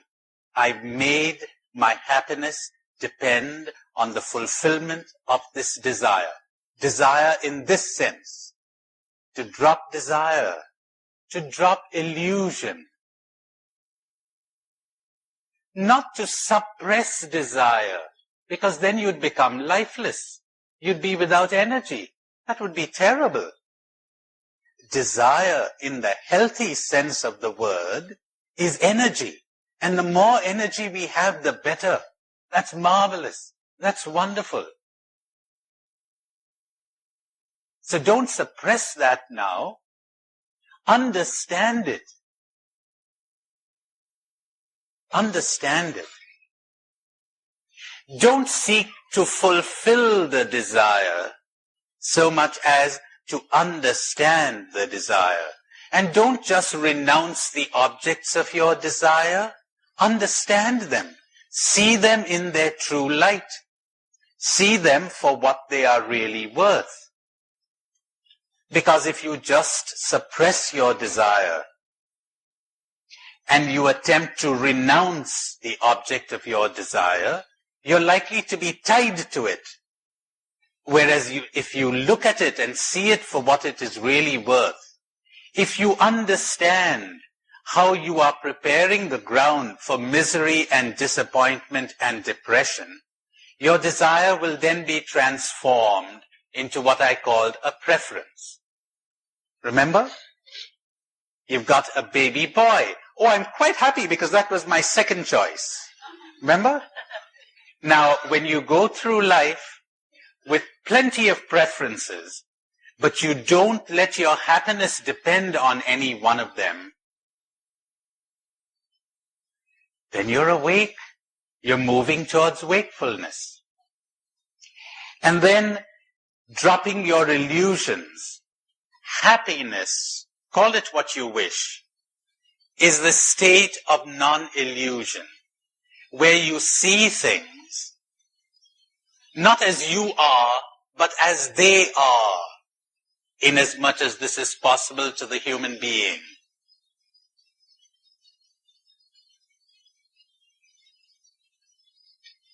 To drop illusions, to see things, to see reality. Every time you are unhappy, you have added something to reality.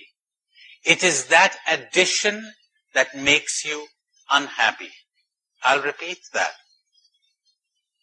You have added something. There is a negative reaction in you. Reality provides the stimulus. You provide the reaction.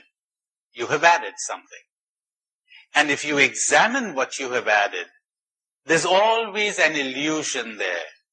There's a demand, an expectation, a craving. Always. Examples of illusions, they abound. But as you begin to move ahead along this path, you will discover them for yourself. For instance, the illusion, the error of thinking, but that by changing the exterior world, you change.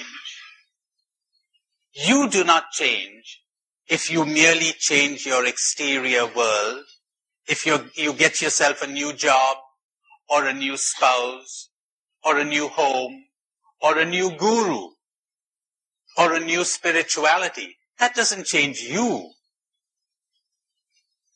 It's like imagining that you change your handwriting by changing your pen,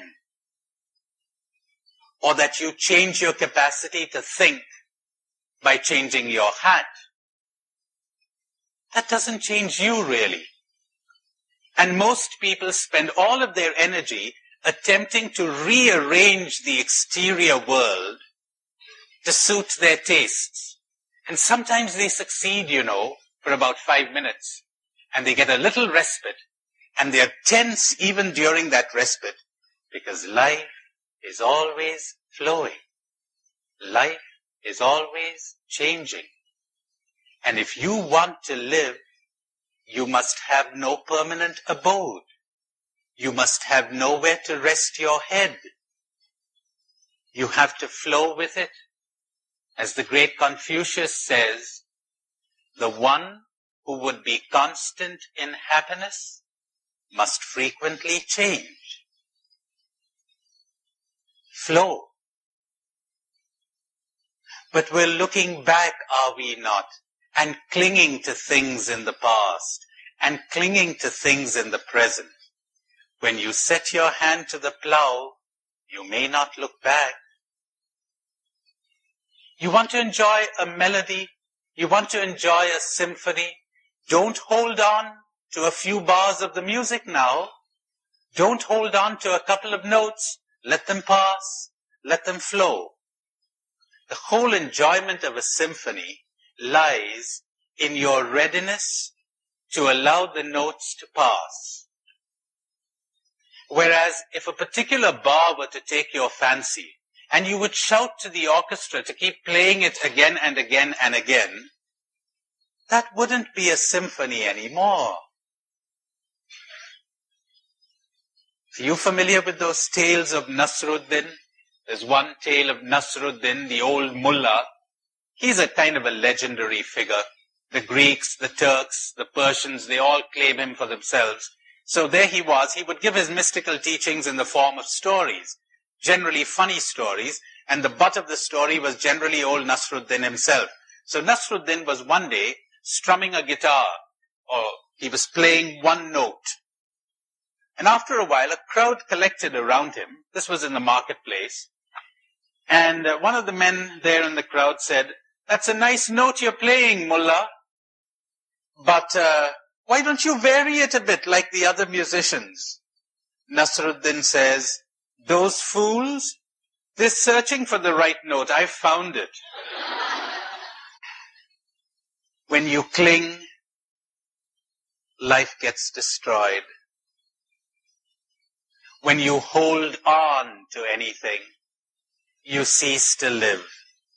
It's all over the gospel pages.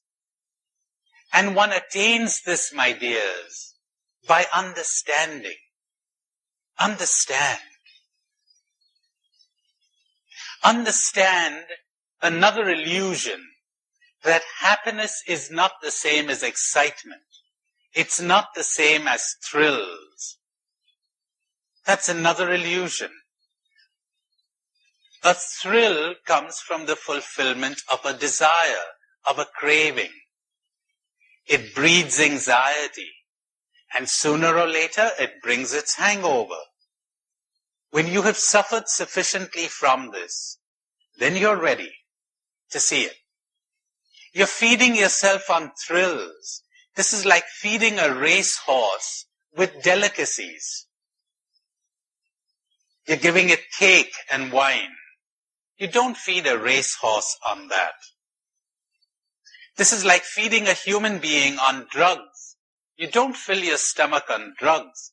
You need good, solid, nutritious food and drink. Now you need to understand this for yourself, and there is another illusion, that someone else can do this for you. That some savior or guru or teacher can do this for you. Not the greatest guru in the world can take one step for you. You've got to take it yourself. St. Augustine says so marvelously, Jesus Christ himself could do nothing for many of his hearers. Or as I said to you the other day, that lovely Arab saying, the nature of the rain is the same, and yet it produces thorns in the marsh and flowers in the garden. It is you who have to do it. No one else can help you. It is you who have to digest your food. It is you who have to understand. No one else can understand for you. It is you who has to see. Nobody can see for you. And if what you seek is truth, then you must do this. You can lean on no one. Or another illusion, the illusion that it is important to be respectable. It is important to be loved and to be appreciated.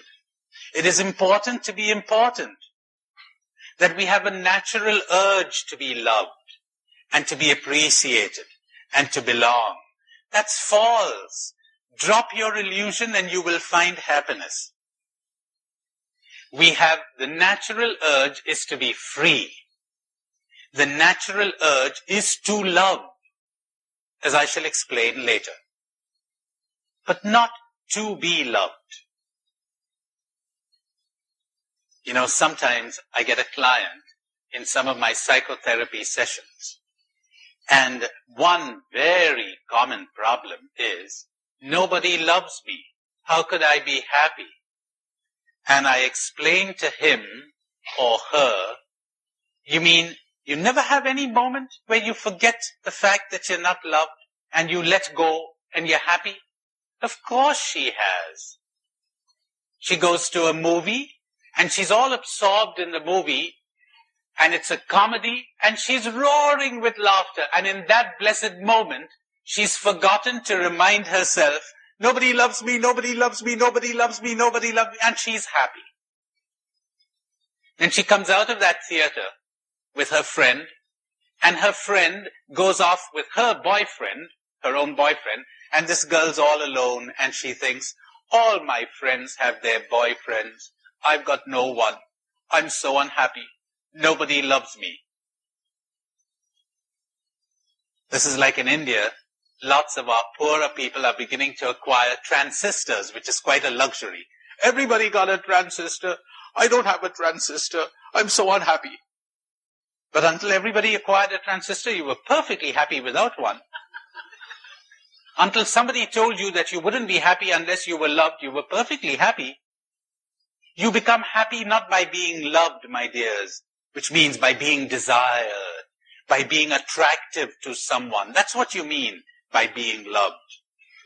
You become happy by contact with reality. That's what brings happiness. By a moment-to-moment contact with reality. That's where you find God. That's where you find happiness. But most people are not even ready to hear that.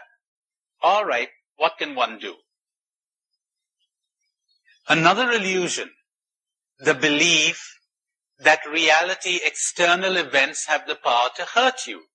That other people have the power to hurt you. They don't. It is you who give it to them.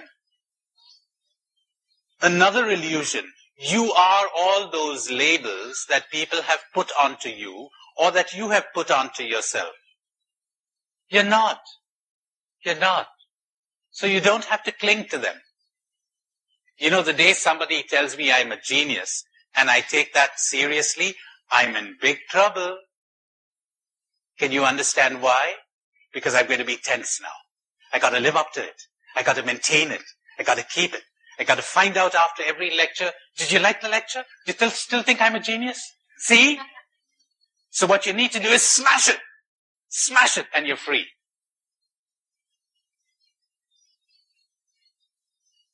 Don't identify with those labels. That's what he thinks. That's how he experienced you at that minute. Are you a genius? Are you a nut? Are you a mystic?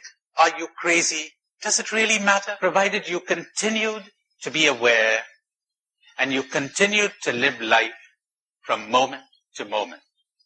How marvelously described in those words. You want to know who the mystic is? You want to know who the awakened person is? Look at the birds of the air. Look at the lilies of the field. They do not toil. They do not spin. They do not gather up into barns. So why are you anxious? Can you, for all your anxiety, add a single moment to your life? Why bother about tomorrow? Is there a life after death? Will I survive death? Why bother about tomorrow? Get in to today. As someone said, life is something that happens to us while we're busy making other plans. That's pathetic. Live in the present moment. Now, this is one of the things that you will notice will happen to you as you're coming awake. You are living in the present. You are tasting every moment as you live it. Another fairly good sign. You're hearing the symphony, one note after the other. That brings me to what I said I would talk to you about. You could call it another theme, another topic. But it ties in very much with what I've been saying this morning and right now. Awareness. The things we add to reality. Let's take that one step at a time. Are you tired? Is it all right for me to go on to this next topic? I'll go on for a little while, then give you a break. You stand up and chat, etc. Now, Father Fitzpatrick, who's here, told me the other day how he gave a talk here in New York when there was this, years ago, got himself into Time magazine because he gave a talk when the Puerto Ricans were very unpopular because of some incidents that had happened here. Everybody was saying all kinds of things against the Puerto Ricans, etc. And he sort of gave a lecture somewhere here in New York where he said, well, let me read to you some of the things that the people of New York were saying about certain immigrants. And he was reading things that people were really saying about the Irish and about the Germans and about every new wave of immigrants that came in. I remember he put it very well that day at dinner. He said, these people don't bring delinquency with them. They become delinquents when they're here, when they're faced with certain situations. We've got to understand that. If you want to cure the situation, it's useless reacting from prejudice. You need understanding. You don't need condemnation. Not by saying, you dirty old sinner. No. What's going on? Understand. Awareness. But in order to get awareness, you've got to see. And you cannot see if you're prejudiced. Now, I got news for you. Almost everything and person that we're looking at in a prejudiced way. It's almost enough to dishearten anybody. Take my friend. I meet him after a couple of years. And I say, "Hey, Tom, it's good to see you." And I give him a big hug. Whom am I hugging? The guy here or my memory of him? A living human being or a corpse? I'm just assuming that he's still the attractive guy that I thought he was. I'm just assuming that he still fits in with the idea I have of him, with my memories and associations, etc. And so I give him a hug. 5 minutes later, I find he has changed. I got no interest in him. Hug the wrong person. You want to see how true this is? Listen. I get this from religious communities in India. Sister goes to make a course, or she goes for a retreat. Everybody in the community is saying, "Oh, we know. You know, that's part of her charism. She's always attending workshops and going to retreats. Nothing will ever change her." Now, it so happens that sister does change at this particular workshop or therapy group or whatever it is. She changes. Everyone notices the difference. Everyone says, "My, you've really come to some insights, haven't you?" And she says, "Yes," and she has. And they can see the difference in her behavior. You can see it in her body. You can see it in her face. You always do. When there's an inner change, it always registers in your face, in your eyes, in your body. Well, now sister goes back to the community. And since the community has got a prejudiced, meaning fixed idea about her, they're going to look at her through the eyes of prejudice. They've got a picture of her stuck on their window, and they're looking at her through that picture. And they're the only ones who don't see any change. You know what they say? "Oh, well, you know, she seems a little more highty-flighty and a little more cheerful, but just hang around, she'll be depressed again." And you know something? Within a couple of weeks, she's depressed again. She's reacting to their reaction. And they all say, "See, we told you so." She hadn't changed. But the tragedy is that she had, only they didn't see it. What is a relationship? Ready for a bombshell? Hold on to your seats.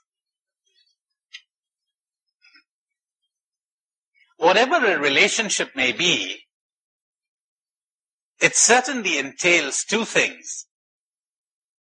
Clarity of perception, inasmuch as we are capable of it. Some people would dispute to what extent we can attain this clarity of perception. But I don't think anyone would dispute that it is desirable that we move towards it. Clarity of perception. Accuracy of response. You're more likely to respond accurately when you perceive clearly. When your perception is distorted, you're not likely to respond accurately. Tell me, how can you love someone whom you do not even see? Let's make it worse. Do you really see someone you're attached to? Do you really see someone you're afraid of and therefore dislike? Because we always hate what we fear. Remember I told you, you have to be very careful with sentences of scripture, because if you're sleeping, you would very easily misunderstand it. The fear of the Lord is the beginning of wisdom.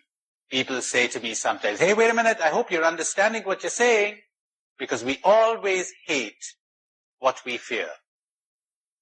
We always want to destroy and get rid of and avoid what we fear. When you fear somebody, you dislike that person, inasmuch as you fear the person. And you don't see that person. Your emotion gets in the way. But that's just as true when you are attracted to someone.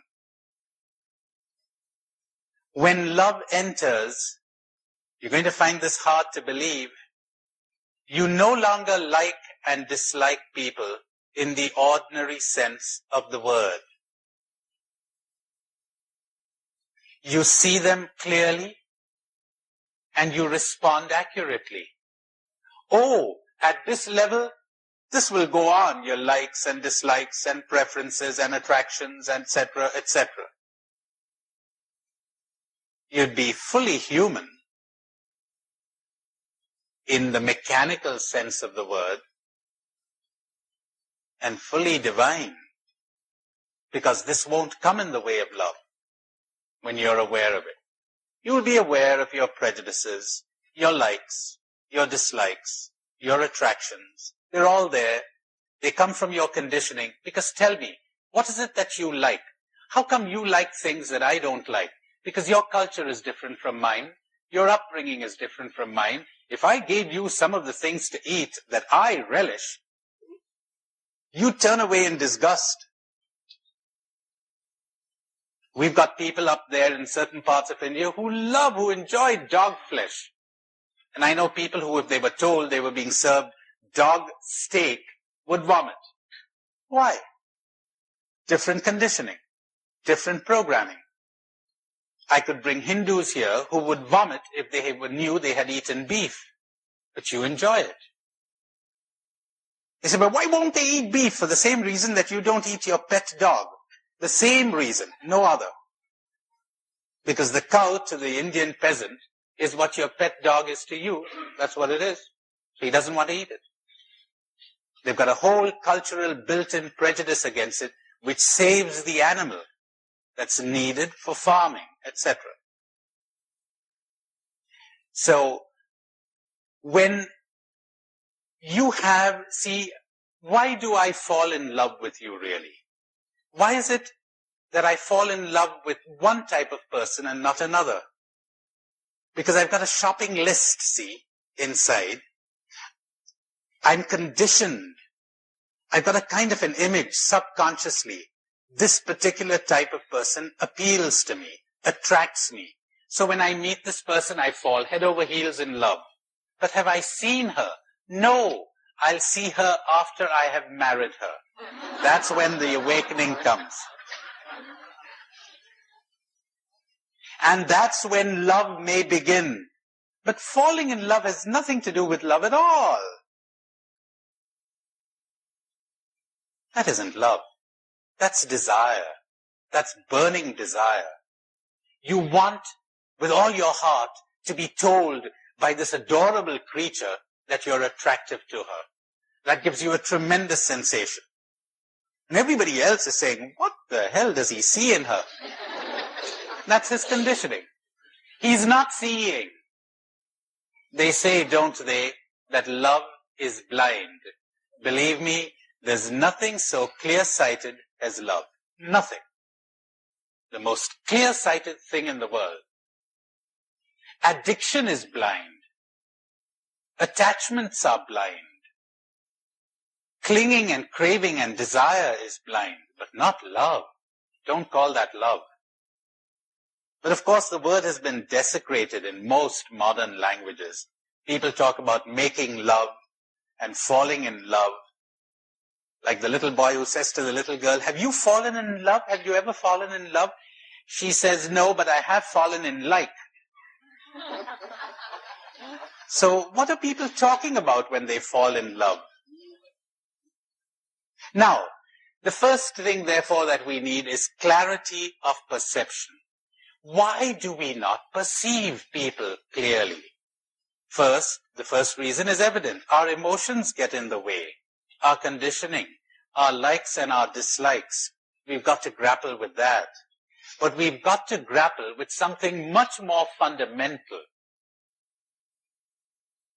with our ideas, with our conclusions, with our concepts. Believe it or not, every concept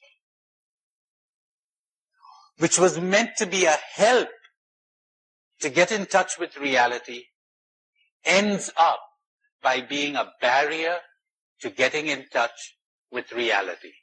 Because sooner or later we forget that the word is not the thing. The concept is not the thing. They're different.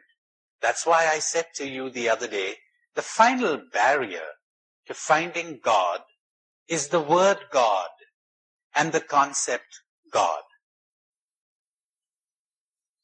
Comes in the way if you're not careful. Was meant to be a help, can be a help, but can also be a barrier. Unless you realize very clearly that the word is not the thing.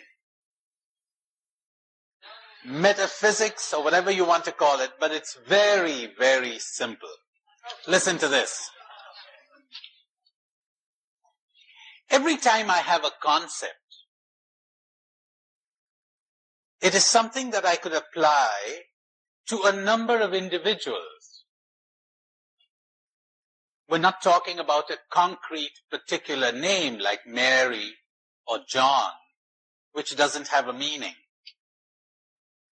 But when I have a concept, all other words are words that apply to any number of individuals, countless individuals. Concepts are universal. For instance, I say tree, or I say leaf. Now the word leaf could be applied to every single leaf on that tree. You have the same word for all those individuals. You have the same word for all the leaves on all the trees in this campus. The big ones, the small ones, the tender ones, the dried ones, the yellow ones, the green ones, banana leaves, oak tree leaves, all types of leaves. If I say to you, I saw a leaf this morning, you really don't have an idea of what I saw. Let's see if you can understand that. You do have an idea of what I did not see. I did not see an animal. I did not see a dog. I did not see a human being. I did not see a shoe.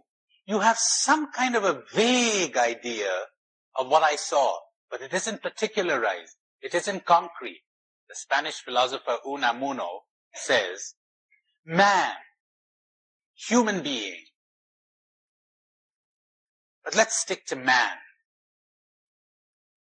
Not primitive man, not civilized man, not a grown-up man, not a child, not male, not female, not of this particular age or the other, not of this culture or the other. In other words, not man. Because the human being is found concrete. You never find a universal human being like your concept. Your concept points. But it is never entirely accurate. It misses uniqueness. It misses concreteness. For the concept is universal. And when I give you a concept, I give you something. And yet, how little it is I have given you.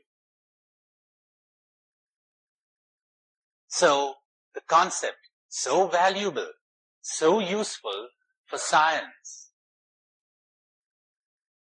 For instance, if I said of every one of us here that we are animals, that would be perfectly accurate. But you know, we're something more than animals. And so if I said, Mary Jane is an animal, that's true. But since I've omitted something essential to her, it's false. It does her an injustice. And when I call you a woman, that's true. But there are lots of things in you that don't fit into that concept. You are this particular, concrete, unique woman. That can only be experienced. It cannot be conceptualized. That I've got to see for myself. I've got to experience for myself. I've got to intuit for myself. The individual can be intuited, cannot be conceptualized. It's beyond the thinking mind. Lots of you would probably be proud to be called Americans, as lots of Indians, foolishly I think, would be proud to be called Indians. Because what is American? What is Indian? It's a convention. It's not part of your nature. But never mind about that now. And yet, even if you were proud to be called an American, if someone said to me, in reply to my question, "Who's Claire?" And he says, "Claire, she's an American." "Oh, American? Ah, well, I know. Hey, she was quite proud to be an American. But when I said American, I know she feels insulted. Say, wait a minute, you really don't know. All you got is a label. You don't know me. See what I mean? The concept always omits something extremely important, something precious that is found in reality, which is concreteness, uniqueness. Very important to understand that as you recall that the word, the concept, is not the thing. And so, the great Krishnamurti puts it so well when he says, the day you teach the child the name of a bird, the child will never see that bird again. How true. The first time that the child sees that fluffy, alive, moving object, and you say to the kid, "Sparrow, sparrow." Then tomorrow, when he sees another fluffy, moving object that's similar to this one, he says, "Oh, sparrow, I've seen sparrows. I'm bored by sparrows." You know something? If you didn't look at things through your concepts, you'd never be bored. Every single thing is so unique. Every sparrow is so unlike every other sparrow. Even in its similarity, great help to find similarities so that we can abstract, so that we can have a concept. Great help from the point of view of communication, indication, science, but also very misleading and a great hindrance to seeing this concrete individual. And what about this particular sparrow? It keeps changing, from moment to moment. But we're coming to that immediately. The first drawback in a concept is that the concept is abstract. Reality is concrete. I don't think anyone would quarrel with that. So if all that you experience is your concept, you're not experiencing reality, because reality is concrete. The concept is a help to lead you to reality. But when you come there, then you've got to intuit or experience it directly. Second quality of the concept. It is static. Reality is in flow. We know enough to realize this. We have the same name for the Niagara Falls, but that whole body of water is constantly changing. How could you ever invent different words for each little movement of the river? You've got a word river, but that water is constantly flowing. The word remains static. You've got one word for your body, but all the cells in your body are constantly being renewed. That's another drawback in the concept when it is compared to reality. To give you an idea of what it is like, let's suppose there's an enormous wind outside here, and I want the people in my country to get an idea of what an American gale or hurricane is like. So I capture it in a cigar box, and I go back home and say, behold, well, it isn't a gale any longer, is it, once it's captured? Or I want you to get the feel of what the flow of water in a river is like, and I bring it to you in a bucket. Well, the moment I put it into a bucket, it stopped flowing. The moment you put it into a concept, it stopped flowing. It became static. It became dead. Something like a frozen wave. A frozen wave is not a wave. A wave is essentially movement. It is action. And when you freeze it, it's not a wave. Concepts are always frozen. Reality flows. Finally, if we are to believe the mystics, and it doesn't take too much of an effort to understand this, or even believe it, one can see it at once. Reality is whole. Words and concepts fragment reality. They give us little fragments. That is why it is so difficult to translate from one language to another, because each language cuts reality up differently. The English word home is impossible to translate into French or Spanish. Casa is not quite home. It has associations which are peculiar to the English language. Every language has untranslatable words and verbs and expressions, because we're cutting reality up and adding something or subtracting something, and usage keeps changing. Reality is a whole, then we cut it up and make concepts and words to indicate different parts. But if you had never seen an animal in your life, and one day you found a tail, just a tail, you've never seen an animal in your life, and somebody said to you, that's a tail, would you have any idea of what that was, unless you had some idea of what an animal is? And unless you had some, couldn't be an idea, because ideas essentially fragment.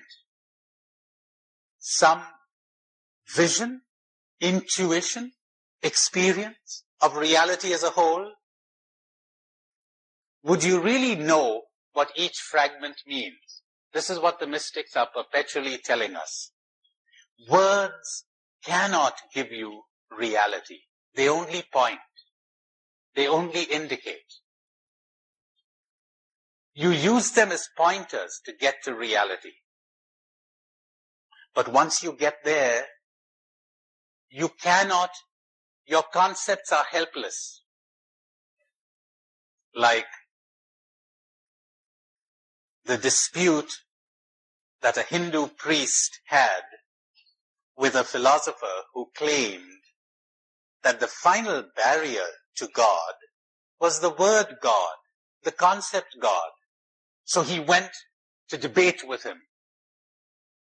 And the philosopher replied, the ass that you mount and that you use to get to a house is not the means by which you enter the house.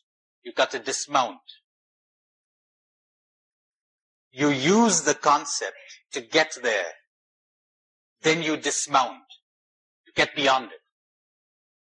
Now, you don't need to be a mystic to understand this, that reality is something that cannot be captured by words or concepts.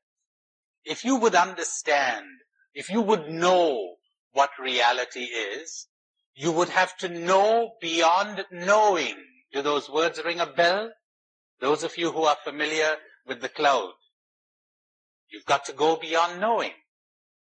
You've got to know beyond concepts, beyond words.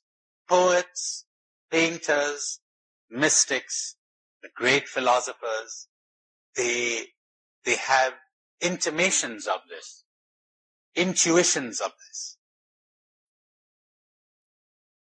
Now comes the big part. Let's suppose that one day I'm watching a tree. Until now, every time I saw a tree, I said, well, tree. But today when I'm looking at the tree, I don't see a tree. At least, I don't see what I've been accustomed to seeing. Suddenly I see something with the freshness of the vision of the child. There's no word for it. I see something that's unique, that's flowing, that's whole, and not fragmented. And I'm in wonder. Now when I come back and you say, what did you see? What do you think I'd say?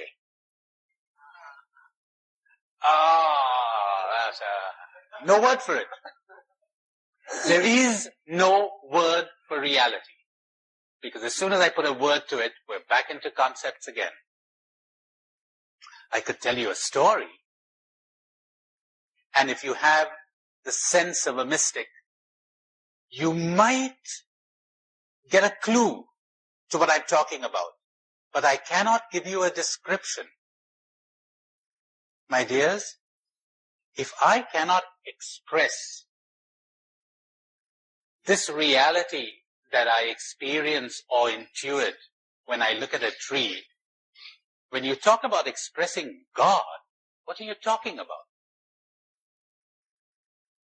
If I cannot express this reality that is visible to my senses, when I penetrate, I get beyond words and concepts and see, how does one express what cannot be seen by the eye or the ear? How does one find a word for it? Are you beginning to understand what Thomas Aquinas, Augustine, and all of them were saying? What the church teaches constantly when she says, God is mystery, unintelligible to the human mind.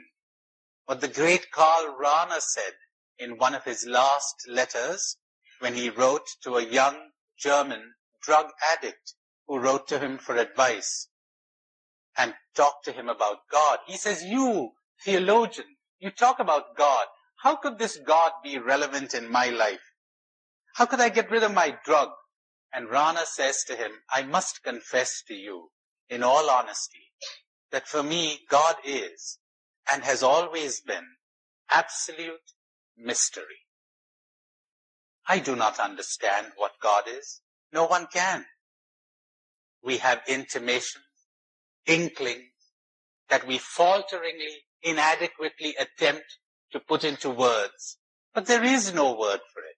There is no sentence for it. Talking to a group of theologians in London, I think it was, he said to them, the task of the theologian is to explain everything through God, and to explain God as unexplainable. Unexplainable. Mystery. One doesn't know. One cannot say. One says, And when one reveals God, one is using words, is not one. One is using concepts. And once again, all the great mystics in the Catholic Church, in all the Christian churches, in all the religions are telling us those words are pointers. They're not descriptions.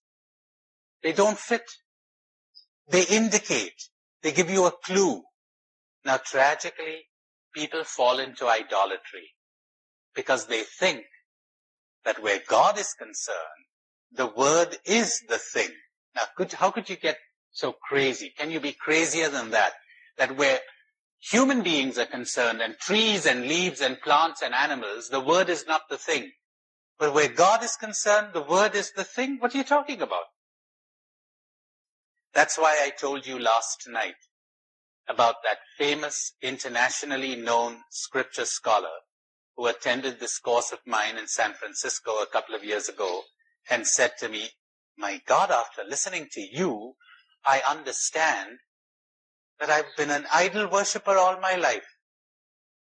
And as I said to you last night, he said this right out in the open there. Big man. It never struck me that I had been an idol worshiper. My idol was not made of wood or of metal. It was a mental idol. And these are the more dangerous idol worshippers. Very subtle substance that is used to produce this God, who has no name, no form, no image. There are only indications. There are clues. More about this when I talk about the scriptures. What I'm leading you to this afternoon is the following: awareness of reality around you. Do you remember I said, what is awareness? It means to watch, to observe what is going on within you and around you.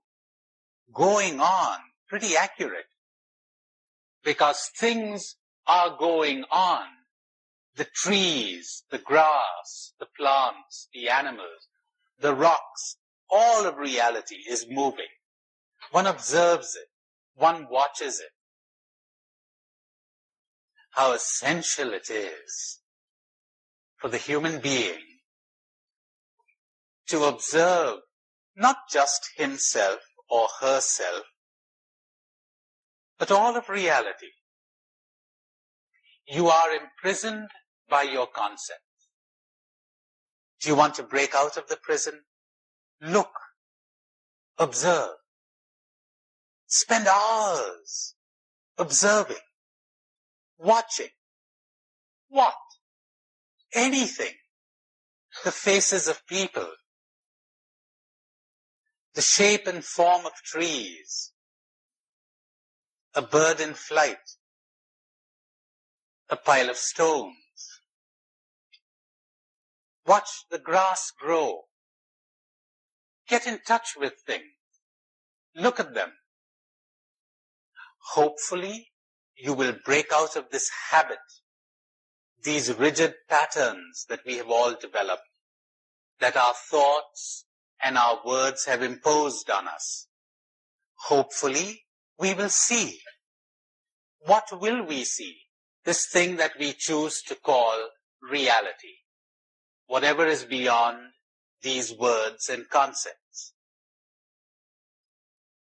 That is a spiritual exercise connected with spirituality, connected with breaking out of your cage, out of the imprisonment of your concepts and words. How sad if you would have passed through life and never seen it again with the eyes of a child. Don't lose your concepts, they're very precious. As a matter of fact, we begin without them. Then we develop concepts, because concepts have a very positive function. Thanks to them, it would seem, we develop this thing called intelligence. We're even able to then understand the limitations of concepts. Anyone who never learnt a language, who was never programmed, was never given words and concepts, would, it would seem, have no intelligence at all. And so we're invited not to become children, but to become like little children.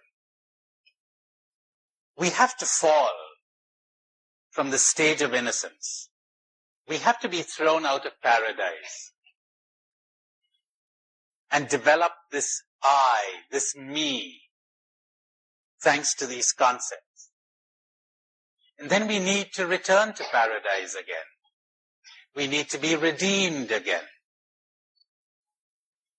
We need to put off the old man, the old nature, the conditioned self, and return to the state of the child, but without being children anymore. So we start off looking at reality in wonder, but it isn't the intelligent wonder of the mystic. It's the formless wonder of the child. Then the wonder dies and is replaced by boredom as we develop language and words and concepts. Then hopefully, if we're lucky, we return to the wonder again. Dag Hammarskjöld, that former UN Secretary General, puts it so beautifully. God does not die, he says, the day we deny his existence, but we die on the day that our lives cease to be illumined by the radiance of a wonder which we can never describe, which is quite beyond us. We die the day our lives cease to be illumined by that radiance, that wonder.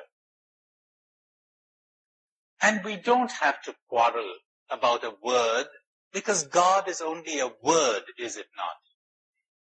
God is only a concept. One never quarrels about reality. We only quarrel about opinions, about concepts, about judgments. Don't seek for truth. Only drop your concepts. Drop your opinions. Drop your prejudices. Drop your judgments. And you will see. You know, that was philosophy. That was metaphysics. How do you like it? Not bad, huh? Well, I think that will be the toughest session of all the ones we've had. Thought I'd bring you this little quote, St. Thomas. How about giving it to you in Latin for Quia de Deo scire non possumus, quid sit, sed quid non sit, non possumus considerare de Deo quomodo sit, sed quomodo non sit. This is the introduction to his whole Summa Theologica. Since we do not know what God is, but what God is not, we cannot tell you God's way of being, but rather the way he is not. Then I gave you his De Trinitate. The loftiest degree of our knowledge of God is to know God as the unknown, tamquam ignotum. And in his Quaestio Disputata de Potentia Dei 7, he says, this is what is ultimate in the human knowledge of God, to know that we do not know God. This is what is ultimate in the human knowledge of God, to know that we do not know God. This gentleman was considered the prince of theologians, as I told you yesterday. He was certainly acquainted with the scriptures. He was a mystic and a canonized saint. We're standing on pretty good ground. Then what was he talking about when he talked about God? And what is the meaning of the scriptures? More about that later. See, I keep you coming that way. In India, we have a Sanskrit saying for this kind of thing. It is neti, neti. Not that. Not that. Sometimes referred to as the via negativa. Negative way. You know, I read a marvelous work by the famous C.S. Lewis.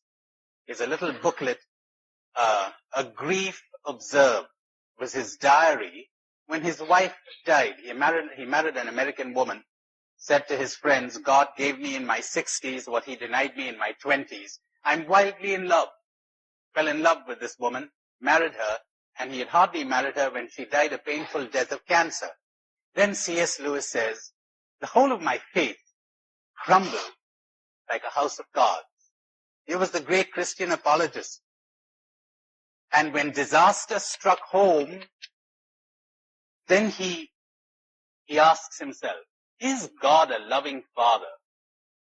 Or is he the great vivisector? Pretty good evidence for both things. And you can look at things in a somewhat slanted way and push aside evidence of the contrary. Remember when my own mother got cancer, my sister said to me, Tony, why did God allow this to happen to mother? I said, my dear, last year, 1 million people died in China of starvation, of a drought. Calculated at almost 1 million. You never raised the question. And so sometimes the nicest thing that could happen to us, for us to be awakened to reality, is for calamity to strike. When we begin to rethink, then you might lose your beliefs and come to faith. Your childish belief and come to faith. As C.S. Lewis did. Do read that book. It's marvelously written. He said, I never had any doubt before about people surviving death. But when my wife died, I was no longer certain. Why? Because it was so important to me that she be living. And, he's the master of comparisons and analogies. He says it's like a rope. Someone says to you, would this would this bear the weight of about 120 pounds? And you say, yeah. Well, we're going to let down your best friend on this rope. You say, wait a minute, let me test that again. Now you're not so sure. And somewhere in that diary, he says a marvelous thing. I was so happy and consoled, this was years ago, to find him say, we know nothing about God. We cannot know anything about God. Even our very questions about God are absurd. Marvelous. Of course your questions are absurd. Why? It's like the person born blind, the man born blind, who says to you, that color green, is it hot or is it cold? Neti, not that. Is it long or is it short? Not that. Is it sweet or is it sour? Not that. Is it round or is it oval or is it square? Not that. See, he's coming from the other senses, from his limited experience. He has no words, no concepts for this world of which he has no idea, no intuition, no experience, the world of colors. One can only speak in analogies. Not that. No matter what he asks, it isn't that. Your wording is wrong. Your question is absurd. So, C.S. Lewis says something like this. I'm not quite sure I've got the exact words, but it's something like this. It's like asking, how many minutes are there in the color yellow? And everybody's taking it very seriously and discussing it and fighting about it. You know what the answer to that question is? How many minutes are there in the color yellow? 25 carats. And the other guy says, no, 17 potatoes. And then they're fighting. Not that.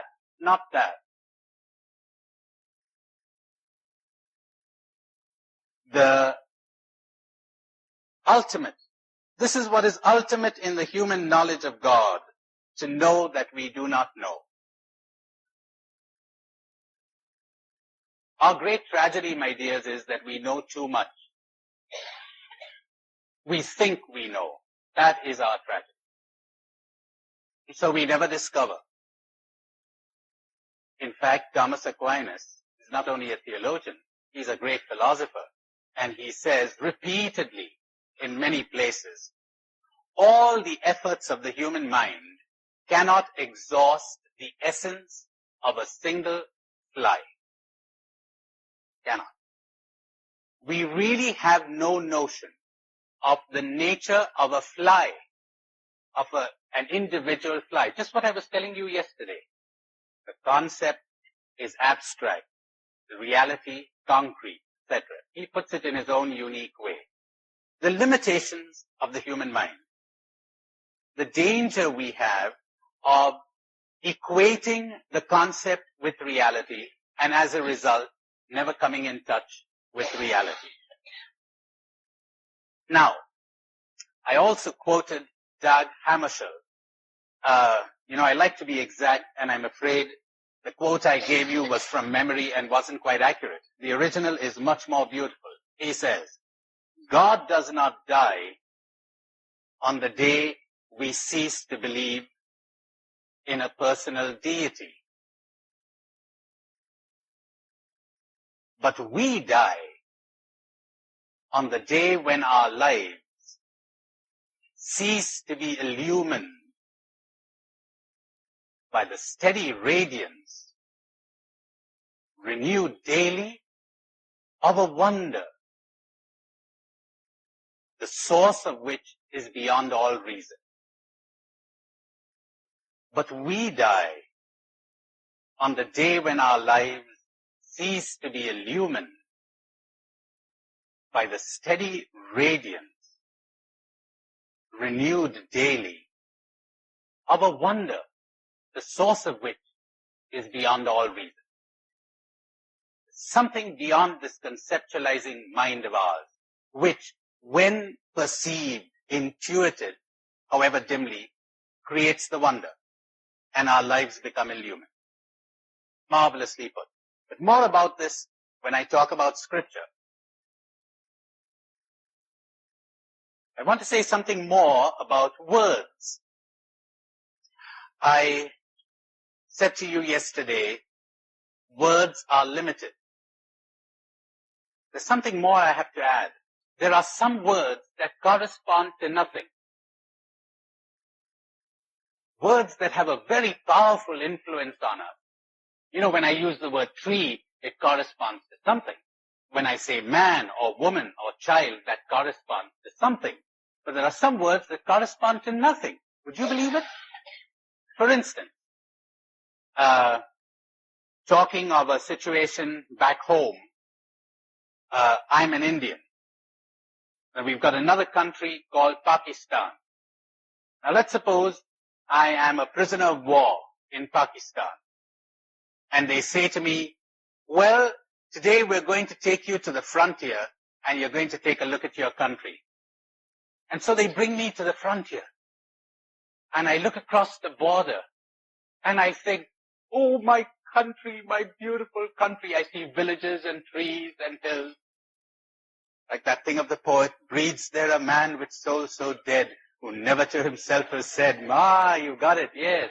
This is my own, my native land. And after a while, one of the guards says, excuse me, we made a mistake, sir. We have to move on another 10 miles. It's fun.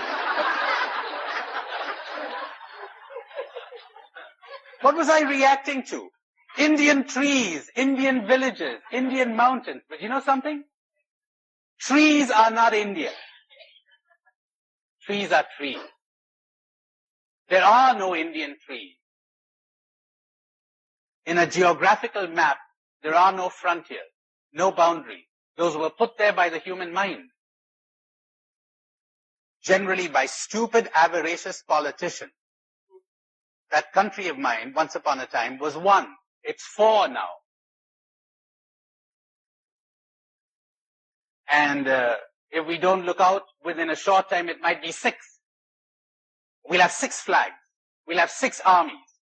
You never catch me saluting a flag. Me, never. Any flag. Never salute it. I abhor all national flags. I do. You go ahead. What are we saluting? I salute humanity. Not a flag with an army around it.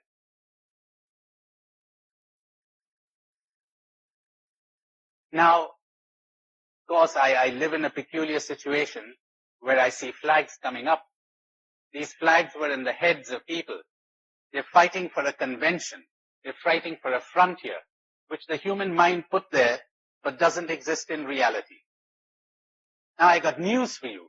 There are thousands of words in our vocabulary that do not correspond to reality at all. But boy, they trigger emotions. They trigger off emotions within us. And we begin to see things which are not there. We actually see Indian mountains, but they don't exist. And we actually see Indian people, what do you know, they don't exist. They really don't. Oh, well, you know, you have your American conditioning. I have my American conditioning. That exists. Not a very happy thing. You know, in our countries nowadays, in the third world countries, we talk a great deal about inculturation. Culture. This thing called culture. Not very happy with it. Me, not very happy with it. Because part of our liberation is liberation from our culture. You mean you'd like to do something because you were conditioned to do it?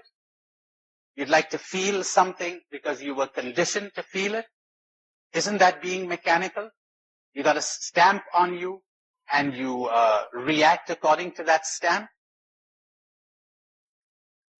Imagine an American baby that is adopted by a Russian couple, taken over to Russia, has no notion that it was born American. Because there is no such thing as American. So he's brought up talking Russian. He lives and dies for Mother Russia. He hates the Americans. He's all stamped with his own culture. He's steeped in his own literature. He's influenced and he looks at the world through the eyes of his culture. You want to wear your cultures the way you wear clothes, that's fine. You know, it's nice. The Indian woman will wear a sari, and the American woman will wear something else, and the Chinese woman will wear something else, and the Japanese woman will wear her kimono, that's nice. But nobody's identifying herself with the clothes. So you want to wear culture like that, that's nice. But then you become proud of your culture. They teach you to be proud of it. They teach you to be proud of your country. There are emotions, words that are emotionally charged. Nobody sits down and analyzes that. Remember how I told you, if you are affected or influenced by an experience you had with your father, let me put it as forcefully as possible. There's this Jesuit friend of mine who says, anytime I see a poor person, a beggar, I cannot give this person an alms. I cannot not give this person an alms. I got that from my mother, he said. My mother, ever since I was a kid, you know, he lived somewhere in the countryside in India, and any poor person who'd come there, well, his mother would offer that person a meal, etc. He said, I picked it up from her. I said to him, Joe, what you have is not a virtue. What you have is a compulsion. A good one from the point of view of the beggar, but a compulsion nonetheless. You cannot not do this. I remember a Jesuit who said to us once at a province meet, a kind of an intimate gathering of the men of our Jesuit province there in Bombay. Very nice to hear that. He said, I am 80 years old. I've been a Jesuit for 65 years. I have never once in all my life missed my hour of morning meditation. Never once. Nice. Could be very admirable, or it could be a compulsion too. No great merit in that, if it's mechanical. The beauty of an action comes not from its having become a habit, but from sensitivity, from consciousness, from clarity of perception and accuracy of response. I may say yes to this beggar, I may say no to another. I'm not compelled by any conditioning, programming of my past experiences or my culture. Nobody has stamped anything on me, or if they have, I'm no longer reacting from that. It's like you have a bad experience with an American, or you were bitten by a dog, or you had a bad experience with a certain kind of food. Now for the rest of your life, you're influenced by that experience. Too bad. You need to be liberated from that. Don't carry over experiences from the past. Hey, I see many of you nodding in assent. How about carrying over good experiences from the past? Huh? Don't carry those either. You know what it means? To experience something fully, then drop it and move on to the next moment, uninfluenced by the previous one? My, you're traveling with such little baggage, you could pass through the eye of a needle. Now you will know what eternal life is. Because eternal life is now. In the timeless now. Only thus will you enter eternal life. But how many things we carry with us. And we never set about the task of freeing ourselves, of dropping the baggage, of being ourselves. And I'm so sorry to say that everywhere I go, I find Muslims who are using their religion and their worship and their Quran to distract themselves from this task. Instead of serving as a help, serves as a distraction. And the same applies to Hindus and you know who else. Now you're very clever, you're catching on quickly today. Now, words, they have such an influence on us. You know, you're talking to somebody, listen to this. You're talking to somebody, he seems a nice kind of guy, and somebody whispers into your ear, Cardinal Archbishop. Whoop. It has an influence on your mind and on your nerves. You're suddenly influenced by that, the word. See how it triggered off reactions within you? Can you imagine a human being who is no longer influenced by words, who is only affected by reality? You could give him any number of words, he'll still give you a fair deal. You could say Cardinal Archbishop, but he'll still give you a fair deal. He'll see you as you are. He's uninfluenced by the label. You could say Indian, American, Russian, Chinese, anything. He is uninfluenced by labels. So there it is. The importance of understanding words and concepts. If we are to attain awareness, because I said to you, awareness heals, awareness transforms, awareness puts us in touch with reality. But that goes with understanding how our mind functions and how we are being deceived by words and concepts. There's one more thing I want to say about our perception of reality. Let me put it in the form of an analogy. You've got the President of the United States. Now, he has to get feedback. Or you've got the Pope in Rome, who has to get feedback from the whole church. Now you've got millions of items that are supposed to be fed to the President, but he could hardly take all of that in, much less digest it. So he has people whom he trusts to make abstracts, to summarize things, to monitor, to filter, and then some of it gets to his desk. Now this is what's happening to us. From every pore of our living cell of our body, and from all the senses, we're getting feedback from reality. But we're filtering things out constantly. Who's doing the filtering? Very important to find out. Your conditioning, your culture, your programming, the way you were taught to see things and to experience things, even your language.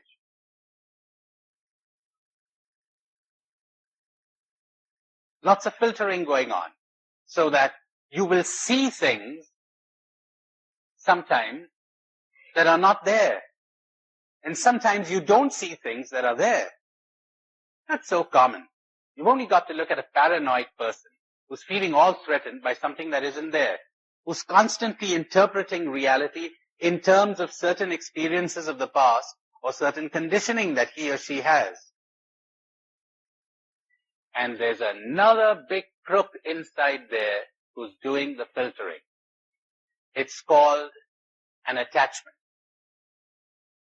Desire, craving. The root of sorrow is craving. Craving distorts perception. It destroys perception. You've got your fears and your desires.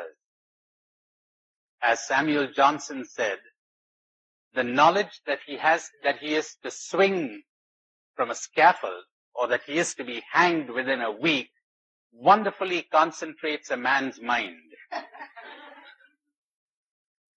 You blot out everything else. You're concentrated only on this. Fear. Or desire. Craving. Look how we have been brought up. We were drugged when we were young. And we were brought up to need people. For what?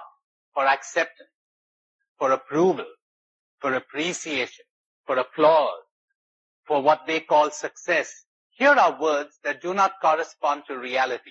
They're conventions, like political reality, convention. Things invented, but we don't realize that they don't correspond to reality. Success, what is that? That is what this particular group decided is a good thing. Another particular group will decide it's a bad thing. What is good in Washington might be considered bad in a Carthusian monastery. Success in political circles might be considered failure in other circles. These are conventions. But we treat them like realities, don't we? Now, what happened to us when we were young? We were programmed. We were taught. We were programmed to unhappiness. This is amazing. You cannot not be unhappy. Why? Because they taught you, and they taught me, they taught all of us, that in order to be happy, you need, you name it, money, success, a beautiful or handsome partner in life, a good job, friendship, spirituality, God, you name it. Unless you get these things, you're not going to be happy. You need them. Now that is what I call an attachment. An attachment is a belief that without something, you are not going to be happy. Once you get convinced of that, and that has got into our subconscious, it's got stamped into our nerves, to the roots of our being. But how could I be happy unless I have good health? You know, I'll tell you something. I have met people dying of cancer who are happy. But how could I be happy if I know I'm going to die? You all know of people who are happy when they're meeting death. But how could I be happy if I don't have money? You know something? This guy has got $1 million in the bank and he's feeling insecure. The other guy has got practically no money and he doesn't seem to feel any insecurity at all. He was programmed differently, that's all. Useless exhorting the first guy about what to do. He needs understanding. He needs to understand. That's where I was talking about awareness. Exhortations are no great help, as I'm going to tell you very soon. You need to understand you've been programmed. It's a false belief. See it as false. See it as a fantasy. And so what are people doing all through their lives? They're busy fighting. Fight, fight, fight. The conflict to what they call survival. But you know, when you talk to the average American who says he or she is making a living, it isn't a living they're making. Oh no. They've got much more than enough to live. Come to my country and you'll see that. You mean you don't need all those cars to live. You really don't. You don't need a television set to live. You don't need all that makeup to live. You don't need all those clothes to live. To live, you don't need them. You really don't. But try to convince the average American of this. They've been brainwashed. They've been programmed. So conflict, work, effort, strife to get the desired object which will make them happy. Now, listen to this pathetic story. Your story, my story, everybody's story, till we understand it and break out. The story is this. They told us, until I get this object, I'm not going to be happy. Whatever it is. Money, friendship, anything. So I've got to strive to get it. And when I've got it, I've got to strive to keep it. A temporary thrill. Oh, I'm so thrilled I got it. How long does that last? A few minutes. A couple of days. At the most. When you got your brand new car, how long did the thrill last? Just as long as your next attachment was threatened. There's a funny thing about an attachment, you know. If you have 1,000 attachments, you could satisfy 999, but if you haven't satisfied one, you're miserable. So, alright, I've got it. Thrill. Now, get tired of it after a while. They told me prayer was the big thing. They told me God was the big thing. They told me friendship was the big thing. Not knowing what prayer really was, not knowing what God really was, we made things out of them. After a while, we get bored with the car, but we're still holding on to it. And we're still fending off threats. Isn't that pathetic? And if you've got one attachment, that's bad enough. When you have a couple of thousand, I mean, we're crazy. We're just crazy. And there's no way out. There simply is no way out. It's the only model we were given to be happy. We weren't given any other model. Our culture, our society, I'm sorry to say even our religion, gave us no other model. This is happening in all religions too, you know. Like, you've been appointed cardinal. What a great honor that is. Honor? Did you say honor? You used the wrong word. Now others are going to aspire to it. You lapse into the world, what the Gospels call the world. And you're going to lose your soul. The world, success, honor, non-existent things, power, prestige, winning, especially over others, popularity. You gain the world, but you lost your soul. Your whole life has been empty and soulless. Nothing there. There's only one way out, and that is get deprogrammed. Get deprogrammed. How do you get that? Become aware of the programming. I'm going to be talking pretty soon about change. You cannot change by an effort of the will. You cannot change through ideals. You cannot change through building up new habits. Your behavior may change, but you don't. You only change through awareness and understanding.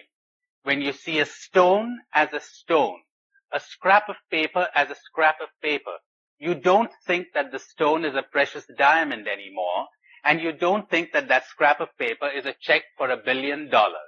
When you see that, you change. There's no violence anymore in attempting to change yourself. Otherwise, what you call change is moving the furniture around. Your behavior has changed, but not you.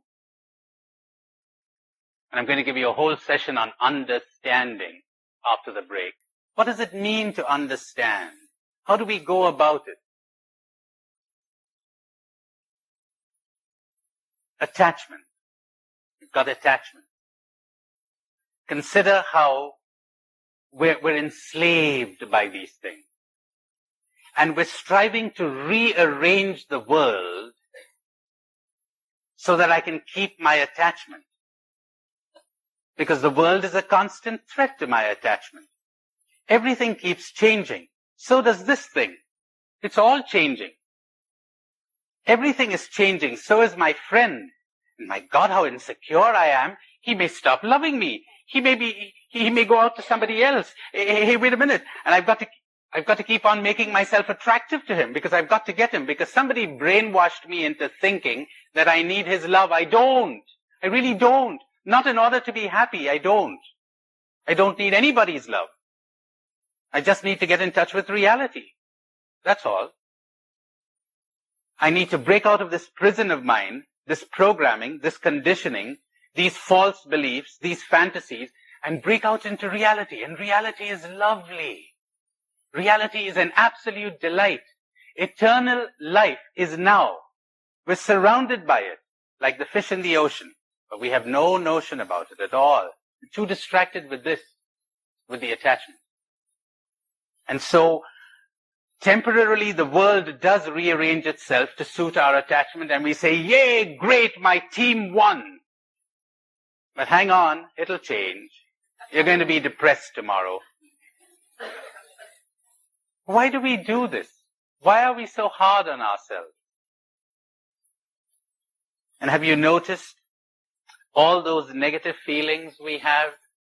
You're jealous. Where does your jealousy come from? Look for the attachment underneath. Somebody is getting what you want and what you think you will not be happy without. You're anxious and frightened. You're getting paranoid. Your attachment has been threatened. See if you can understand that. I'll go slowly. You're getting angry. Somebody is likely to come in the way of your getting your attachment, or you're keeping your attachment. Or else why would you be angry? Because you're convinced you're not going to be happy without this. You're not going to be happy without that. You got cravings. And so it goes on. All those negative feelings. Just scratch a bit on the surface, under the surface, probe under the surface, and the attachment will come to light.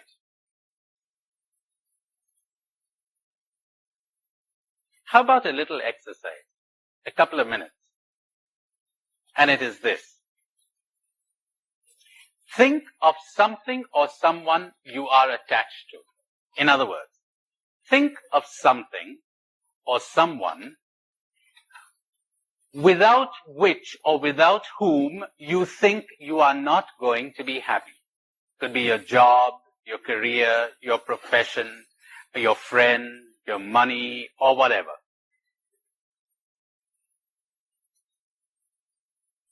And say to it, him, her,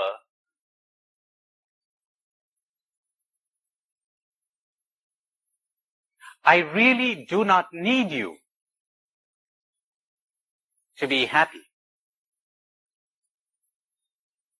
I'm only deluding myself into the belief that without you, I will not be happy. I'm only deluding myself into the belief that without you, I will not be happy. But I really don't need you for my happiness.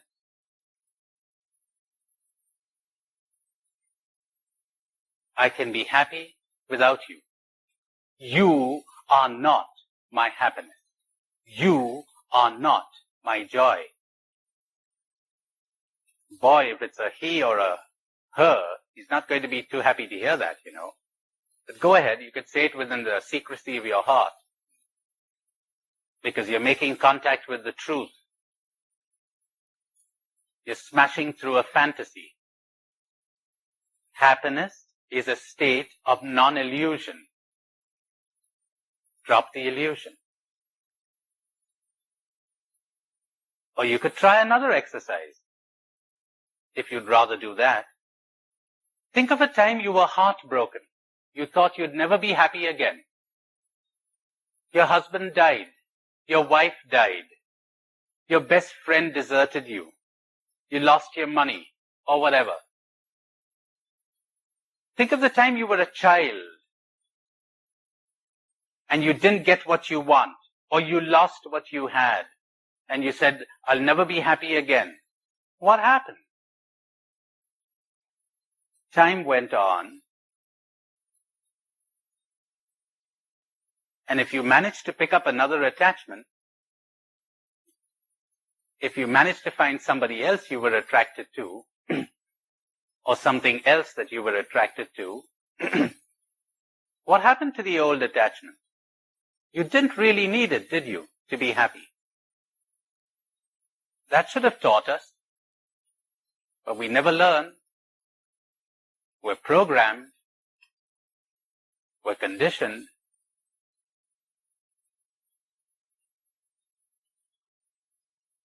Then I'll give you a few seconds to think, my, how liberating not to depend emotionally on anything. If you could get even 1 second's experience of that, you're breaking through your prison and getting a glimpse of the sky. Someday maybe you will fly.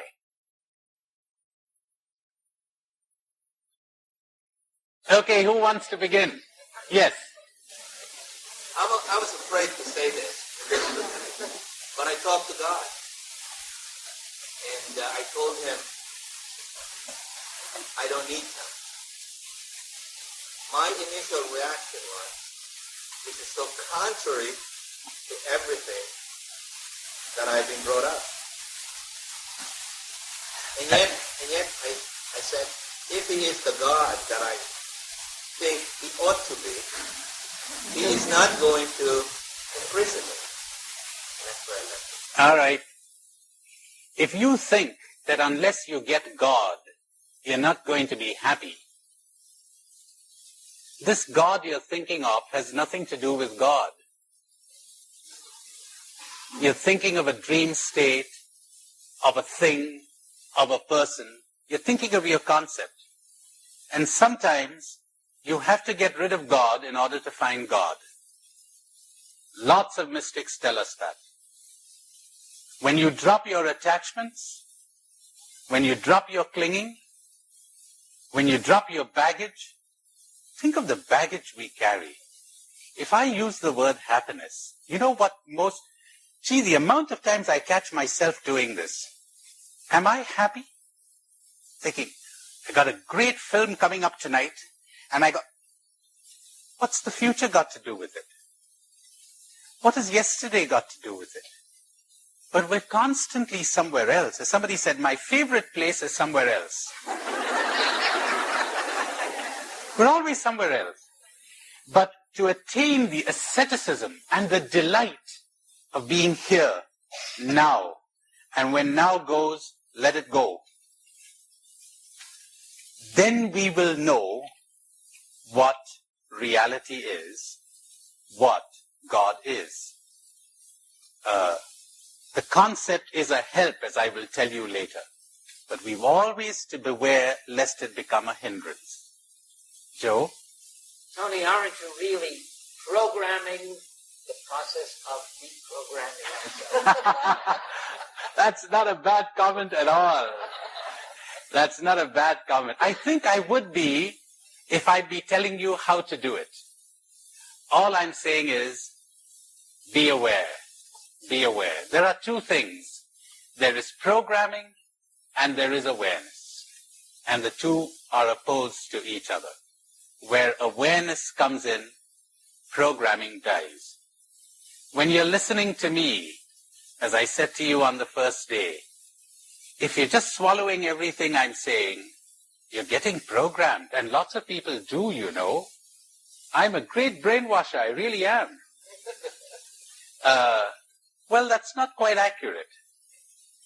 The way I speak very easily lends itself to gullible people getting brainwashed.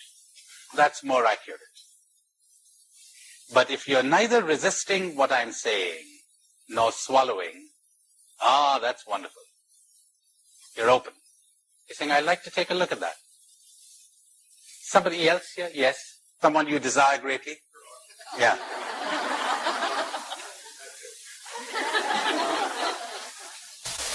She had not, I didn't use it. There was a degree in my head telling me to stop it. And the only way to get past it is the role playing. And is the role playing a help? Yes, oh yes, yes. You begin by doing it in fantasy and role playing. Yes. Yes, you'd better prepare your wife before you tell her this truth. Yes, I know. Isn't it amazing, though, that we have been so blinded by everything that we did not discover this basic truth? I remember how frightened I was to say this to an intimate friend of mine when I sensed it was true. I really don't need you. Period. For anything. I don't need you. I can be perfectly happy without you. Result, I enjoy your company thoroughly.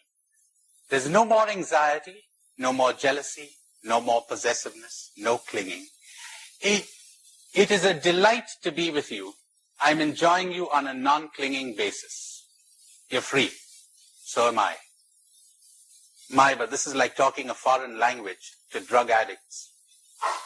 We've been drugged. We really have been. Took me many, many months to truly understand this. And mind you, I'm a Jesuit, brought up in the tradition of St. Ignatius, whose spiritual exercises are really all about this. And I'd missed the point. Because my culture and my society, not my religious society, but the society in India in general, society, you take it for granted. Jesus had friends. Wait a minute.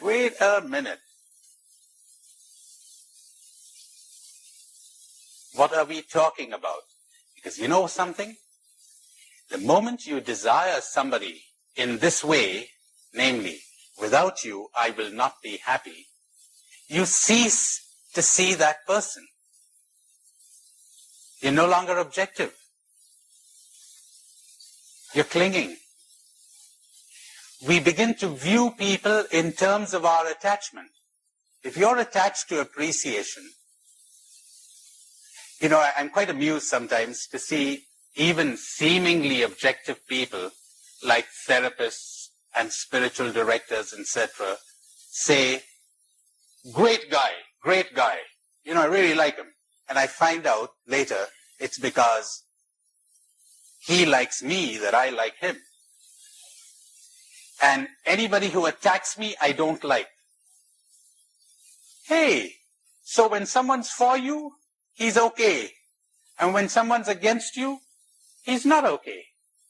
Then I look into myself and I find the same thing coming up every now and then. If you're attached to appreciation and praise, you're going to view people in terms of their threat to your attachment or their fostering your attachment. If you're a politician and you want to be voted in, how do you think you're going to look at people? How will your interest in people be guided? Who's the guy who's going to get me the votes? Who's the woman and so it goes on. And if what you're interested in is in sex, how do you think you're going to look at men and women? If you're attached to sex, and if you're attached to power, and so on and on and on. That colors your view of human beings. An attachment destroys your capacity to love. What is love? Love is sensitivity. Love is consciousness. To give you an example, I'm sitting here listening to a symphony. If all I hear is the sound of the drums, I don't hear the symphony. What is a loving heart? A loving heart is one that is sensitive to the whole of life, to all persons. A heart that doesn't harden itself to any person or thing. But the moment you become attached, in my sense of the word, then you're blotting out many other things. You've got eyes only for the object of your attachment. You have ears only for the drum. The heart has got hardened. Moreover, it has got blinded because you no longer see the object of your attachment objectively. You cannot be objective anymore. Love entails clarity of perception, objectivity. There is nothing so clear-sighted as love.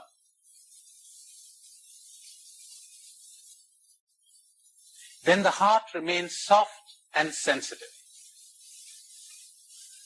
But when you're hell-bent on getting this thing or that or the other, you become ruthless, you become hard, you become insensitive.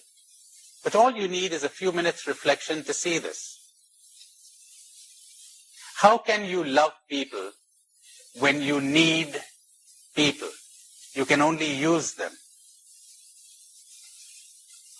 When you need them emotionally. If I need you to make me happy, I cannot love you. I got to use you. I got to manipulate you. I got to find ways and means of winning you. I cannot leave you free. I can only love people when I have emptied my life of people. When I die to the need for people. Then I'm right in the desert. And in the beginning, it feels awful. It feels lonely. But if you can take it for a while, you will suddenly discover that it isn't lonely at all. It is solitude. It is aloneness. And the desert begins to flower. And at last you know what love is, what God is, what reality is. But giving up the drug in the beginning can be tough unless you have a very keen understanding and you have suffered enough. It's a great thing to have suffered. Then you're sick of it. Make use of suffering to end suffering. But people suffer and they go on suffering, and that's why I said to you, the conflict within me sometimes between the role of spiritual director and therapist. As therapist, well, let's ease the suffering. All right. As the spiritual director in me says, let her suffer. She'll get sick of this way of relating to people.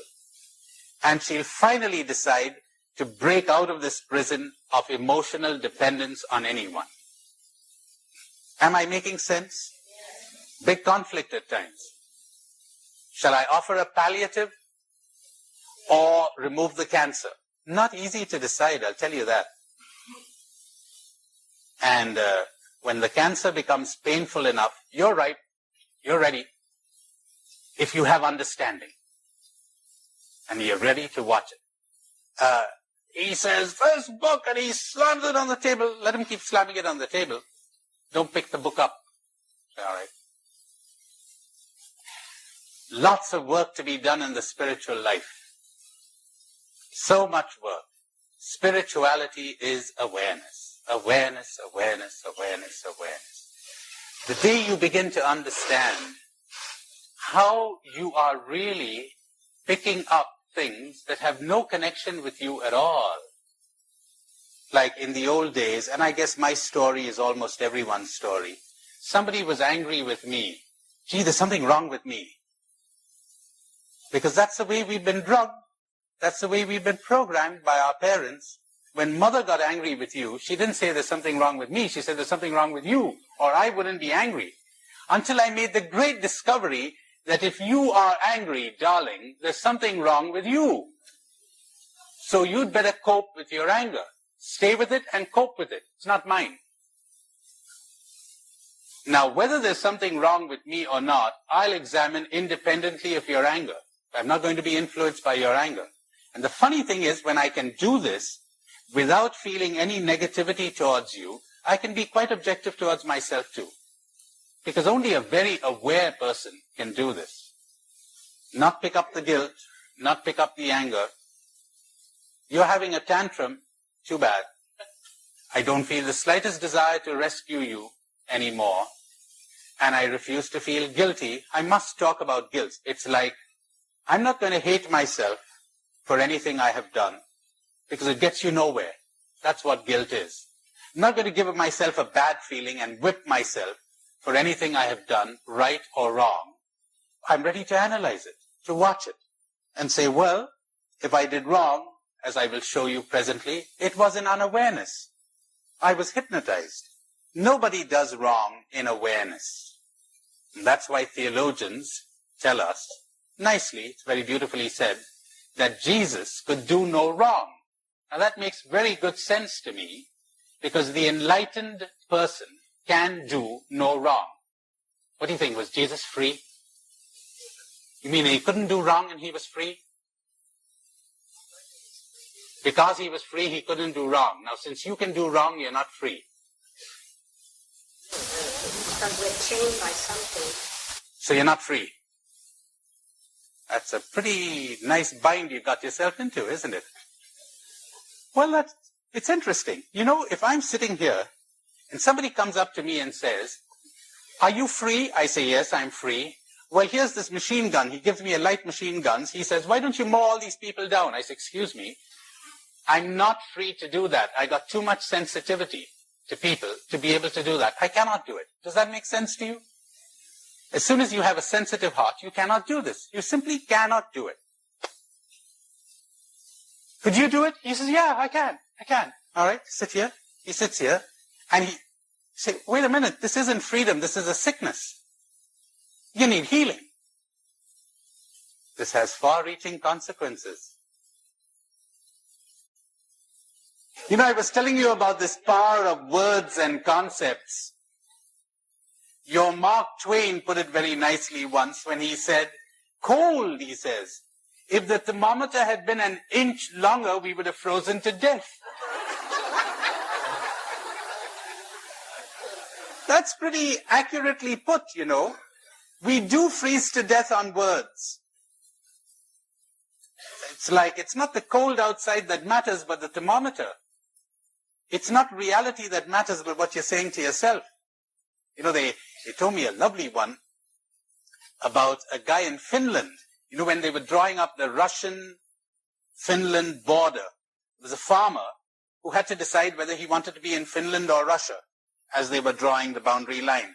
So after a long time, he said he wanted to be in Finland. And he didn't want to offend the Russian officials who came up to him and demanded to know, why did he want to be in Finland? And the guy says, you know, it has always been my desire to live in Mother Russia. But at my age, I wouldn't be able to survive another Russian winter. So I want to be in Finland. That brings it out very well, doesn't it? It's only a word. It's only a concept. But it isn't. Not for human beings. Not for crazy human beings. There was a man who once attacked a guru, the master, for claiming this, that human beings were mostly reacting to words, not to reality, as I explained to you this morning. The governor, a beggar, an Indian, an American, the cardinal, archbishop, the Pope, Mother Teresa. I wonder how many would be capable of seeing Mother Teresa. Or would they be seeing what they heard about her? Or would they be seeing what they're expecting? So we're frequently not looking at reality. We're almost never looking at reality. So this master was attempting to explain to them how human beings react to words. They feed on words. They live on words. They're perishing because they're living on words, not on reality. They're not getting nourished on reality. So one of the men stood up there and protested.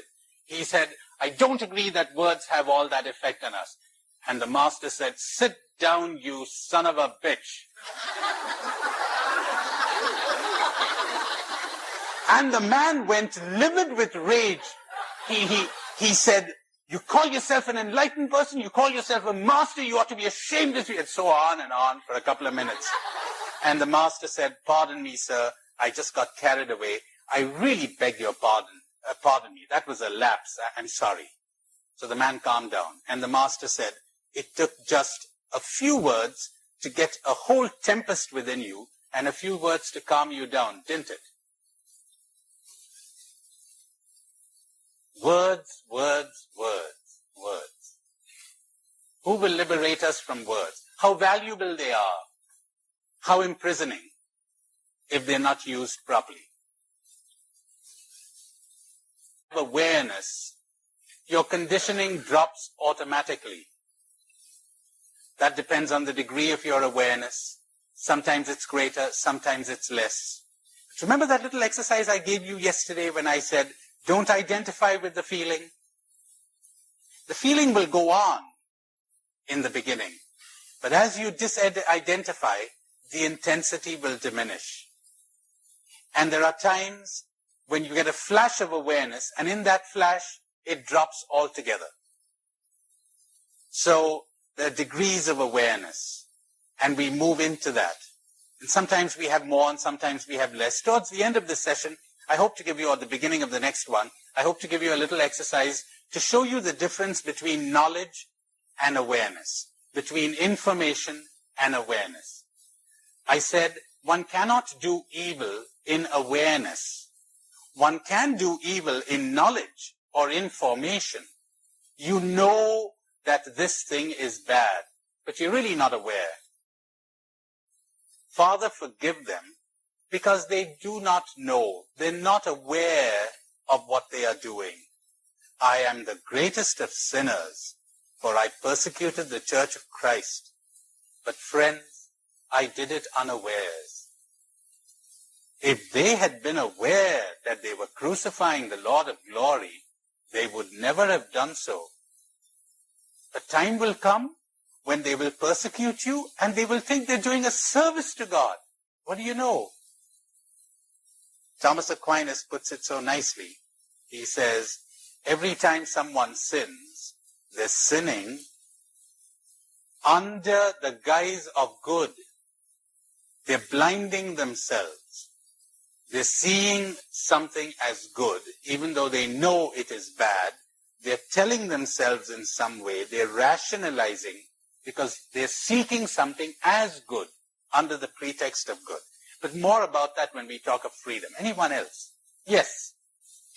It's very freeing to become aware of an image of driving in traffic, and you're maintaining a steady gait, and lots of horns are blowing, and you're getting four-letter words, and etc. And I find it very difficult to maintain the serenity in the midst of that, the center and so forth. Are you saying that by beginning the process of awareness, eventually that nervousness will dissipate and that the peace will... that's my big search. Did you pick up your attachment there? Your attachment to calm and peace. You're saying, unless I'm peaceful, I won't be happy. Did it ever occur to you, you could be happy in your tension? Before enlightenment, I used to be depressed. After enlightenment, I continue to be depressed. You hit upon something there. You see, if you don't make a goal out of relaxation and sensitivity, you ever heard of these people who get tense trying to relax? Yes, they're making an effort to relax. Well, if one is tense, one observes one's tension. You will never understand yourself if you seek to change yourself. I'll be explaining that to you later when we talk about self-change. The harder you try to change yourself, the worse it gets. You are called upon to be aware. Get the feel of that telephone. Get the feel of the ring of the phone. The jarred nerves. Get the sensation of that. Get the sensation of the steering wheel in the car.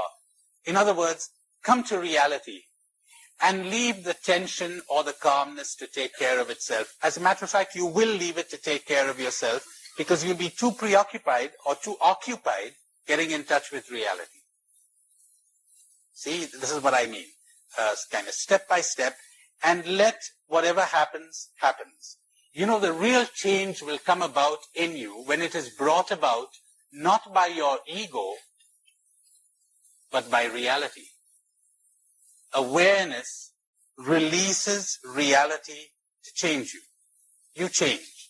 In sensitivity, you change. In consciousness and awareness, you change. But you've got to experience this. It's useless taking my word for it. But if you've got a plan, if your ego has drawn up a plan in its own cunning way and trying to push you into that, you'll meet with resistance. There'll be trouble. Who else? Pretty good questions. Yes. Yes. All right. The question is being awakened a growing process? At times you're awake, at times you go to sleep, etc. Do you pick up the mild anxiety behind that? You want to be awake, don't you? You want to find out if you're really awake or not. Now that's part of asceticism. It doesn't matter. How strange that sounds in a culture and a society where we've been trained to achieve goals, get somewhere. There's nowhere to go. You know why? Because you're there already. The Japanese have a nice way of putting it. The day you cease to travel, you will arrive. Now, if your attitude were, I want to be aware. I want to be in touch with whatever is, and let whatever happens, happen. If I'm awake, fine. If I'm asleep, fine. But the moment you make a goal out of it, and you're attempting to get it, see what's happening there is you're seeking ego glorification, ego promotion. You want the good feeling that you made it. I got news for you. When you make it, you won't know. Your left hand won't know what your right hand is doing. Lord, when did we do this? We had no awareness. Charity is never so lovely as when one has no consciousness that one is practicing charity. You mean I helped you?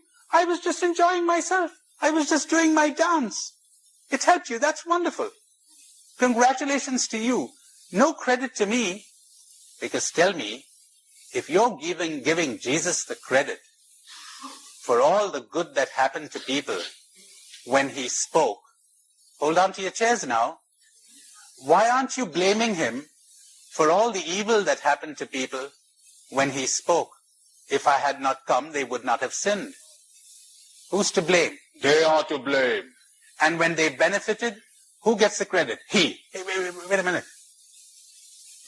The rain that is exactly the same in its nature produces thorns in the marsh and flowers in the garden.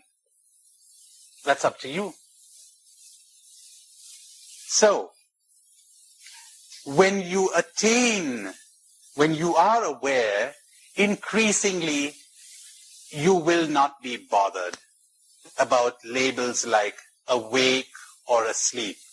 You know, I must say I cheated with all of you. I used it, to use an Ignatian phrase, getting in through your door, arousing your curiosity, and I'm sorry to say, your spiritual greed, but greed nonetheless. Say, let's come awake. It's going to be wonderful. Well, that's for starters. After a while, it doesn't matter. One is aware because one lives. The unaware life is not worth living. And you will leave change to take care of itself. We have another question here. Yes. All right. The question is, the harder you try to change, the worse it gets. Is there a passivity there? Remember I said, the more you resist something, the greater power you give to it. So resist not evil. When someone strikes you on the right cheek, offer him your left as well. you always empower the demon you fight. That's very Oriental. Flow with the enemy, and you overcome the enemy. How does one cope with evil? Not by fighting it, but by understanding it. In understanding, it disappears. How does one cope with darkness? Not with one's fists. You don't chase darkness out of the room with a broom. You turn on the light. But the more you fight darkness, the more real it becomes to you, and the more you exhaust yourself. When you turn on the light of awareness, it melts. Watch this. Scrap of paper. This is $1 billion check. I must renounce it. The gospel say I must renounce it. Got to renounce it. Got to give it up. I want eternal life. Substitute one greed with another greed. Spiritual greed with the other greed. Before you had a worldly ego, now you got a spiritual ego, but you got an ego all the same. Kind of a refined one. More difficult to cope with. I got to get rid of it. So I'm giving it up. I'm really giving it up. But something in me is drawing me towards it. When you renounce something, you're tied to it. But if instead of renouncing it, I look at it, I say, hey, this isn't $1 million check. This is a scrap of paper. Lost interest. Gone. Nothing to fight. Nothing to renounce. Or if I look under it and I say, heavens, look at the anxiety under this. Look at the pain. Look at the depressions that are going to follow. I don't want this. Give it up. Understanding, awareness. Does that address itself to your question? Don't fight. Don't make efforts. Don't drag yourself somewhere. Find out what's going on.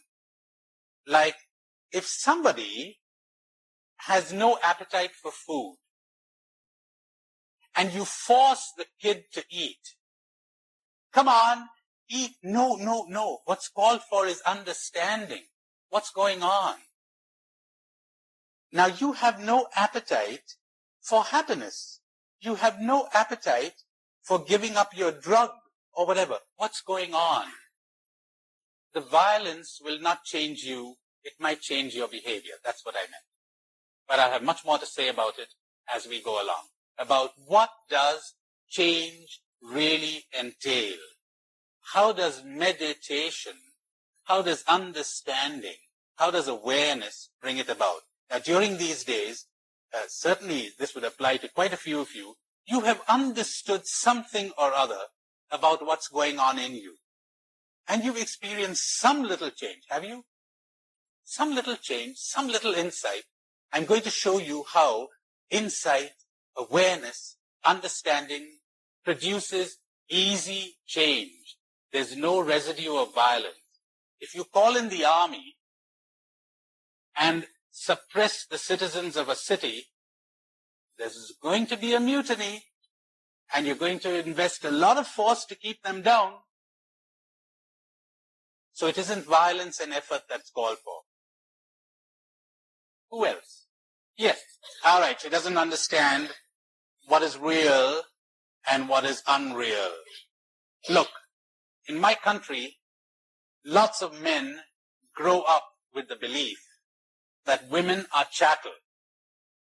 I married her. She's my possession. Now this guy walks up to you and says, that's real. Women are things. What would your response be? Not true, right? Depends, she says. You don't agree with him. If he's married to you,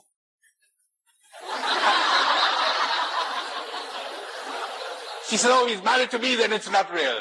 It's not true. That's interesting. That's a good one. She says if he was married to her, she'd be a widow. Isn't that great? That's terrific. Okay. Yes. Now, is this guy to blame? Get ready for a shock. He isn't. He isn't. Just like many Americans are not to blame for the way they're viewing Russians. They're not to blame. They just got dyed in a certain color. And there they are, and that's the color through which they're looking at the world, and they see that color.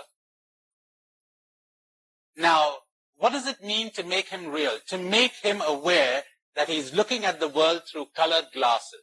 Ah, there is salvation. There's no other salvation. Because I could say to him, stop it, that's not good. But till he has seen, he's always in danger of finding some other way of acting according to this conviction that was given to him. As I told you, that's the making of the terrorist. He's absolutely convinced. He sees a real world out there. He's got real enemies. He's got people who hate him. But when we look at it, we say, funny, that's not there at all. You're imagining things. You're conditioned. So the great search of spirituality, the great task of spirituality, where am I coming from? Is this real? Or am I conditioned? Am I brainwashed?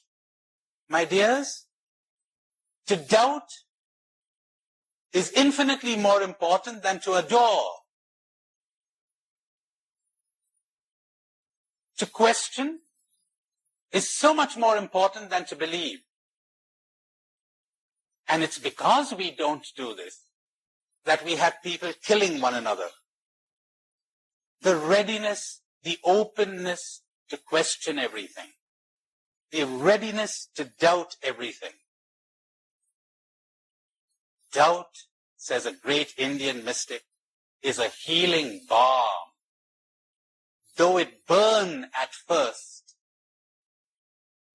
it will heal you. It begins to burn because when those convictions that you've introjected, are beginning to wear off, you feel as if you're losing your whole life. My gosh, I've been a communist all my life. I was seeing the world through communist eyes. Has it ever struck you that if you are thinking as a communist, you've ceased to think? If you're thinking as a communist, you've ceased to think. Does that make sense? How about if you're thinking as a Muslim? Same thing. As soon as you're thinking as anything, you stop thinking. As soon as you're looking at the world through an ideology, but what is an ideology? Those are words. Those are theories. Those are ideas and concepts. No reality fits an ideology. And all good ideologues will tell you that. They'll say, well, this is the best we've come up with. Doesn't fit. Life is beyond that. That is why people are always searching for a meaning to life. Has it never struck you that life has no meaning? Cannot have meaning. What is meaning? Meaning is a formula. Meaning is something that makes sense to the mind. But every time you make sense out of reality, you bump into something that destroys it all. And you say, well, God is a mystery. Life is a mystery. We don't really understand it. We don't really know. It's like the mystics graft meaning onto their experience of reality. But it is really only a graft. Falteringly, inadequately, they try to express something. They give some clue. They give an indication. As I'll tell you when we talk about the scriptures, they tell you a story, hoping you'll get a clue. But it's not contained in that formula. It goes beyond the formula. Meaning is only found when you go beyond meaning. Life only makes sense when you perceive it as mystery, and it makes no sense to the conceptualizing mind. Yes, you have a question. Meaning is a set of sentences that your mind can understand. Label, very well put. Yes. Can what? Oh, I didn't say adoration wasn't important. I just said that doubt was infinitely more important than adoration. Everywhere people are searching for objects to adore, I don't find people awake enough to question themselves, their attitudes, their convictions. I'll tell you this, how happy we would be if a number of those terrorists would adore less and question more. How about that? Now you're getting what I'm saying. Only we don't like to apply it to ourselves. We think we're all right. The terrorists are wrong. You know something? The guy who's a terrorist for you is a martyr for the other party. Mm-hmm. Yes. I'm trying to filter through people being people. Aloneness. Aloneness. Loneliness is you're missing people. Aloneness is you're enjoying yourself. Remember that quip of Bernard Shaw? When they asked him whether they saw him at a party. You know those awful things that you call cocktail parties where nothing is said. And I just don't see how people enjoy that, but evidently some do. So he found himself at one of these parties and they said, "Are you enjoying yourself?" And Bernard Shaw said, "It's the only thing I'm enjoying here." Right.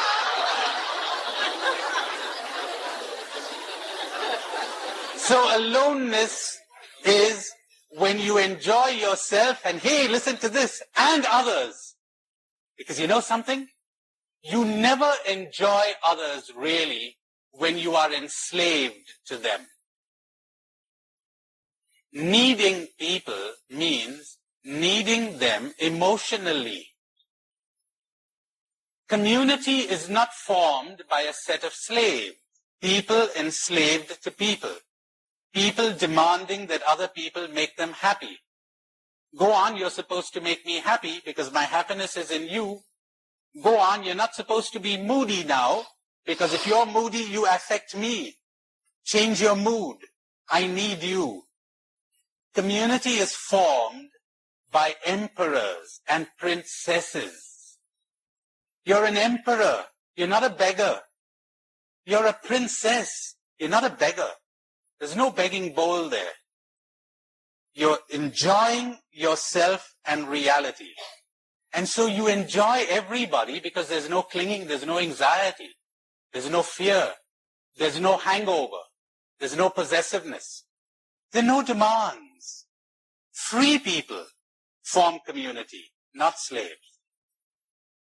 Now, to my mind, this is such a simple truth, but you're so right there, it has been drowned out by a whole culture, including a religious culture. Religious culture can be very manipulative if you don't watch out. There was another hand up here somewhere. Yes. All right. Now let me reword your question for you or your comment, and you check me out. See if it's all right. She says, to my mind, awareness is a kind of the high point, the plateau. Until I get there, I want to experience every moment as it is. Now, first of all, don't make a goal out of awareness. There's nowhere to go. There's nothing to achieve. How do I get to this awareness? Through awareness. Now, when you say you really want to experience every moment, you're really talking awareness. Because you don't want to experience this guy, it's a friend of mine who's just gone to Ireland. He tells me, he's an American citizen. He said, I'm entitled to an Irish passport, so I'm getting one, because I'm scared to travel abroad now on an American passport. You know, I don't want a terrorist walking in and say, let me have a look at that passport of yours. He says, well, I'm Irish, I fought oppressors too, says this guy. Well, you don't want to sit next to this guy on a plane and see an Irishman or an American. You don't want to see labels. You want to taste and experience this person as he is. And you want to do that with everything. Unprejudiced. You don't just want to taste your words. How many people spend their lives not eating food? They're eating the menu. They really are. Can you imagine somebody reading the menu and says, beef steak, there it is, and No, for heaven's sake, wait a minute. That's only an indication of something that's available. So you want to eat the steak, not the words. That's awareness. That's awareness. All right. Your dependence. Now, as you become aware of that, as you watch that, disidentify and watch that. And as I'm going to tell you presently, don't condemn yourself. You're only going to make it worse. But if you would see the pain it brings you, you'll drop it. You're quite right. You want the pain. You want the pain of having it. And you're angry with the pain. How wonderful. Now, I'm going to ask you a personal question. Have you spent 500 hours watching this? That would work out to an hour a day for over a year. Oh, the book is useless.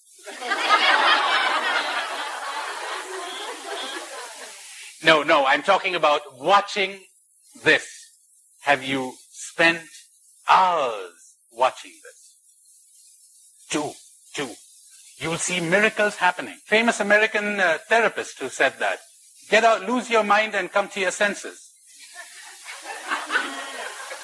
Yes, lose your mind and come to your senses. But now take that with a pinch of salt, huh? Because you need an intelligent mind to understand.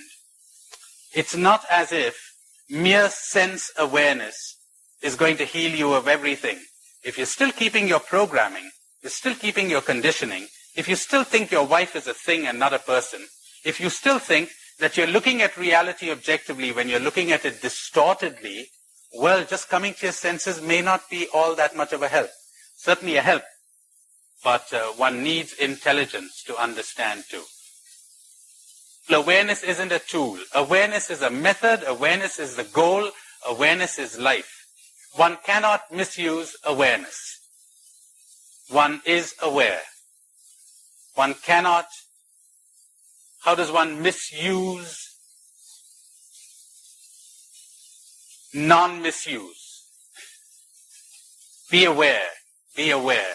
No one will tell you that the unaware life is preferable to the aware life. Be open to feedback. Be open to questioning.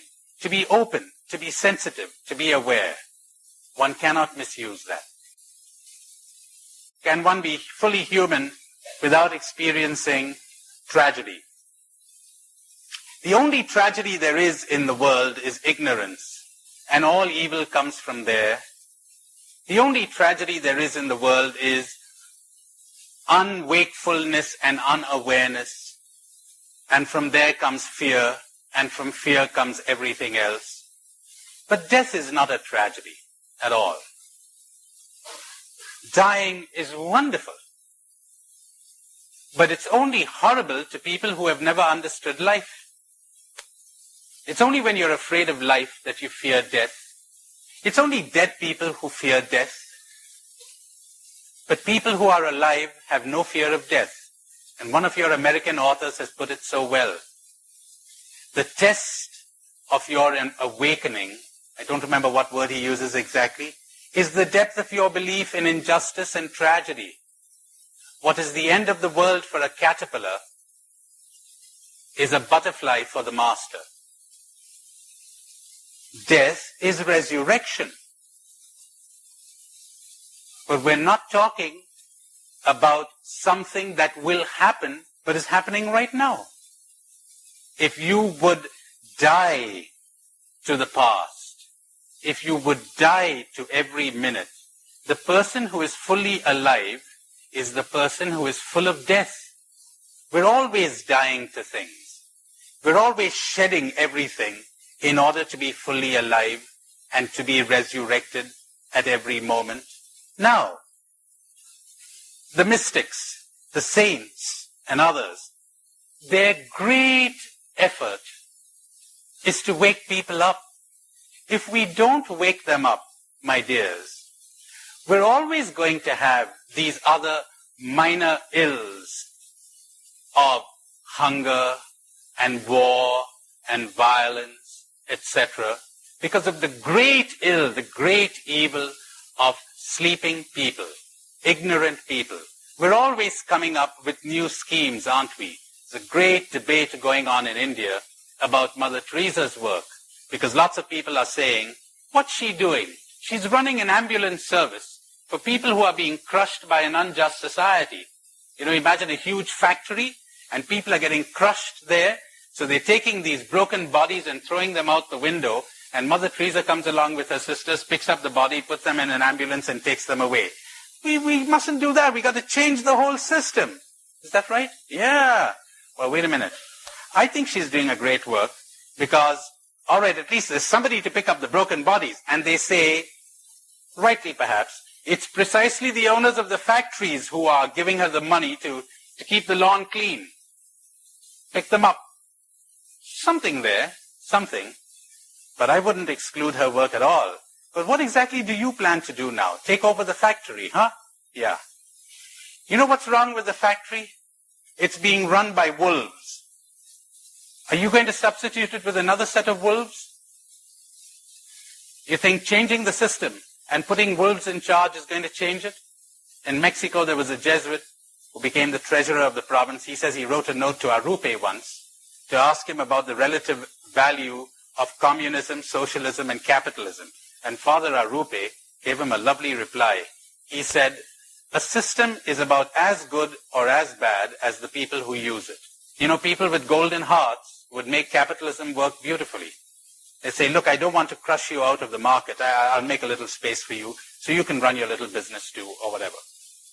But if that doesn't change, if people haven't woken up, meaning they have not become sensitive to reality, then we have tragedy. That's the origin and the root of tragedy. Now, changing.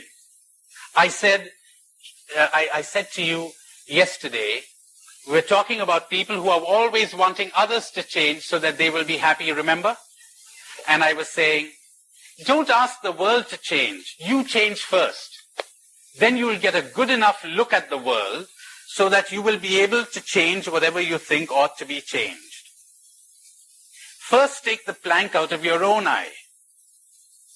But if you don't take it out of your eye, you have lost the right to change anyone or anything.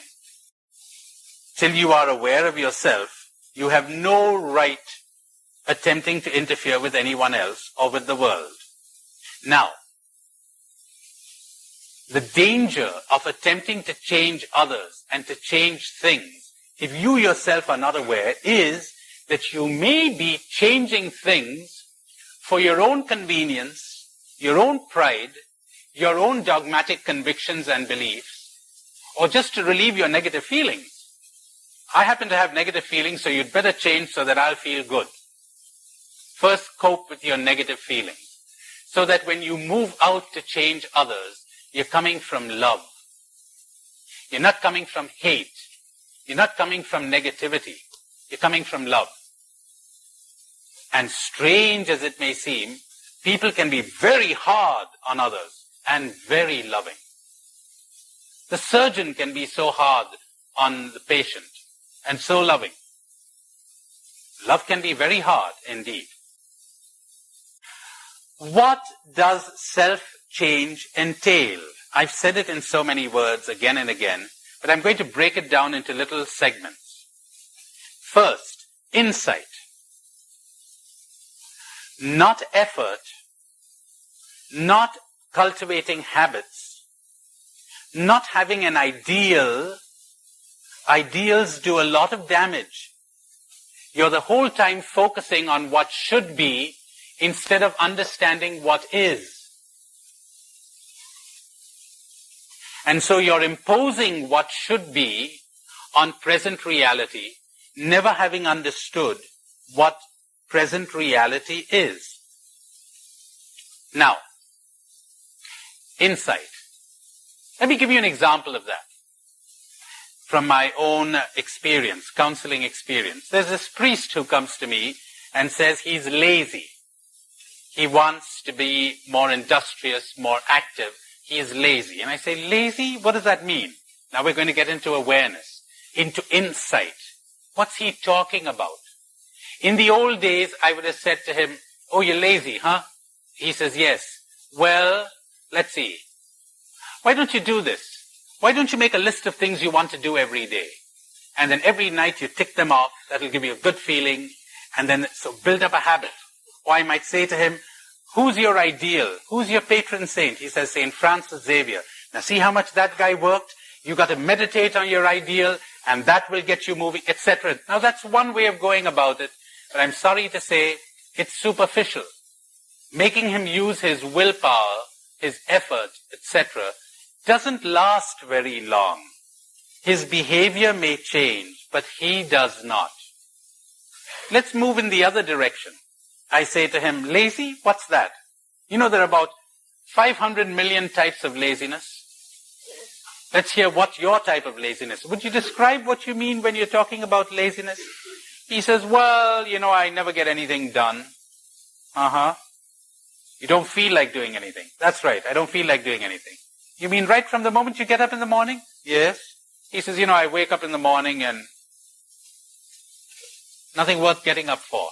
He says, that's right, nothing worth getting up for. You're depressed. He says, you could call it that. I'm depressed. So I've sort of withdrawn. Have you always been like this? Well, not always. When I was younger, I was more active. When I was in the seminary, I was full of life. When did this begin? Oh, about 3 years ago, 4 years ago. Anything happen? He's thinking. So, well, if you have to think so much, nothing special could have happened 4 years ago. How about the year before that? What happened? He said, well, I was ordained. Anything happen in your ordination year? No, well, there was a little thing, the final examination in theology, you know, I failed and it was a bit of a disappointment, but I've gotten over it, it's all right. What happened? He says, well, the bishop was planning to send me to Rome to eventually teach in the seminary, and, well, I rather liked the idea, but since I failed in the examination, he changed his mind, he sent me to this parish.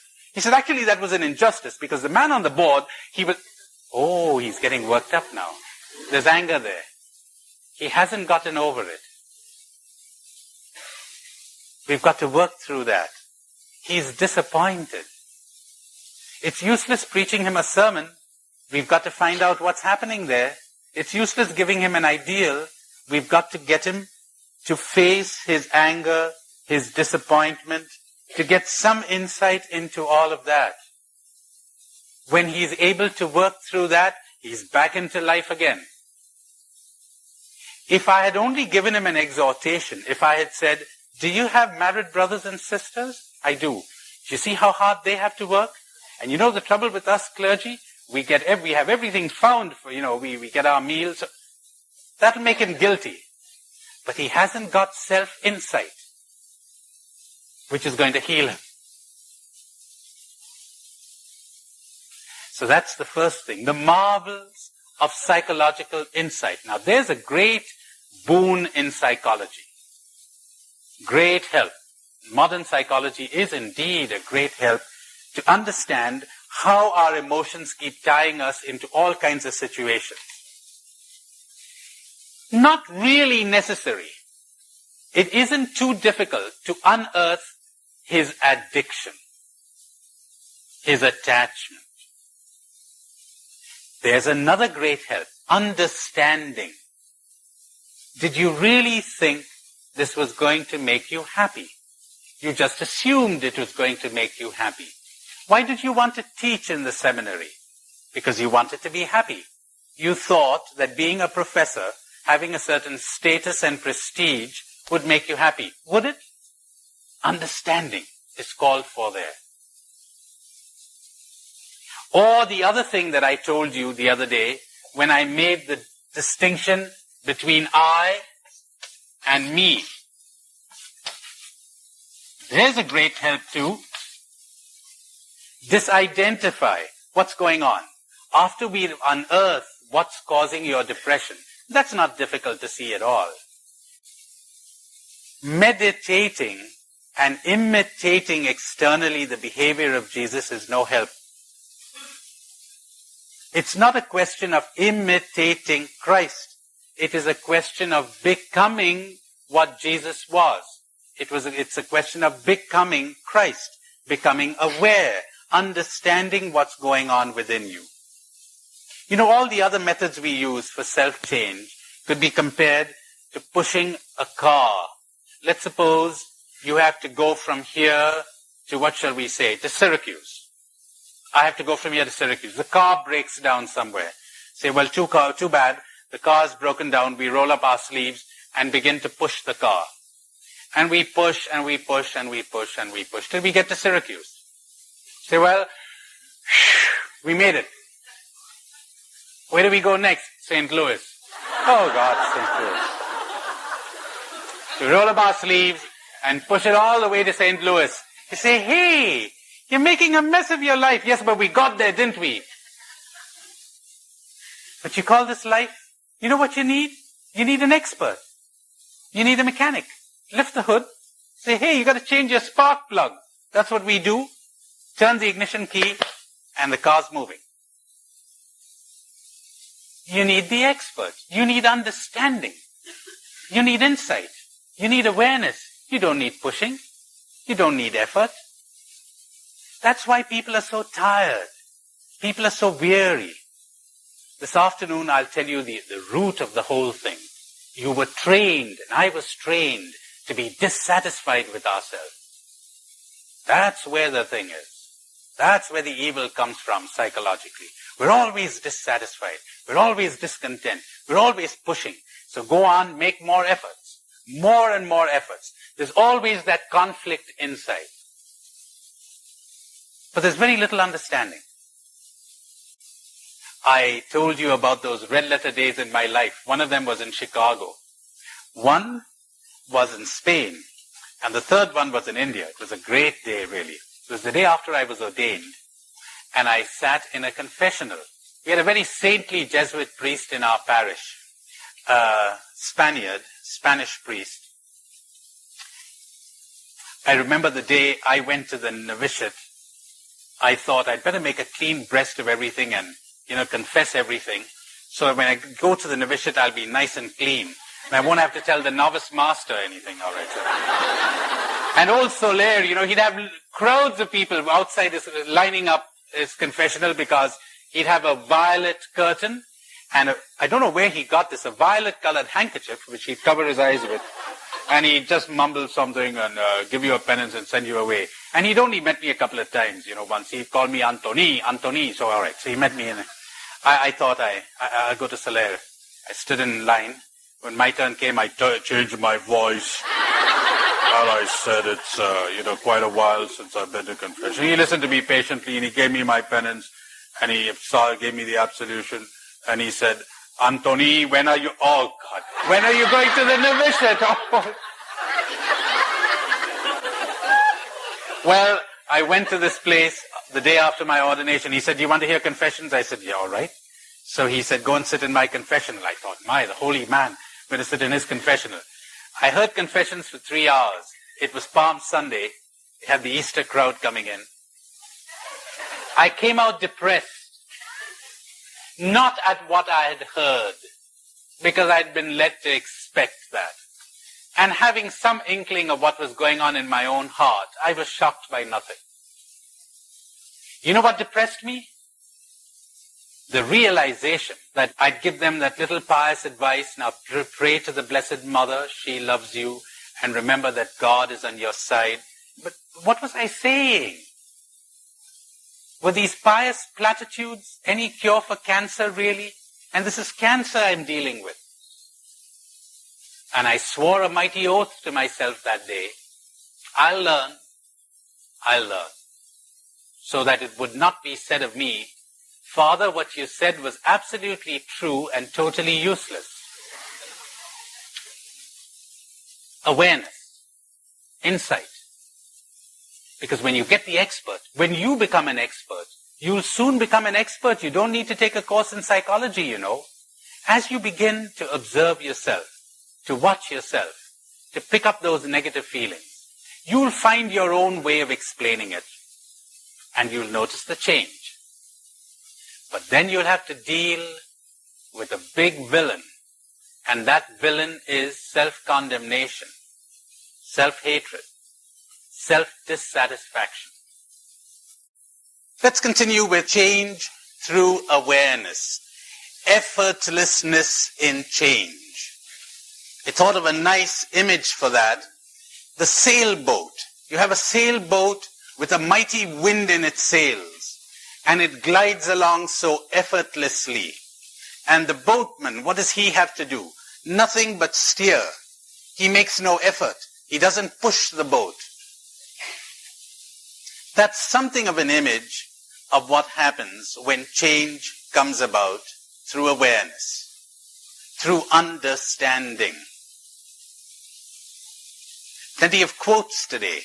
I was going through some of my notes this afternoon, and I found some quotes that fit pretty well with what I've been saying this morning, so I thought I'd read them to you. Listen to this one. There is nothing so cruel as nature.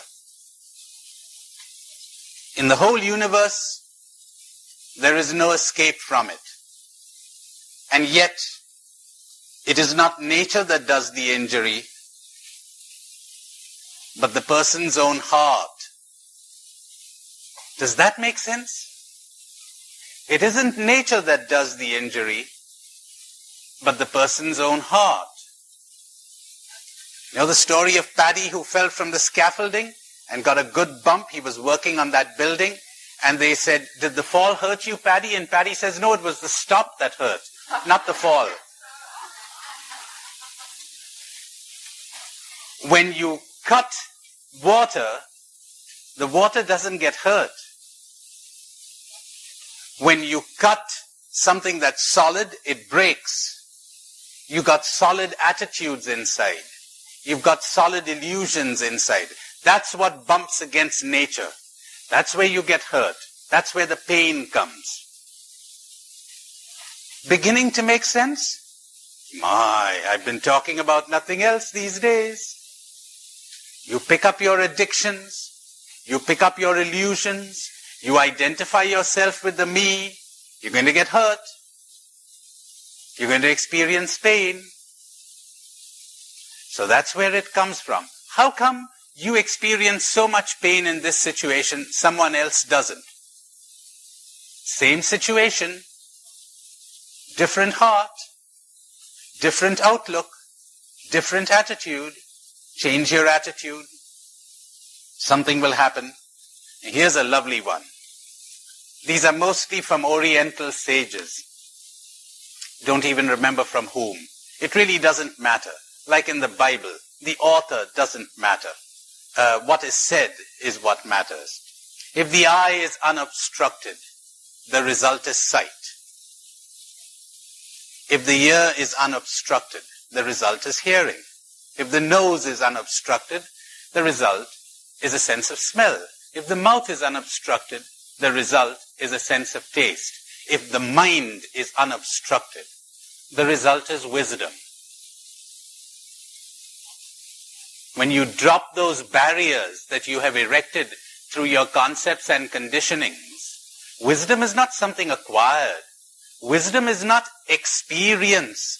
Wisdom comes from not being influenced by experience.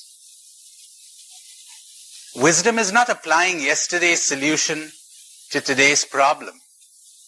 As somebody said to me when I was doing my degree in psychology in Chicago years ago, someone said, frequently in the life of a priest, 50 years experience is 1 year's experience repeated 50 times. You got the same solutions. This is the way to deal with the alcoholic. This is the way to deal with priests. This is the way to deal with sisters. This is the way to deal with the divorcee. That isn't wisdom. Wisdom is to be sensitive to this situation, to this person, uninfluenced by any carryover from the past. No residue from the experience of the past. Quite unlike what most people are accustomed to thinking. I would add another sentence to the ones I've read. When the heart is unobstructed, the result is love.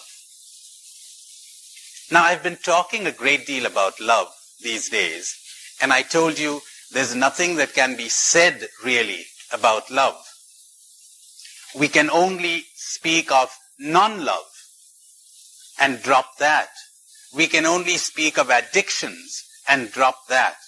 but of love itself, nothing may be said explicitly. How would I describe that? You know what I decided to do? I hope it'll go down well with you. I decided to give you one of those meditations I'm writing in a new book of mine, one of those reflections. I'll read it to you slowly, and you meditate on it as we go along, because I've got it put down rather pithily there, and I could get that done in 3 or 4 minutes. Otherwise, it would take me half an hour. Let's try it out, shall we? Okay. It's a comment on a gospel sentence. And the sentence is, most of these reflections I've written in this book deal with gospel reflections. I was just thinking this morning of another nice reflection. This one comes from Plato, by the way. One cannot make a slave of a free person. For a free person is free even in prison. Or rather, one cannot make a slave of a wise person. Does that ring a bell? If someone forces you to go 1 mile, go 2. You think you've made a slave out of me, putting a load on my back? You haven't. Exactly what I was talking about all of these days. You're trying to change exterior reality. My dear, if you need to be out of prison in order to be free, you are a prisoner indeed. Freedom is not in exterior circumstances. Freedom resides in the heart. And when you have attained wisdom, who can enslave you? And you're out of prison and enslaved by your addictions and your attachments and your conditionings and your negative emotions. You call yourself free? Aha, there it is. Now listen to this gospel sentence. He sent the people away. After doing that, he went up to the mountain to pray alone. It grew late, and he was there all by himself. That's what love is all about. Has it ever occurred to you that you can only love when you are alone? What does it mean to love? It means to see a person, a thing, a situation as it really is and not as you imagine it to be. And to give it the response that it deserves. You can hardly be said to love what you do not even see. And what prevents us from seeing? Our conditioning, our concepts, our categories, our prejudices, our projections, the labels that we have drawn from our culture and from our past experiences. Seeing is the most arduous thing that a human being can undertake, for it calls for a disciplined, alert mind. Remember what I said to you this morning? Am I really seeing this person, or am I coming from my conditioning or from my prejudiced view? It calls for an alert mind. But most people would much rather lapse into mental laziness than take the trouble to see each person, each thing in present moment freshness. Let's stop there now and ask, is that clear? Or isn't it? To see, that's the least we could demand of love. See me, as someone said once, I'll always remember the false image that I had of you. I will always love the false image that I had of you. Am I loving the image, or am I loving this person? Am I projecting something from the past onto this person? Very well. To drop your conditioning in order to see is arduous enough. But seeing calls for something that is more painful still. The dropping of the control which society exercises over you. A control whose tentacles have penetrated to the very roots of your being. So that to remove it is like tearing yourself apart. What is this control? If you wish to understand this, think of a little child that is given a taste for drugs. As the drugs penetrate the body of the child, it becomes addicted, and its whole being cries out for the drug. To be without the drug is so unbearable a torment that it seems preferable to die. Think of that image. The body has got addicted to the drug. Now, this is exactly what your society did to you when you were born. You were not allowed to enjoy the solid, nutritious food of life. Namely, work, play, fun, laughter, the company of people, the pleasures of the senses and the mind. You were given a taste for the drug called approval. Appreciation. Attention. You know, to the point where psychologists began to tell us that a child needs attention. You've got to give him plenty of attention after you've drugged the child. Yes. I'll be quoting a great, great man after a while. A man called Neil. Those of you in education have surely heard of him. A.S. Neil, the author of Summerhill. Remind me to recommend 2 books to you tonight. I'll write them on the board. Only going to recommend 2. And one of them is going to be Summerhill. Neil. Neil says the sign of a sick child is that it is always hovering around its parents. It is interested in persons. The healthy child has no interest in persons. It is interested in things. You know, when the child is sure of mother's love, it forgets mother. It's going out to explore the world. It's curious, looking for a frog to put into its mouth, kind of thing. When he's hovering around mother, bad sign. He's insecure. Maybe mother has been trying to suck love out of the child and not given the child all the freedom and assurance it wanted. Mother's always been threatening to go away in many subtle ways. All right, so we were given a taste for the drug called addiction, approval, attention. The drug called success. You got to make it to the top. Prestige. Get your name in the papers. Power. Be the boss. That's a success story. People take orders from you. We were given a taste for this. Be the captain of the team. Lead the band. Having got a taste for these drugs, you became addicted and began to dread their loss. So the control. You felt terror at the prospect of failure, of making mistakes, the prospect of criticism from others. So you became cravenly dependent on people and you lost your freedom. Others now have the power to make you happy or miserable. You're craving for your drug. And much as you hate the suffering that this involves, you find yourself completely helpless.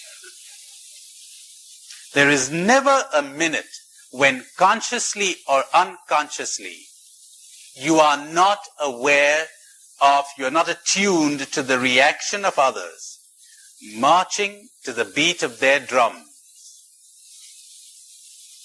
A nice definition of an awakened person is that this person no longer marches to the drums of society.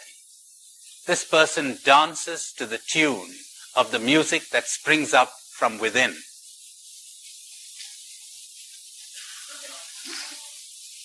When you are ignored or disapproved of, you experience a loneliness so unbearable that you crawl back to people to beg for the comforting drug called support, encouragement, reassurance.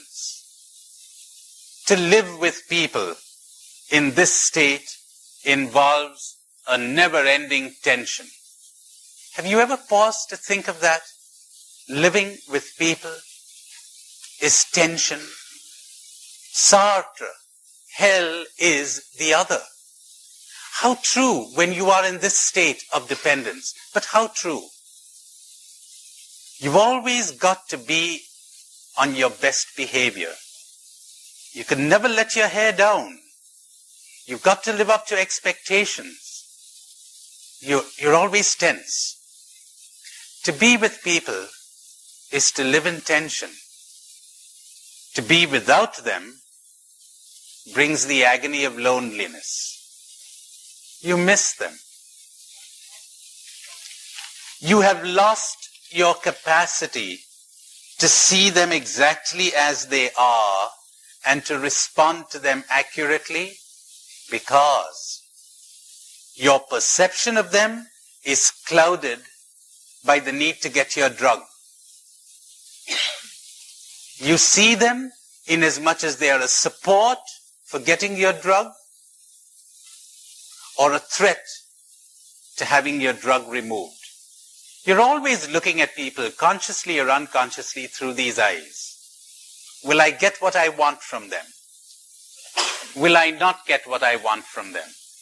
And if they can neither support nor threaten my drug, I'm not interested in them. That's a horrible thing to say, but my dear friends, I wonder if there's anyone in this room of whom this cannot be said.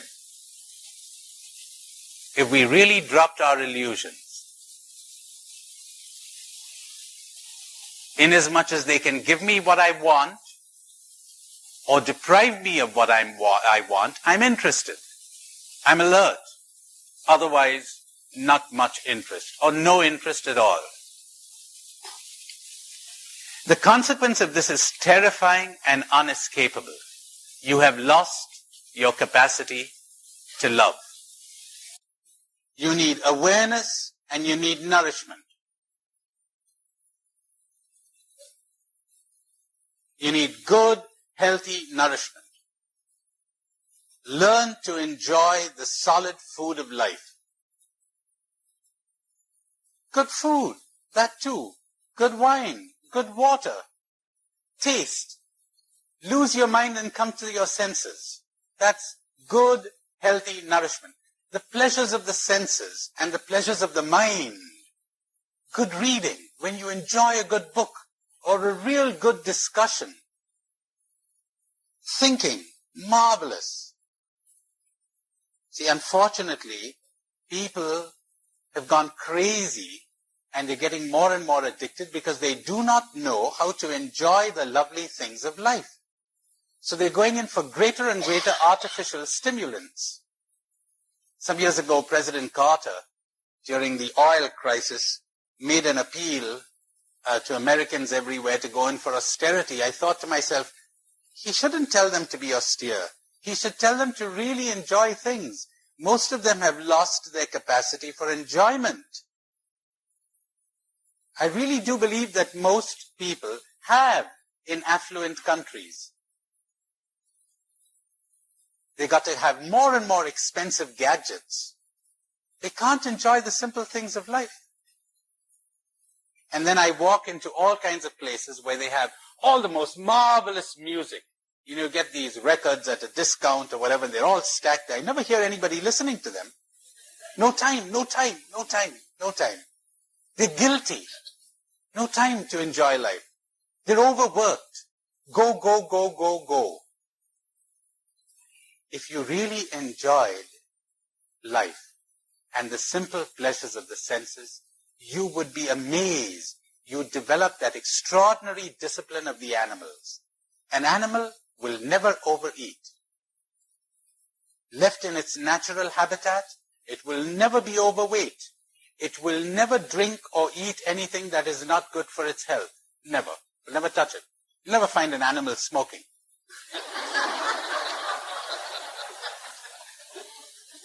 It always exercises as much as it needs. Look at your cat after it's had its little breakfast. Look how it relaxes and see how it springs into action. Look at the suppleness of its limbs and the aliveness of its body. We've lost that. We got lost in our minds and our ideas and our ideals and so on. And it's always go, go, go. And we've got an inner self-conflict which the animals don't have. And we're always condemning ourselves and making ourselves guilty. You know what I'm talking about, because I could have said of myself what one Jesuit friend said to me some years ago. Take that plate of sweets away, because in front of a plate of sweets or chocolates, I lose my freedom. He said, and that was true of me too. I lost my freedom in front of all kinds of things. No more, no more. I'm satisfied with very little, and I enjoy it intensely. When you've enjoyed it intensely, you need very little. But you've lost your capacity for enjoyment. You're never there. It's like people who are busy planning their vacation, and they spend months planning it. They get to the spot, and then they're all anxious about their reservations for flying back. But they're taking pictures all right. And later, they'll show you pictures in an album of places that they never saw, but that they photographed. That's a symbol of modern life. So I cannot insist enough on this kind of asceticism. Slow down and taste and smell and hear and let your senses come alive. You want a royal road to mysticism? Sit down quietly and listen to all the sounds around you, so that as far as possible, no sound is excluded. You do not necessarily focus on any sound, but you hear them all. Oh, you will see the miracles that happen to you if you are able to do this, when your senses come unclogged. So that is extremely important for the process of change. That with awareness, as I've explained to you all of today. Before the end of the session, I do want to give you a taste of the difference between analysis and awareness, or information on the one hand and insight on the other. Information is not insight. Analysis is not awareness. Knowledge is not awareness. Suppose I walked in here and there was a snake crawling up my arm, and I say to you, you see the snake crawling up my arm? I just checked in an encyclopedia, the Encyclopedia Britannica, before coming into the session, and I find that this snake is known as a Russell's viper. If it bit me, I would die inside of half a minute. Would you kindly suggest ways and means by which I could get rid of this creature that's crawling up my arm? Who talks like this? I got the information, but I got no awareness. I'm destroying myself through alcohol. Would you kindly suggest ways and means I could get rid of this? This guy got no awareness. He knows he's destroying himself, but he's not aware of it. If he were aware of it, it would drop that minute. If I were aware of what this thing was, I wouldn't brush it off my arm. It would get brushed off through me. That's what I'm talking about. That's the change I'm talking about. You don't change yourself. It's not me changing me. Change takes place through you, in you. That's about the most adequate way I can express it. You see change take place in you, through you, in your awareness. It happens. You don't do it. When you're doing it, bad sign. Won't last. And if it does, God have mercy on the people you're living with, because you're going to be very rigid, you know. These people who are converted on the basis of self-hatred and self-dissatisfaction, boy, they're impossible to live with. Somebody said, you want to be a martyr? Marry a saint. Oh.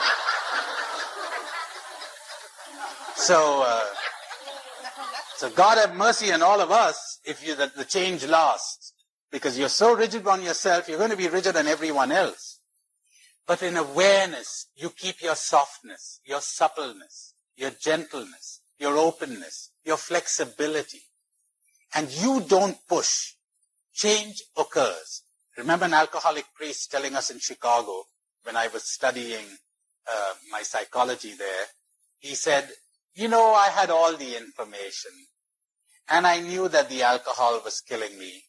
And believe me, nothing changes an alcoholic, not the love of his wife or the love of his kids, and he does love them, but it doesn't change him. But he said, I discovered one thing that changed me. I was lying in a gutter one day. There was a slight drizzle. I was in the bad books of the Archbishop again. We had been friends before. Not too friendly now anymore. But all of that did not affect me. But he said, in that moment, I opened my eyes and I saw that this was killing me. But I saw it. I've never had the desire to touch a drop after that. He said, as a matter of fact, I've even drunk a bit after that, but never more than I needed, or never enough to damage me. I couldn't do it. I just cannot do it. I've seen. I've been aware. That's what I'm talking about. Awareness. Not information. Awareness. A friend of mine who was given to excessive smoking said, you know, he had all kinds of little jokes. He'd say, oh, come on, they tell us that tobacco kills people. Look at the ancient Egyptians. They're all dead and none of them smoked.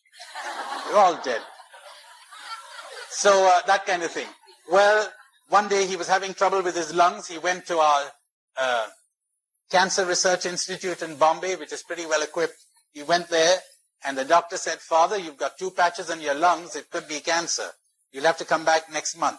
You know, he never touched a cigarette after that. He knew it could kill him before. Now he was aware that it could kill him. That's the difference. The founder of my religious order, St. Ignatius, has a nice expression for that.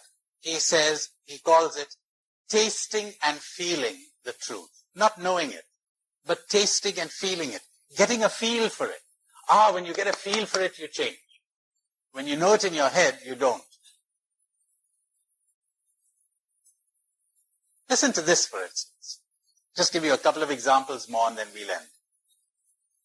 I've often said to people, the way to really live, but to really live, is to die. Or, the passport for to living is to imagine that you're in your grave. Can you imagine that? You're lying in your coffin. Any posture you like. Nice. In India, in India we put them cross-legged. What do you know? You know when they're dead. Oh yes, and they're sometimes carried that way to the burning ground. Sometimes they're lying flat and so on. All right. So imagine you're lying flat and your hands are there and one over the other and you're dead. Look at your problem from that viewpoint now. Come on, look at it. Changes everything, doesn't it? Sure does. Or if someone says, you know, it really bothers me that after 100 million years, no one except a handful will probably remember me, says this guy. What does he think he is after 100 million years? But anyway, now,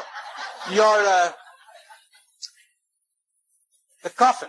What a lovely, lovely meditation. Do it every day if you have the time. You'll come alive. It's unbelievable.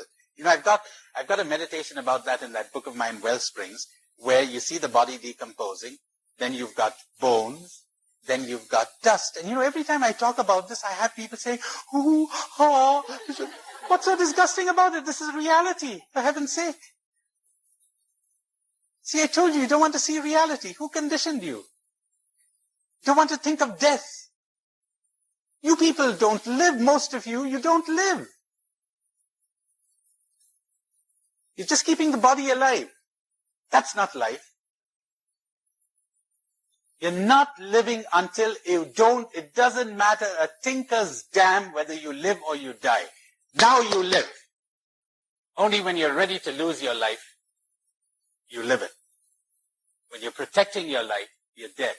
Sitting up there in an attic, and I say to you, come on out. You say, no. You know, I read about people going down the stairs and they slip and they break their necks. That's too dangerous. And I can't get you to cross the street because say, do you know how many people get run over when they're crossing a street? And if I can't get you to cross a street, how could I get you to cross continents? And if I can't get you to peep out of your little narrow beliefs and convictions and take a look at another world, you're dead. You're completely dead. Life has passed you by. You sat in your little prison. You're scared. You're frightened. You're frightened you lose your God. You lose your religion. You lose your friends. You lose your health. You lose all kinds of things. Life is for the gambler. It really is. That's what Jesus was saying. You're ready to risk it. And you know when you're ready to risk it? When you found it. When you know that this thing that people call life is not really life. You found something else. When you have seen something else, and it doesn't matter whether you live or die. Everywhere I go, it seems to matter so much to keep people in a state, in a vegetable state. You know, it's like when the body perishes, life disappears. So people frequently mistake keeping the body alive with living. It's not the same as living. Now, love the thought of death. Love it. Go back to it again and again. Think of the loveliness of that corpse, of that skeleton, of those bones crumbling, till you got a handful of dust. And from there now, look at your life. What a relief. What a relief. Most of you probably don't even know what I'm talking about. You're too frightened to think of it. Probably. But it's such a relief, you know, when you can look back on life from that perspective.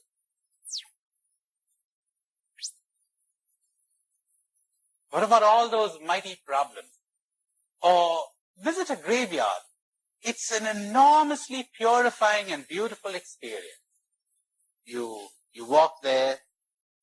Why are you so frightened of reality?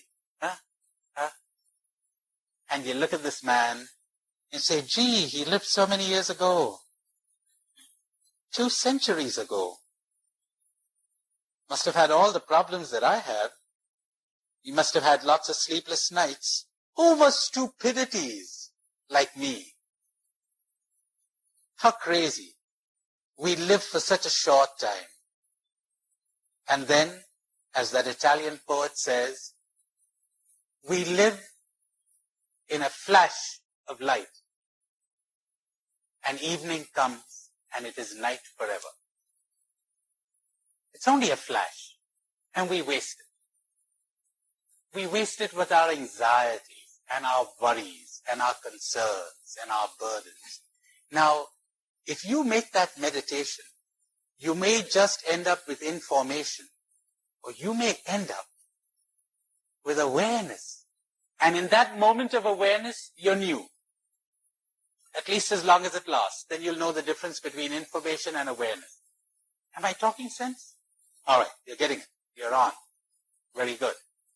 Or listen to this. A friend of mine, just 10 days ago in India, who's an astronomer, was giving me some of the most fundamental things in astronomy. It's mind-boggling.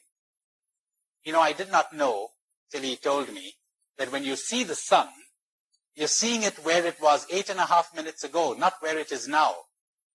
Because it takes the ray of the sun and 8.5 minutes to get to us. So you're not seeing it where it is, it's somewhere else. You're seeing it where it was 8.5 minutes ago. And stars, the ray of light comes from the sun in 8.5 minutes. Stars have been sending light to us for hundreds of thousands of years. So when we're looking at them, they may not even be there. when we're looking at them. They're somewhere else. We're getting the light now. Now, he said, imagine a galaxy, a whole universe, and this Earth of ours lost towards the tail end of the galaxy, the Milky Way. It's not even in the center, somewhere at the tail end. Every one of those stars is a sun. Some suns are so big that you could put the sun and the Earth and the distance between them in one of them. They've got planets, possibly, but we don't know because the planets don't send light. Possibly there's life on those planets. We have no means of knowing because there's no light coming from them. The planets are in darkness. Well, after discovering all of this about 50 years ago, they found there was yet another universe, another galaxy. You know how many universes they calculate there are, or how many galaxies they calculate there are today? A sober estimate says 100 million galaxies. And the universe as we know it is expanding at the rate of the diameter. Is that the word I want? Yes, not the radius, the diameter is expanding at the rate of 2 million miles a second. Imagine a bubble that you're blowing and the universe is expanding at the rate of 2 million miles a second. You know, I was having dinner with this guy and it was fascinating listening to all of this. And I come out of that restaurant and move into the street and look up there and I have a different feel, a different perspective. That's awareness. You could pick this up as cold facts and that's information. Or you suddenly get another perspective on life. What are we? What's this universe? What's human life? Now when you get that feel, that's what I'm talking about when I talk of awareness. Now as you begin to practice some of the exercises I've been giving you, you will get this feel in many things. Then you will know. Then you will know.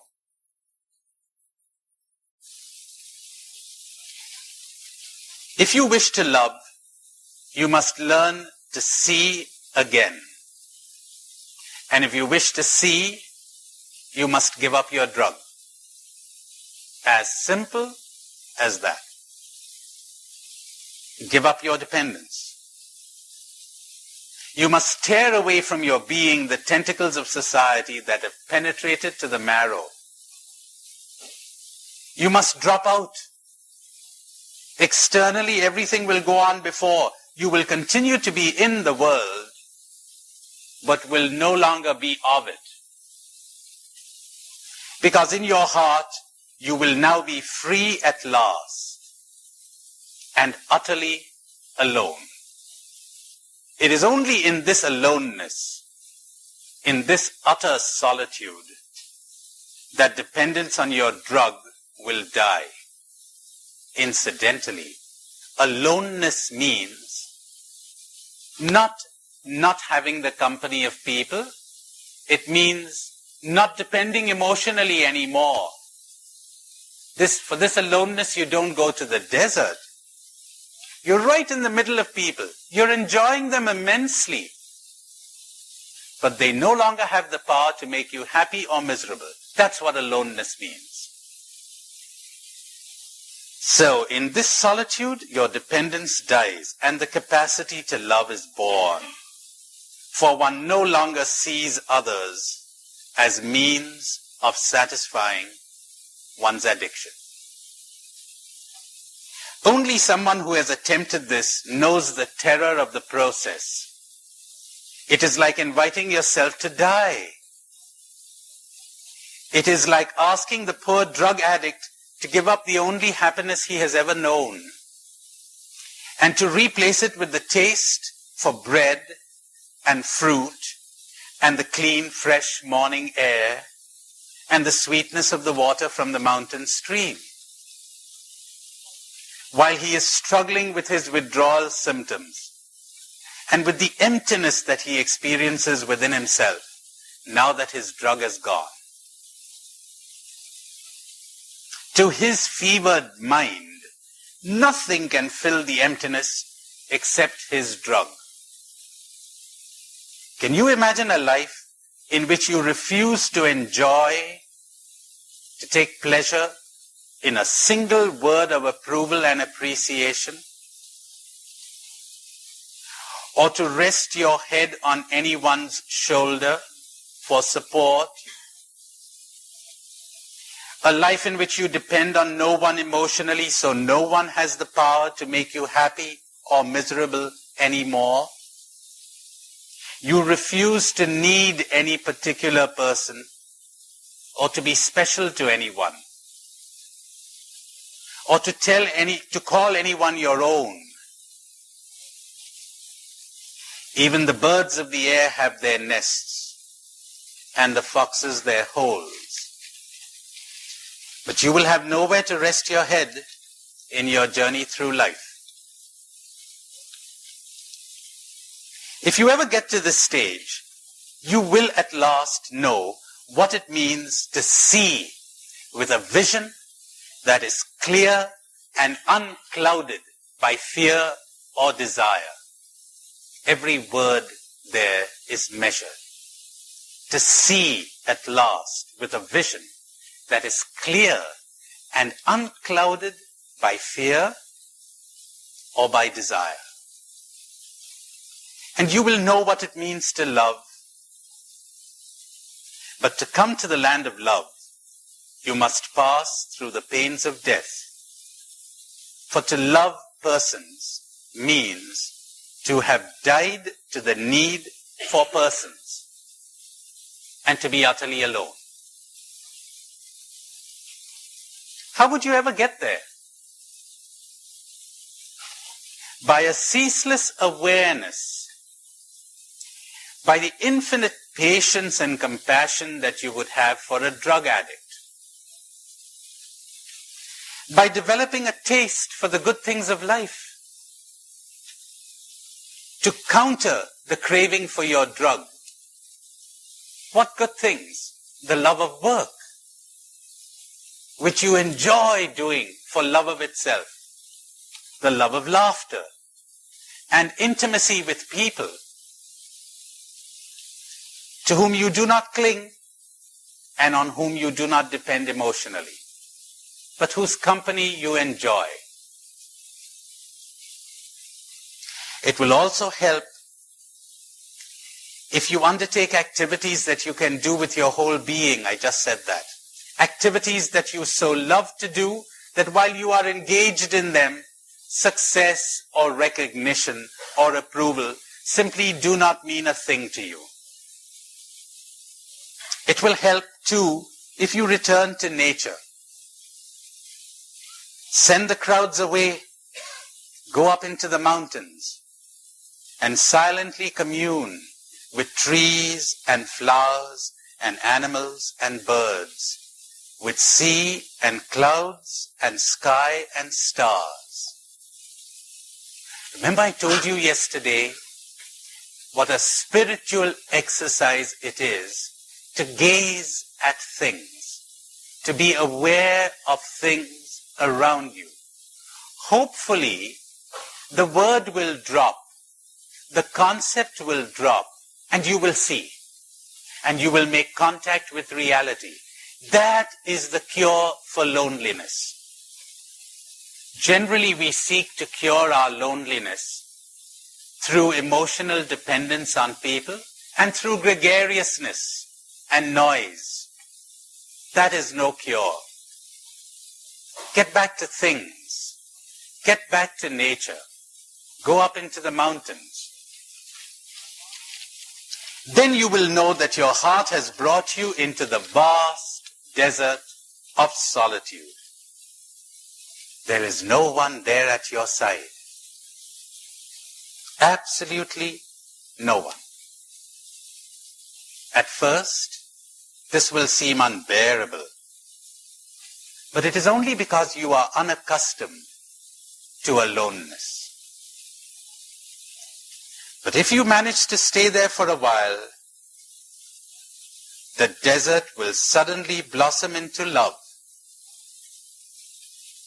your heart will burst into song. And it will be springtime forever. It really will. The drug is out. You're free. Then you will understand, my dears, what freedom is, what love is, what happiness is, what reality is, what truth is, what God is. You will see, you will know, beyond those concepts, beyond your conditioning, beyond your addictions and your attachments. Does that make sense? Let me end this with a lovely story. There was a guy who invented the art of making fire. So he took these tools with him and went to a tribe up in the north where it is very cold, bitterly cold. And he taught the people how to make fire. The people were interested. And he showed them the uses to which you could put fire to. You could cook, you could keep yourself warm, etc. My, they were so grateful. They learnt the art of making fire, but before they could express their gratitude to the man, he disappeared. He wasn't concerned about getting their recognition or their gratitude. He was concerned about their well-being. And he went to another tribe, where again he began to show them the value of his invention. And people were interested there too, a bit too interested for the peace of mind of their priests, who began to notice that this man was drawing the crowds and they were losing their popularity. So they decided to make away with him, which they did. They poisoned him. They got rid of him. They stoned him. They crucified him. Put it any way you like. But they were afraid now that the people might turn against them. So they were very wily. You know what they did? They had a portrait made of the man. And they mounted it upon the main altar in the temple. And those instruments for making fire were placed there in front of the portrait. And people were taught to revere the portrait and to pay reverence to those instruments of fire, which they dutifully did for centuries. The veneration and the worship went on, but there was no fire. Where's the fire? Very religious. Where's the fire? Where's the love? Where's the drug uprooted from your system? Where's the freedom? This is what spirituality, this is what religion is all about. Tragically, we tend to lose sight of it, don't we? This is what Jesus Christ is all about. But then we overemphasize the Lord, Lord, didn't we? Where's the fire?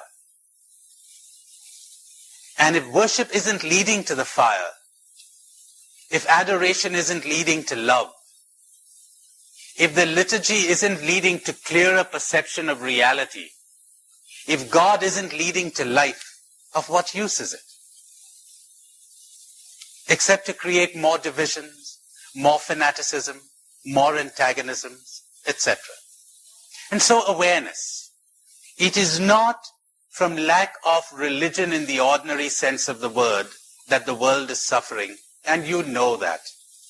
It is from lack of love, lack of awareness. And love is generated through awareness. No other way. No other way.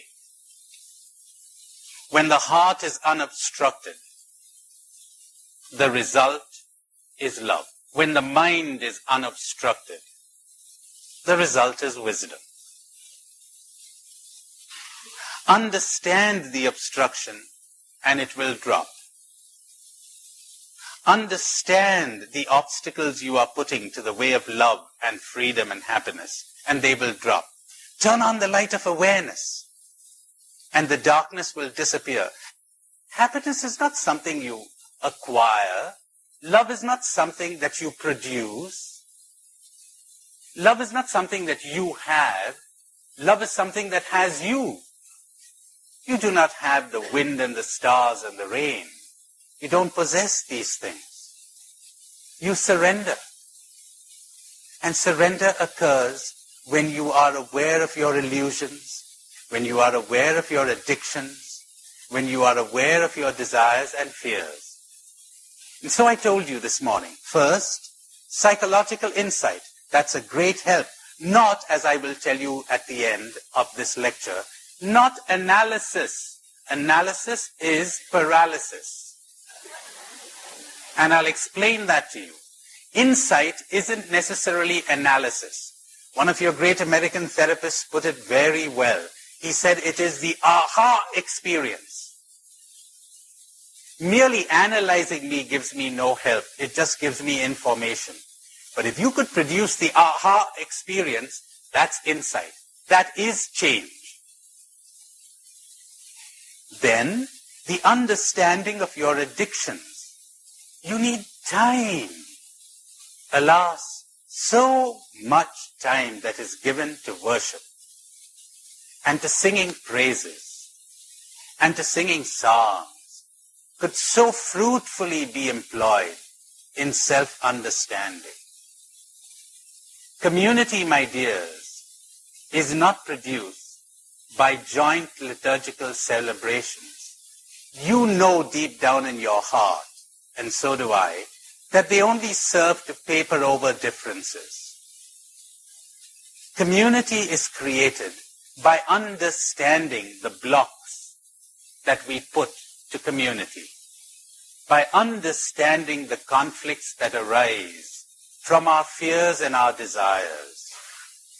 Then community arises. We must always beware of making worship yet another distraction from the important business of living. And living doesn't mean working in the foreign ministry, as we call it in India, or working in government, or being a big businessman, or doing great acts of charity. That isn't living. Living is to have dropped all the impediments and to live in present moment freshness. Look at the birds of the air. They do not toil and spin. That is living. Come alive. You're dead. I began by saying people are asleep. People are dead.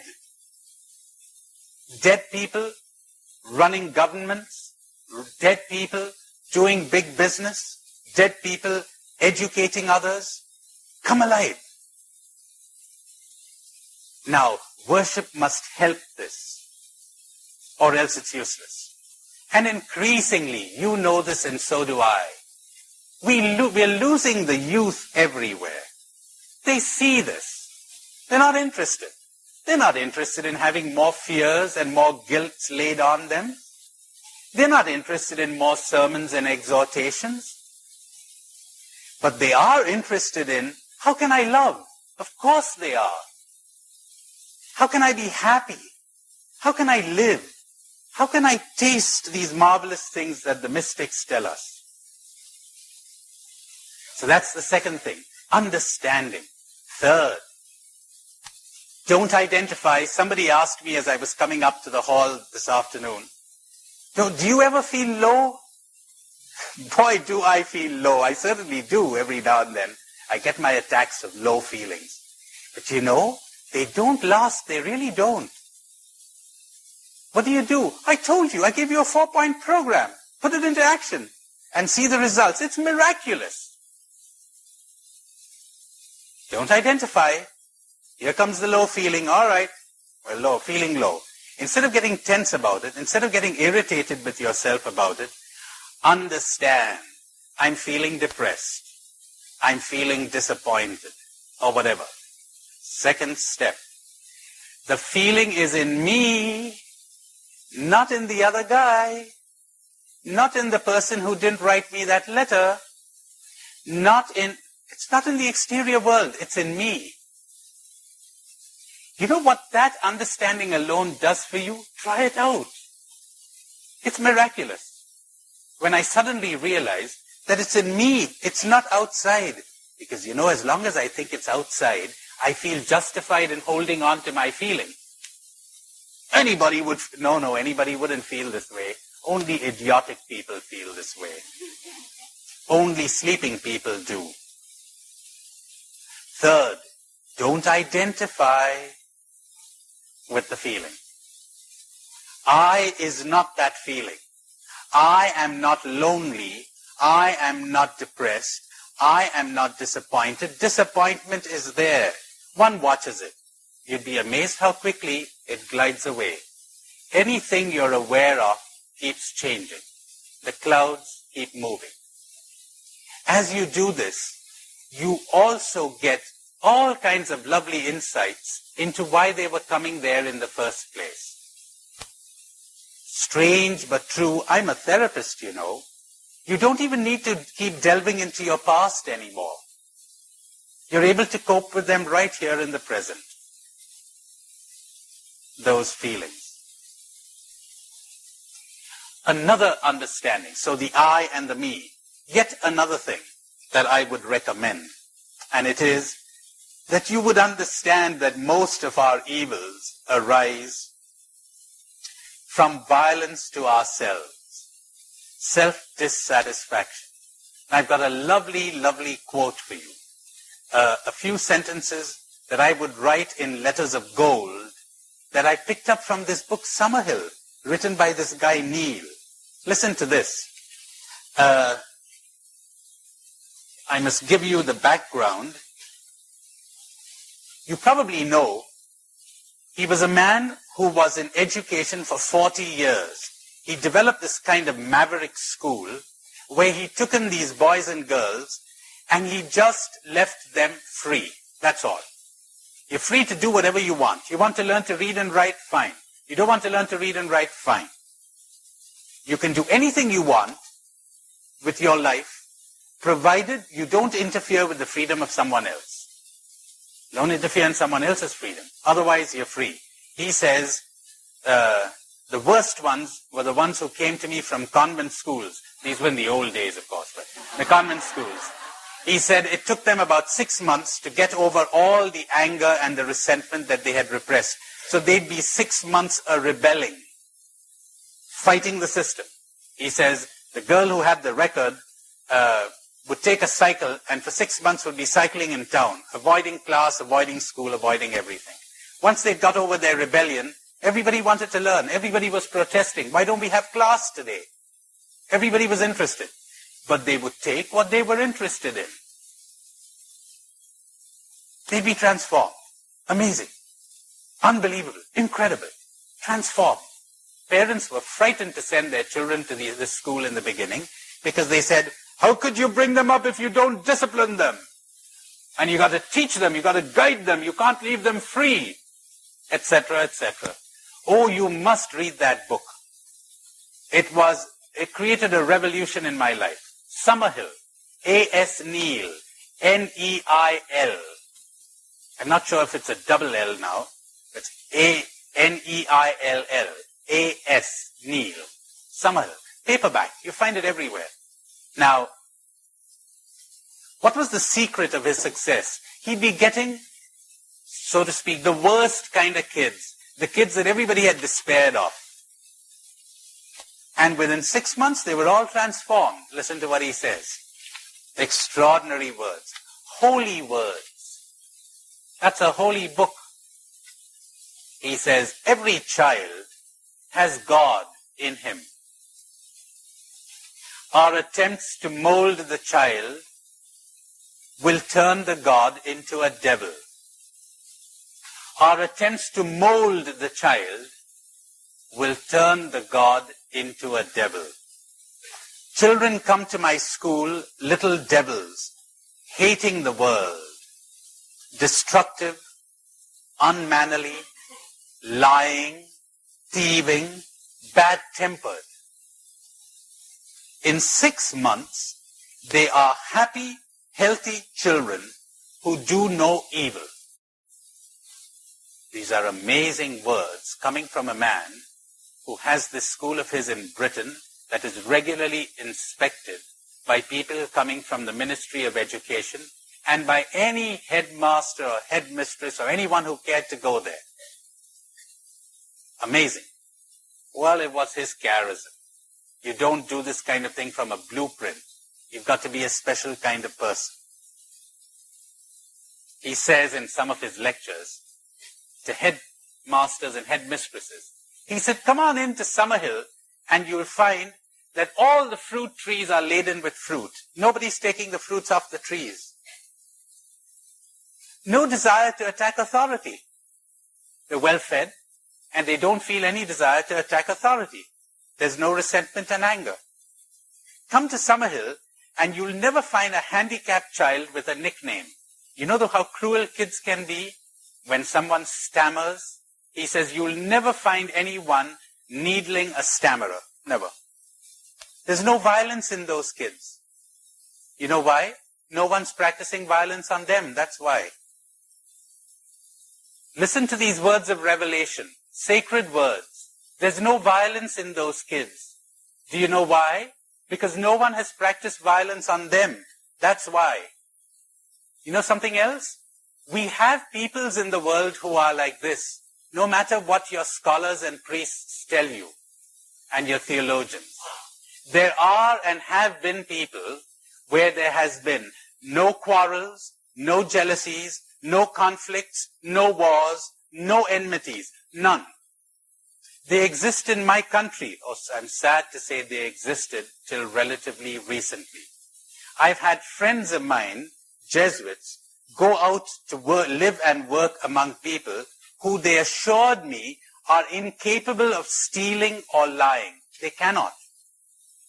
One sister said to me that when she went to the northeast of India to work among some tribes there, the Mizos, in Meghalaya, up there in the northeast of India. She said, you know, when we first went there 40 years ago, the people would lock up nothing. Nothing was ever locked up. Nothing was ever stolen. And they never told lies until the Indian government officials and the missionaries showed up. She said both. That's important to understand.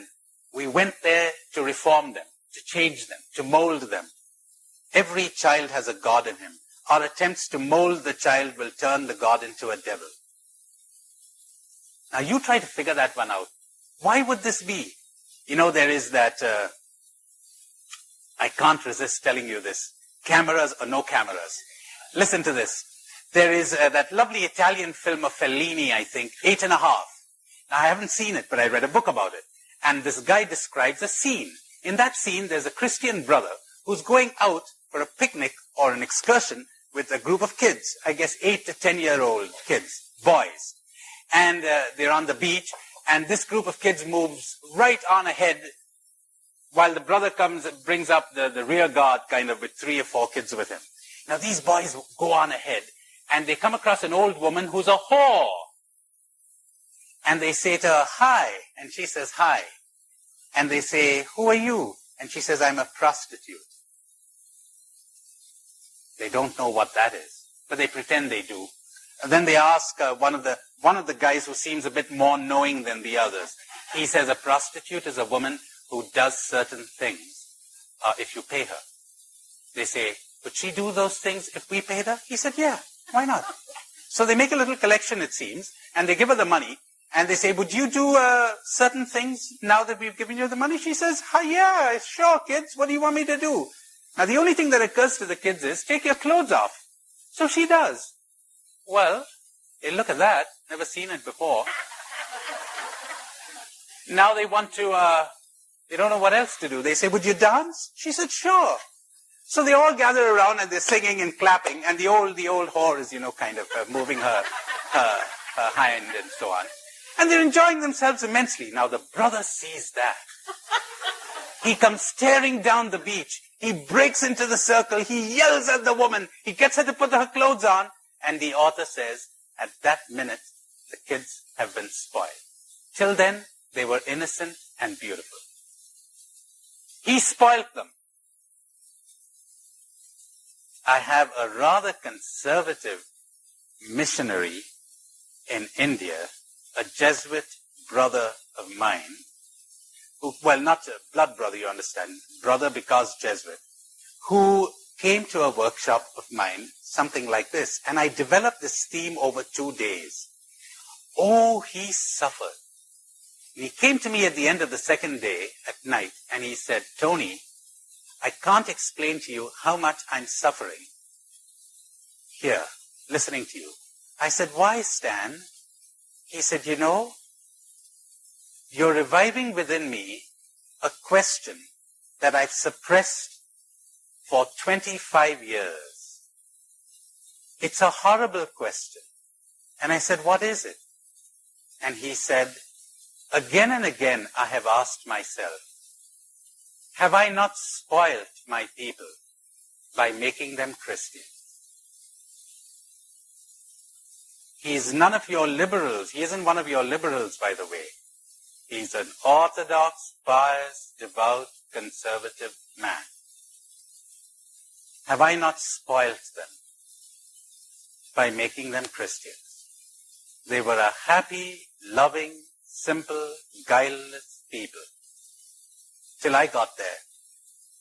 You know the story of the American missioners who went to the South Sea Islands with their wives, Protestant missioners? They were horrified to see these women coming bare-breasted to church, and they insisted with their husbands that the women should be more decently dressed. So then they gave them shirts to wear, to put shirts on, I guess, so they could give their own hang-ups to the natives. Well, next Sunday, the women showed up with their shirts and 2 big holes cut out for comfort. Yeah, for greater comfort, you understand. Ventilation, it's like, yes. They were all right. It's the missioners who were all wrong. They were all right. You read that book, Papillon? Papillon? All right. You know, I wouldn't have believed a word of what that man was saying if I hadn't read studies in certain tribes. Not all tribes, unfortunately. Lots of tribes are very cruel and very inhuman. But you do run into places. Saw that movie, The Gods Must Be Crazy? That's what I'm talking about. That's what I'm talking about. Something like that.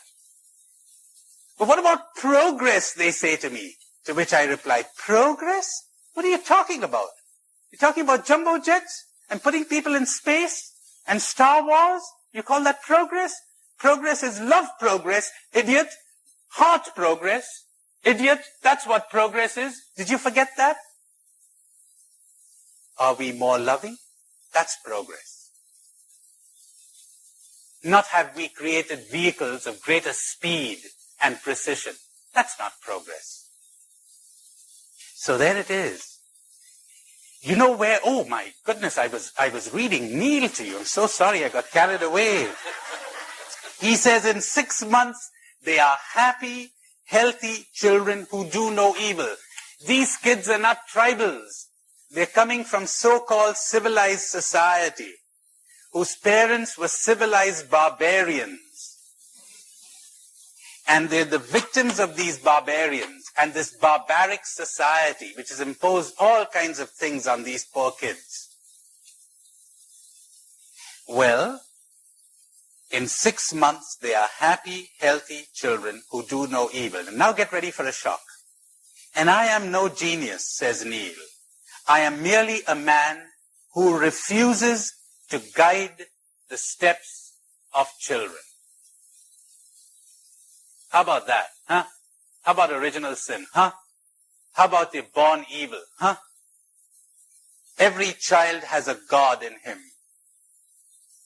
Our attempts to mold the child will turn the God into a devil. So I am no genius. I am merely a man who refuses to guide the steps of children. I let them form their own values. And the values are invariably good and social. Can you believe that? When a kid feels loved, which means when a kid feels you're on his side, you're on her side, she's okay, the kid doesn't experience any violence anymore. No fear, so no violence. Loving.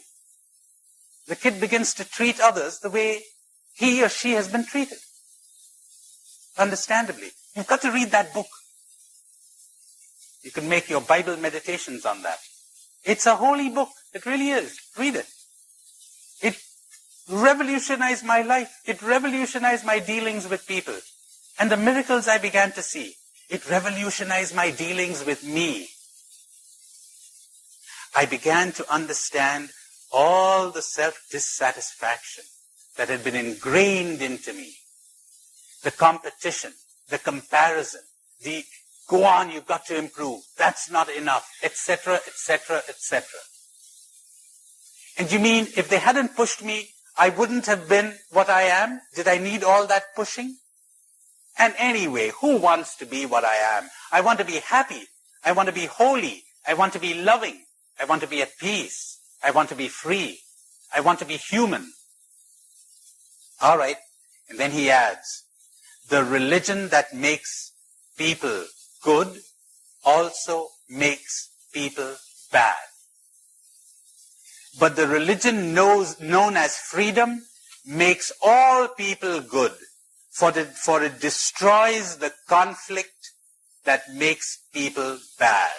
The self-conflict. The religion known as freedom makes them all good, for it destroys that self-conflict that makes them bad. Do you know where wars come from? They come from self-conflict. We're projecting outside of us the conflict that is inside. Show me an individual in whom there is no inner self-conflict, and I'll show you an individual in whom there is no violence. There'll be effective action. There'll be hard action. There is no hatred. There's only understanding. When he or she acts, they act as the surgeon acts. When he or she acts, they act as a loving teacher acts with mentally retarded people or children or whatever. You don't blame them. You understand, but you swing into action. But when you swing into action with your own hatreds and your own violence, well, you've compounded the error. You're trying to put fire out with more fire. You're trying to deal with a flood by adding water to it. So, every child has a God in him. Our attempts to mold the child will turn the God into a devil. Children come to my school little devils, hating the world, destructive, unmannerly, lying, thieving, bad-tempered. In 6 months, they are happy, healthy children who do no evil. And I am no genius. I am merely a man who refuses to guide the steps of children. I let them form their own values. And the values are invariably good and social. The religion that makes people good makes people bad. But the religion known as freedom makes all people good, for it destroys the inner conflict. I've added the word inner, that makes people devils. He has a horrible statement. He says, the first thing I do when a child comes to Summerhill is destroy its conscience. Would you believe that? The first thing I do when a child comes to Summerhill is destroy its conscience. You know what he's talking about? He's talking about, at least I assume he's talking about it, because I know what he's talking about. You don't need conscience. When you get consciousness, you don't need conscience. When you have sensitivity, you don't need a conscience. You're not violent. You're not fearful. Now you think, this must be an unattainable ideal. Well, read that book. And I have run into an individual here or two, here or there, who suddenly stumbles upon this and knows. So that's one more thing you must understand. The root of the evil within you. As you begin to understand this, you stop making demands on yourself. You stop having expectations of yourself. You stop pushing yourself, and you understand. Gee, that would take us 20 days to comment on. But you've got the kernel, you've got the seed, you can develop it. There's one last thing I have to say, and it is this. Connected with change through awareness. The last thing is what I insinuated in that meditation that I read to you, and it is this. Nourish yourself on wholesome food. Good, wholesome food. And I'm not talking about physical food. I'm talking about sunsets, about nature, about a good movie, about a good book, about enjoyable work, about good company. And hopefully you will break your addiction to those other feelings. Just think, what kind of feeling comes upon you when you're in touch with nature? Or when you're absorbed in your work that you love? Or when you're really conversing with someone whose company you enjoy in openness and intimacy without clinging? What kind of feelings do you have? Compare those feelings with the feelings that come when you win an argument, or you won a race, or you become popular, or everybody's applauding you. A different type of feelings. Those feelings I call worldly feelings. The other feelings I call soul feelings. Lots of people gain the world and lose their soul. Lots of people live empty, soulless lives because they're feeding themselves on popularity, on appreciation, on praise, on I'm okay, you're okay, on look at me, attend to me, support me, value me, on being the boss, on having power, on winning the race. You feed yourself on that, you're dead. You've lost your soul. Feed yourself on other, more nourishing material. Then you'll see the transformation. Given you a whole program for life, haven't I?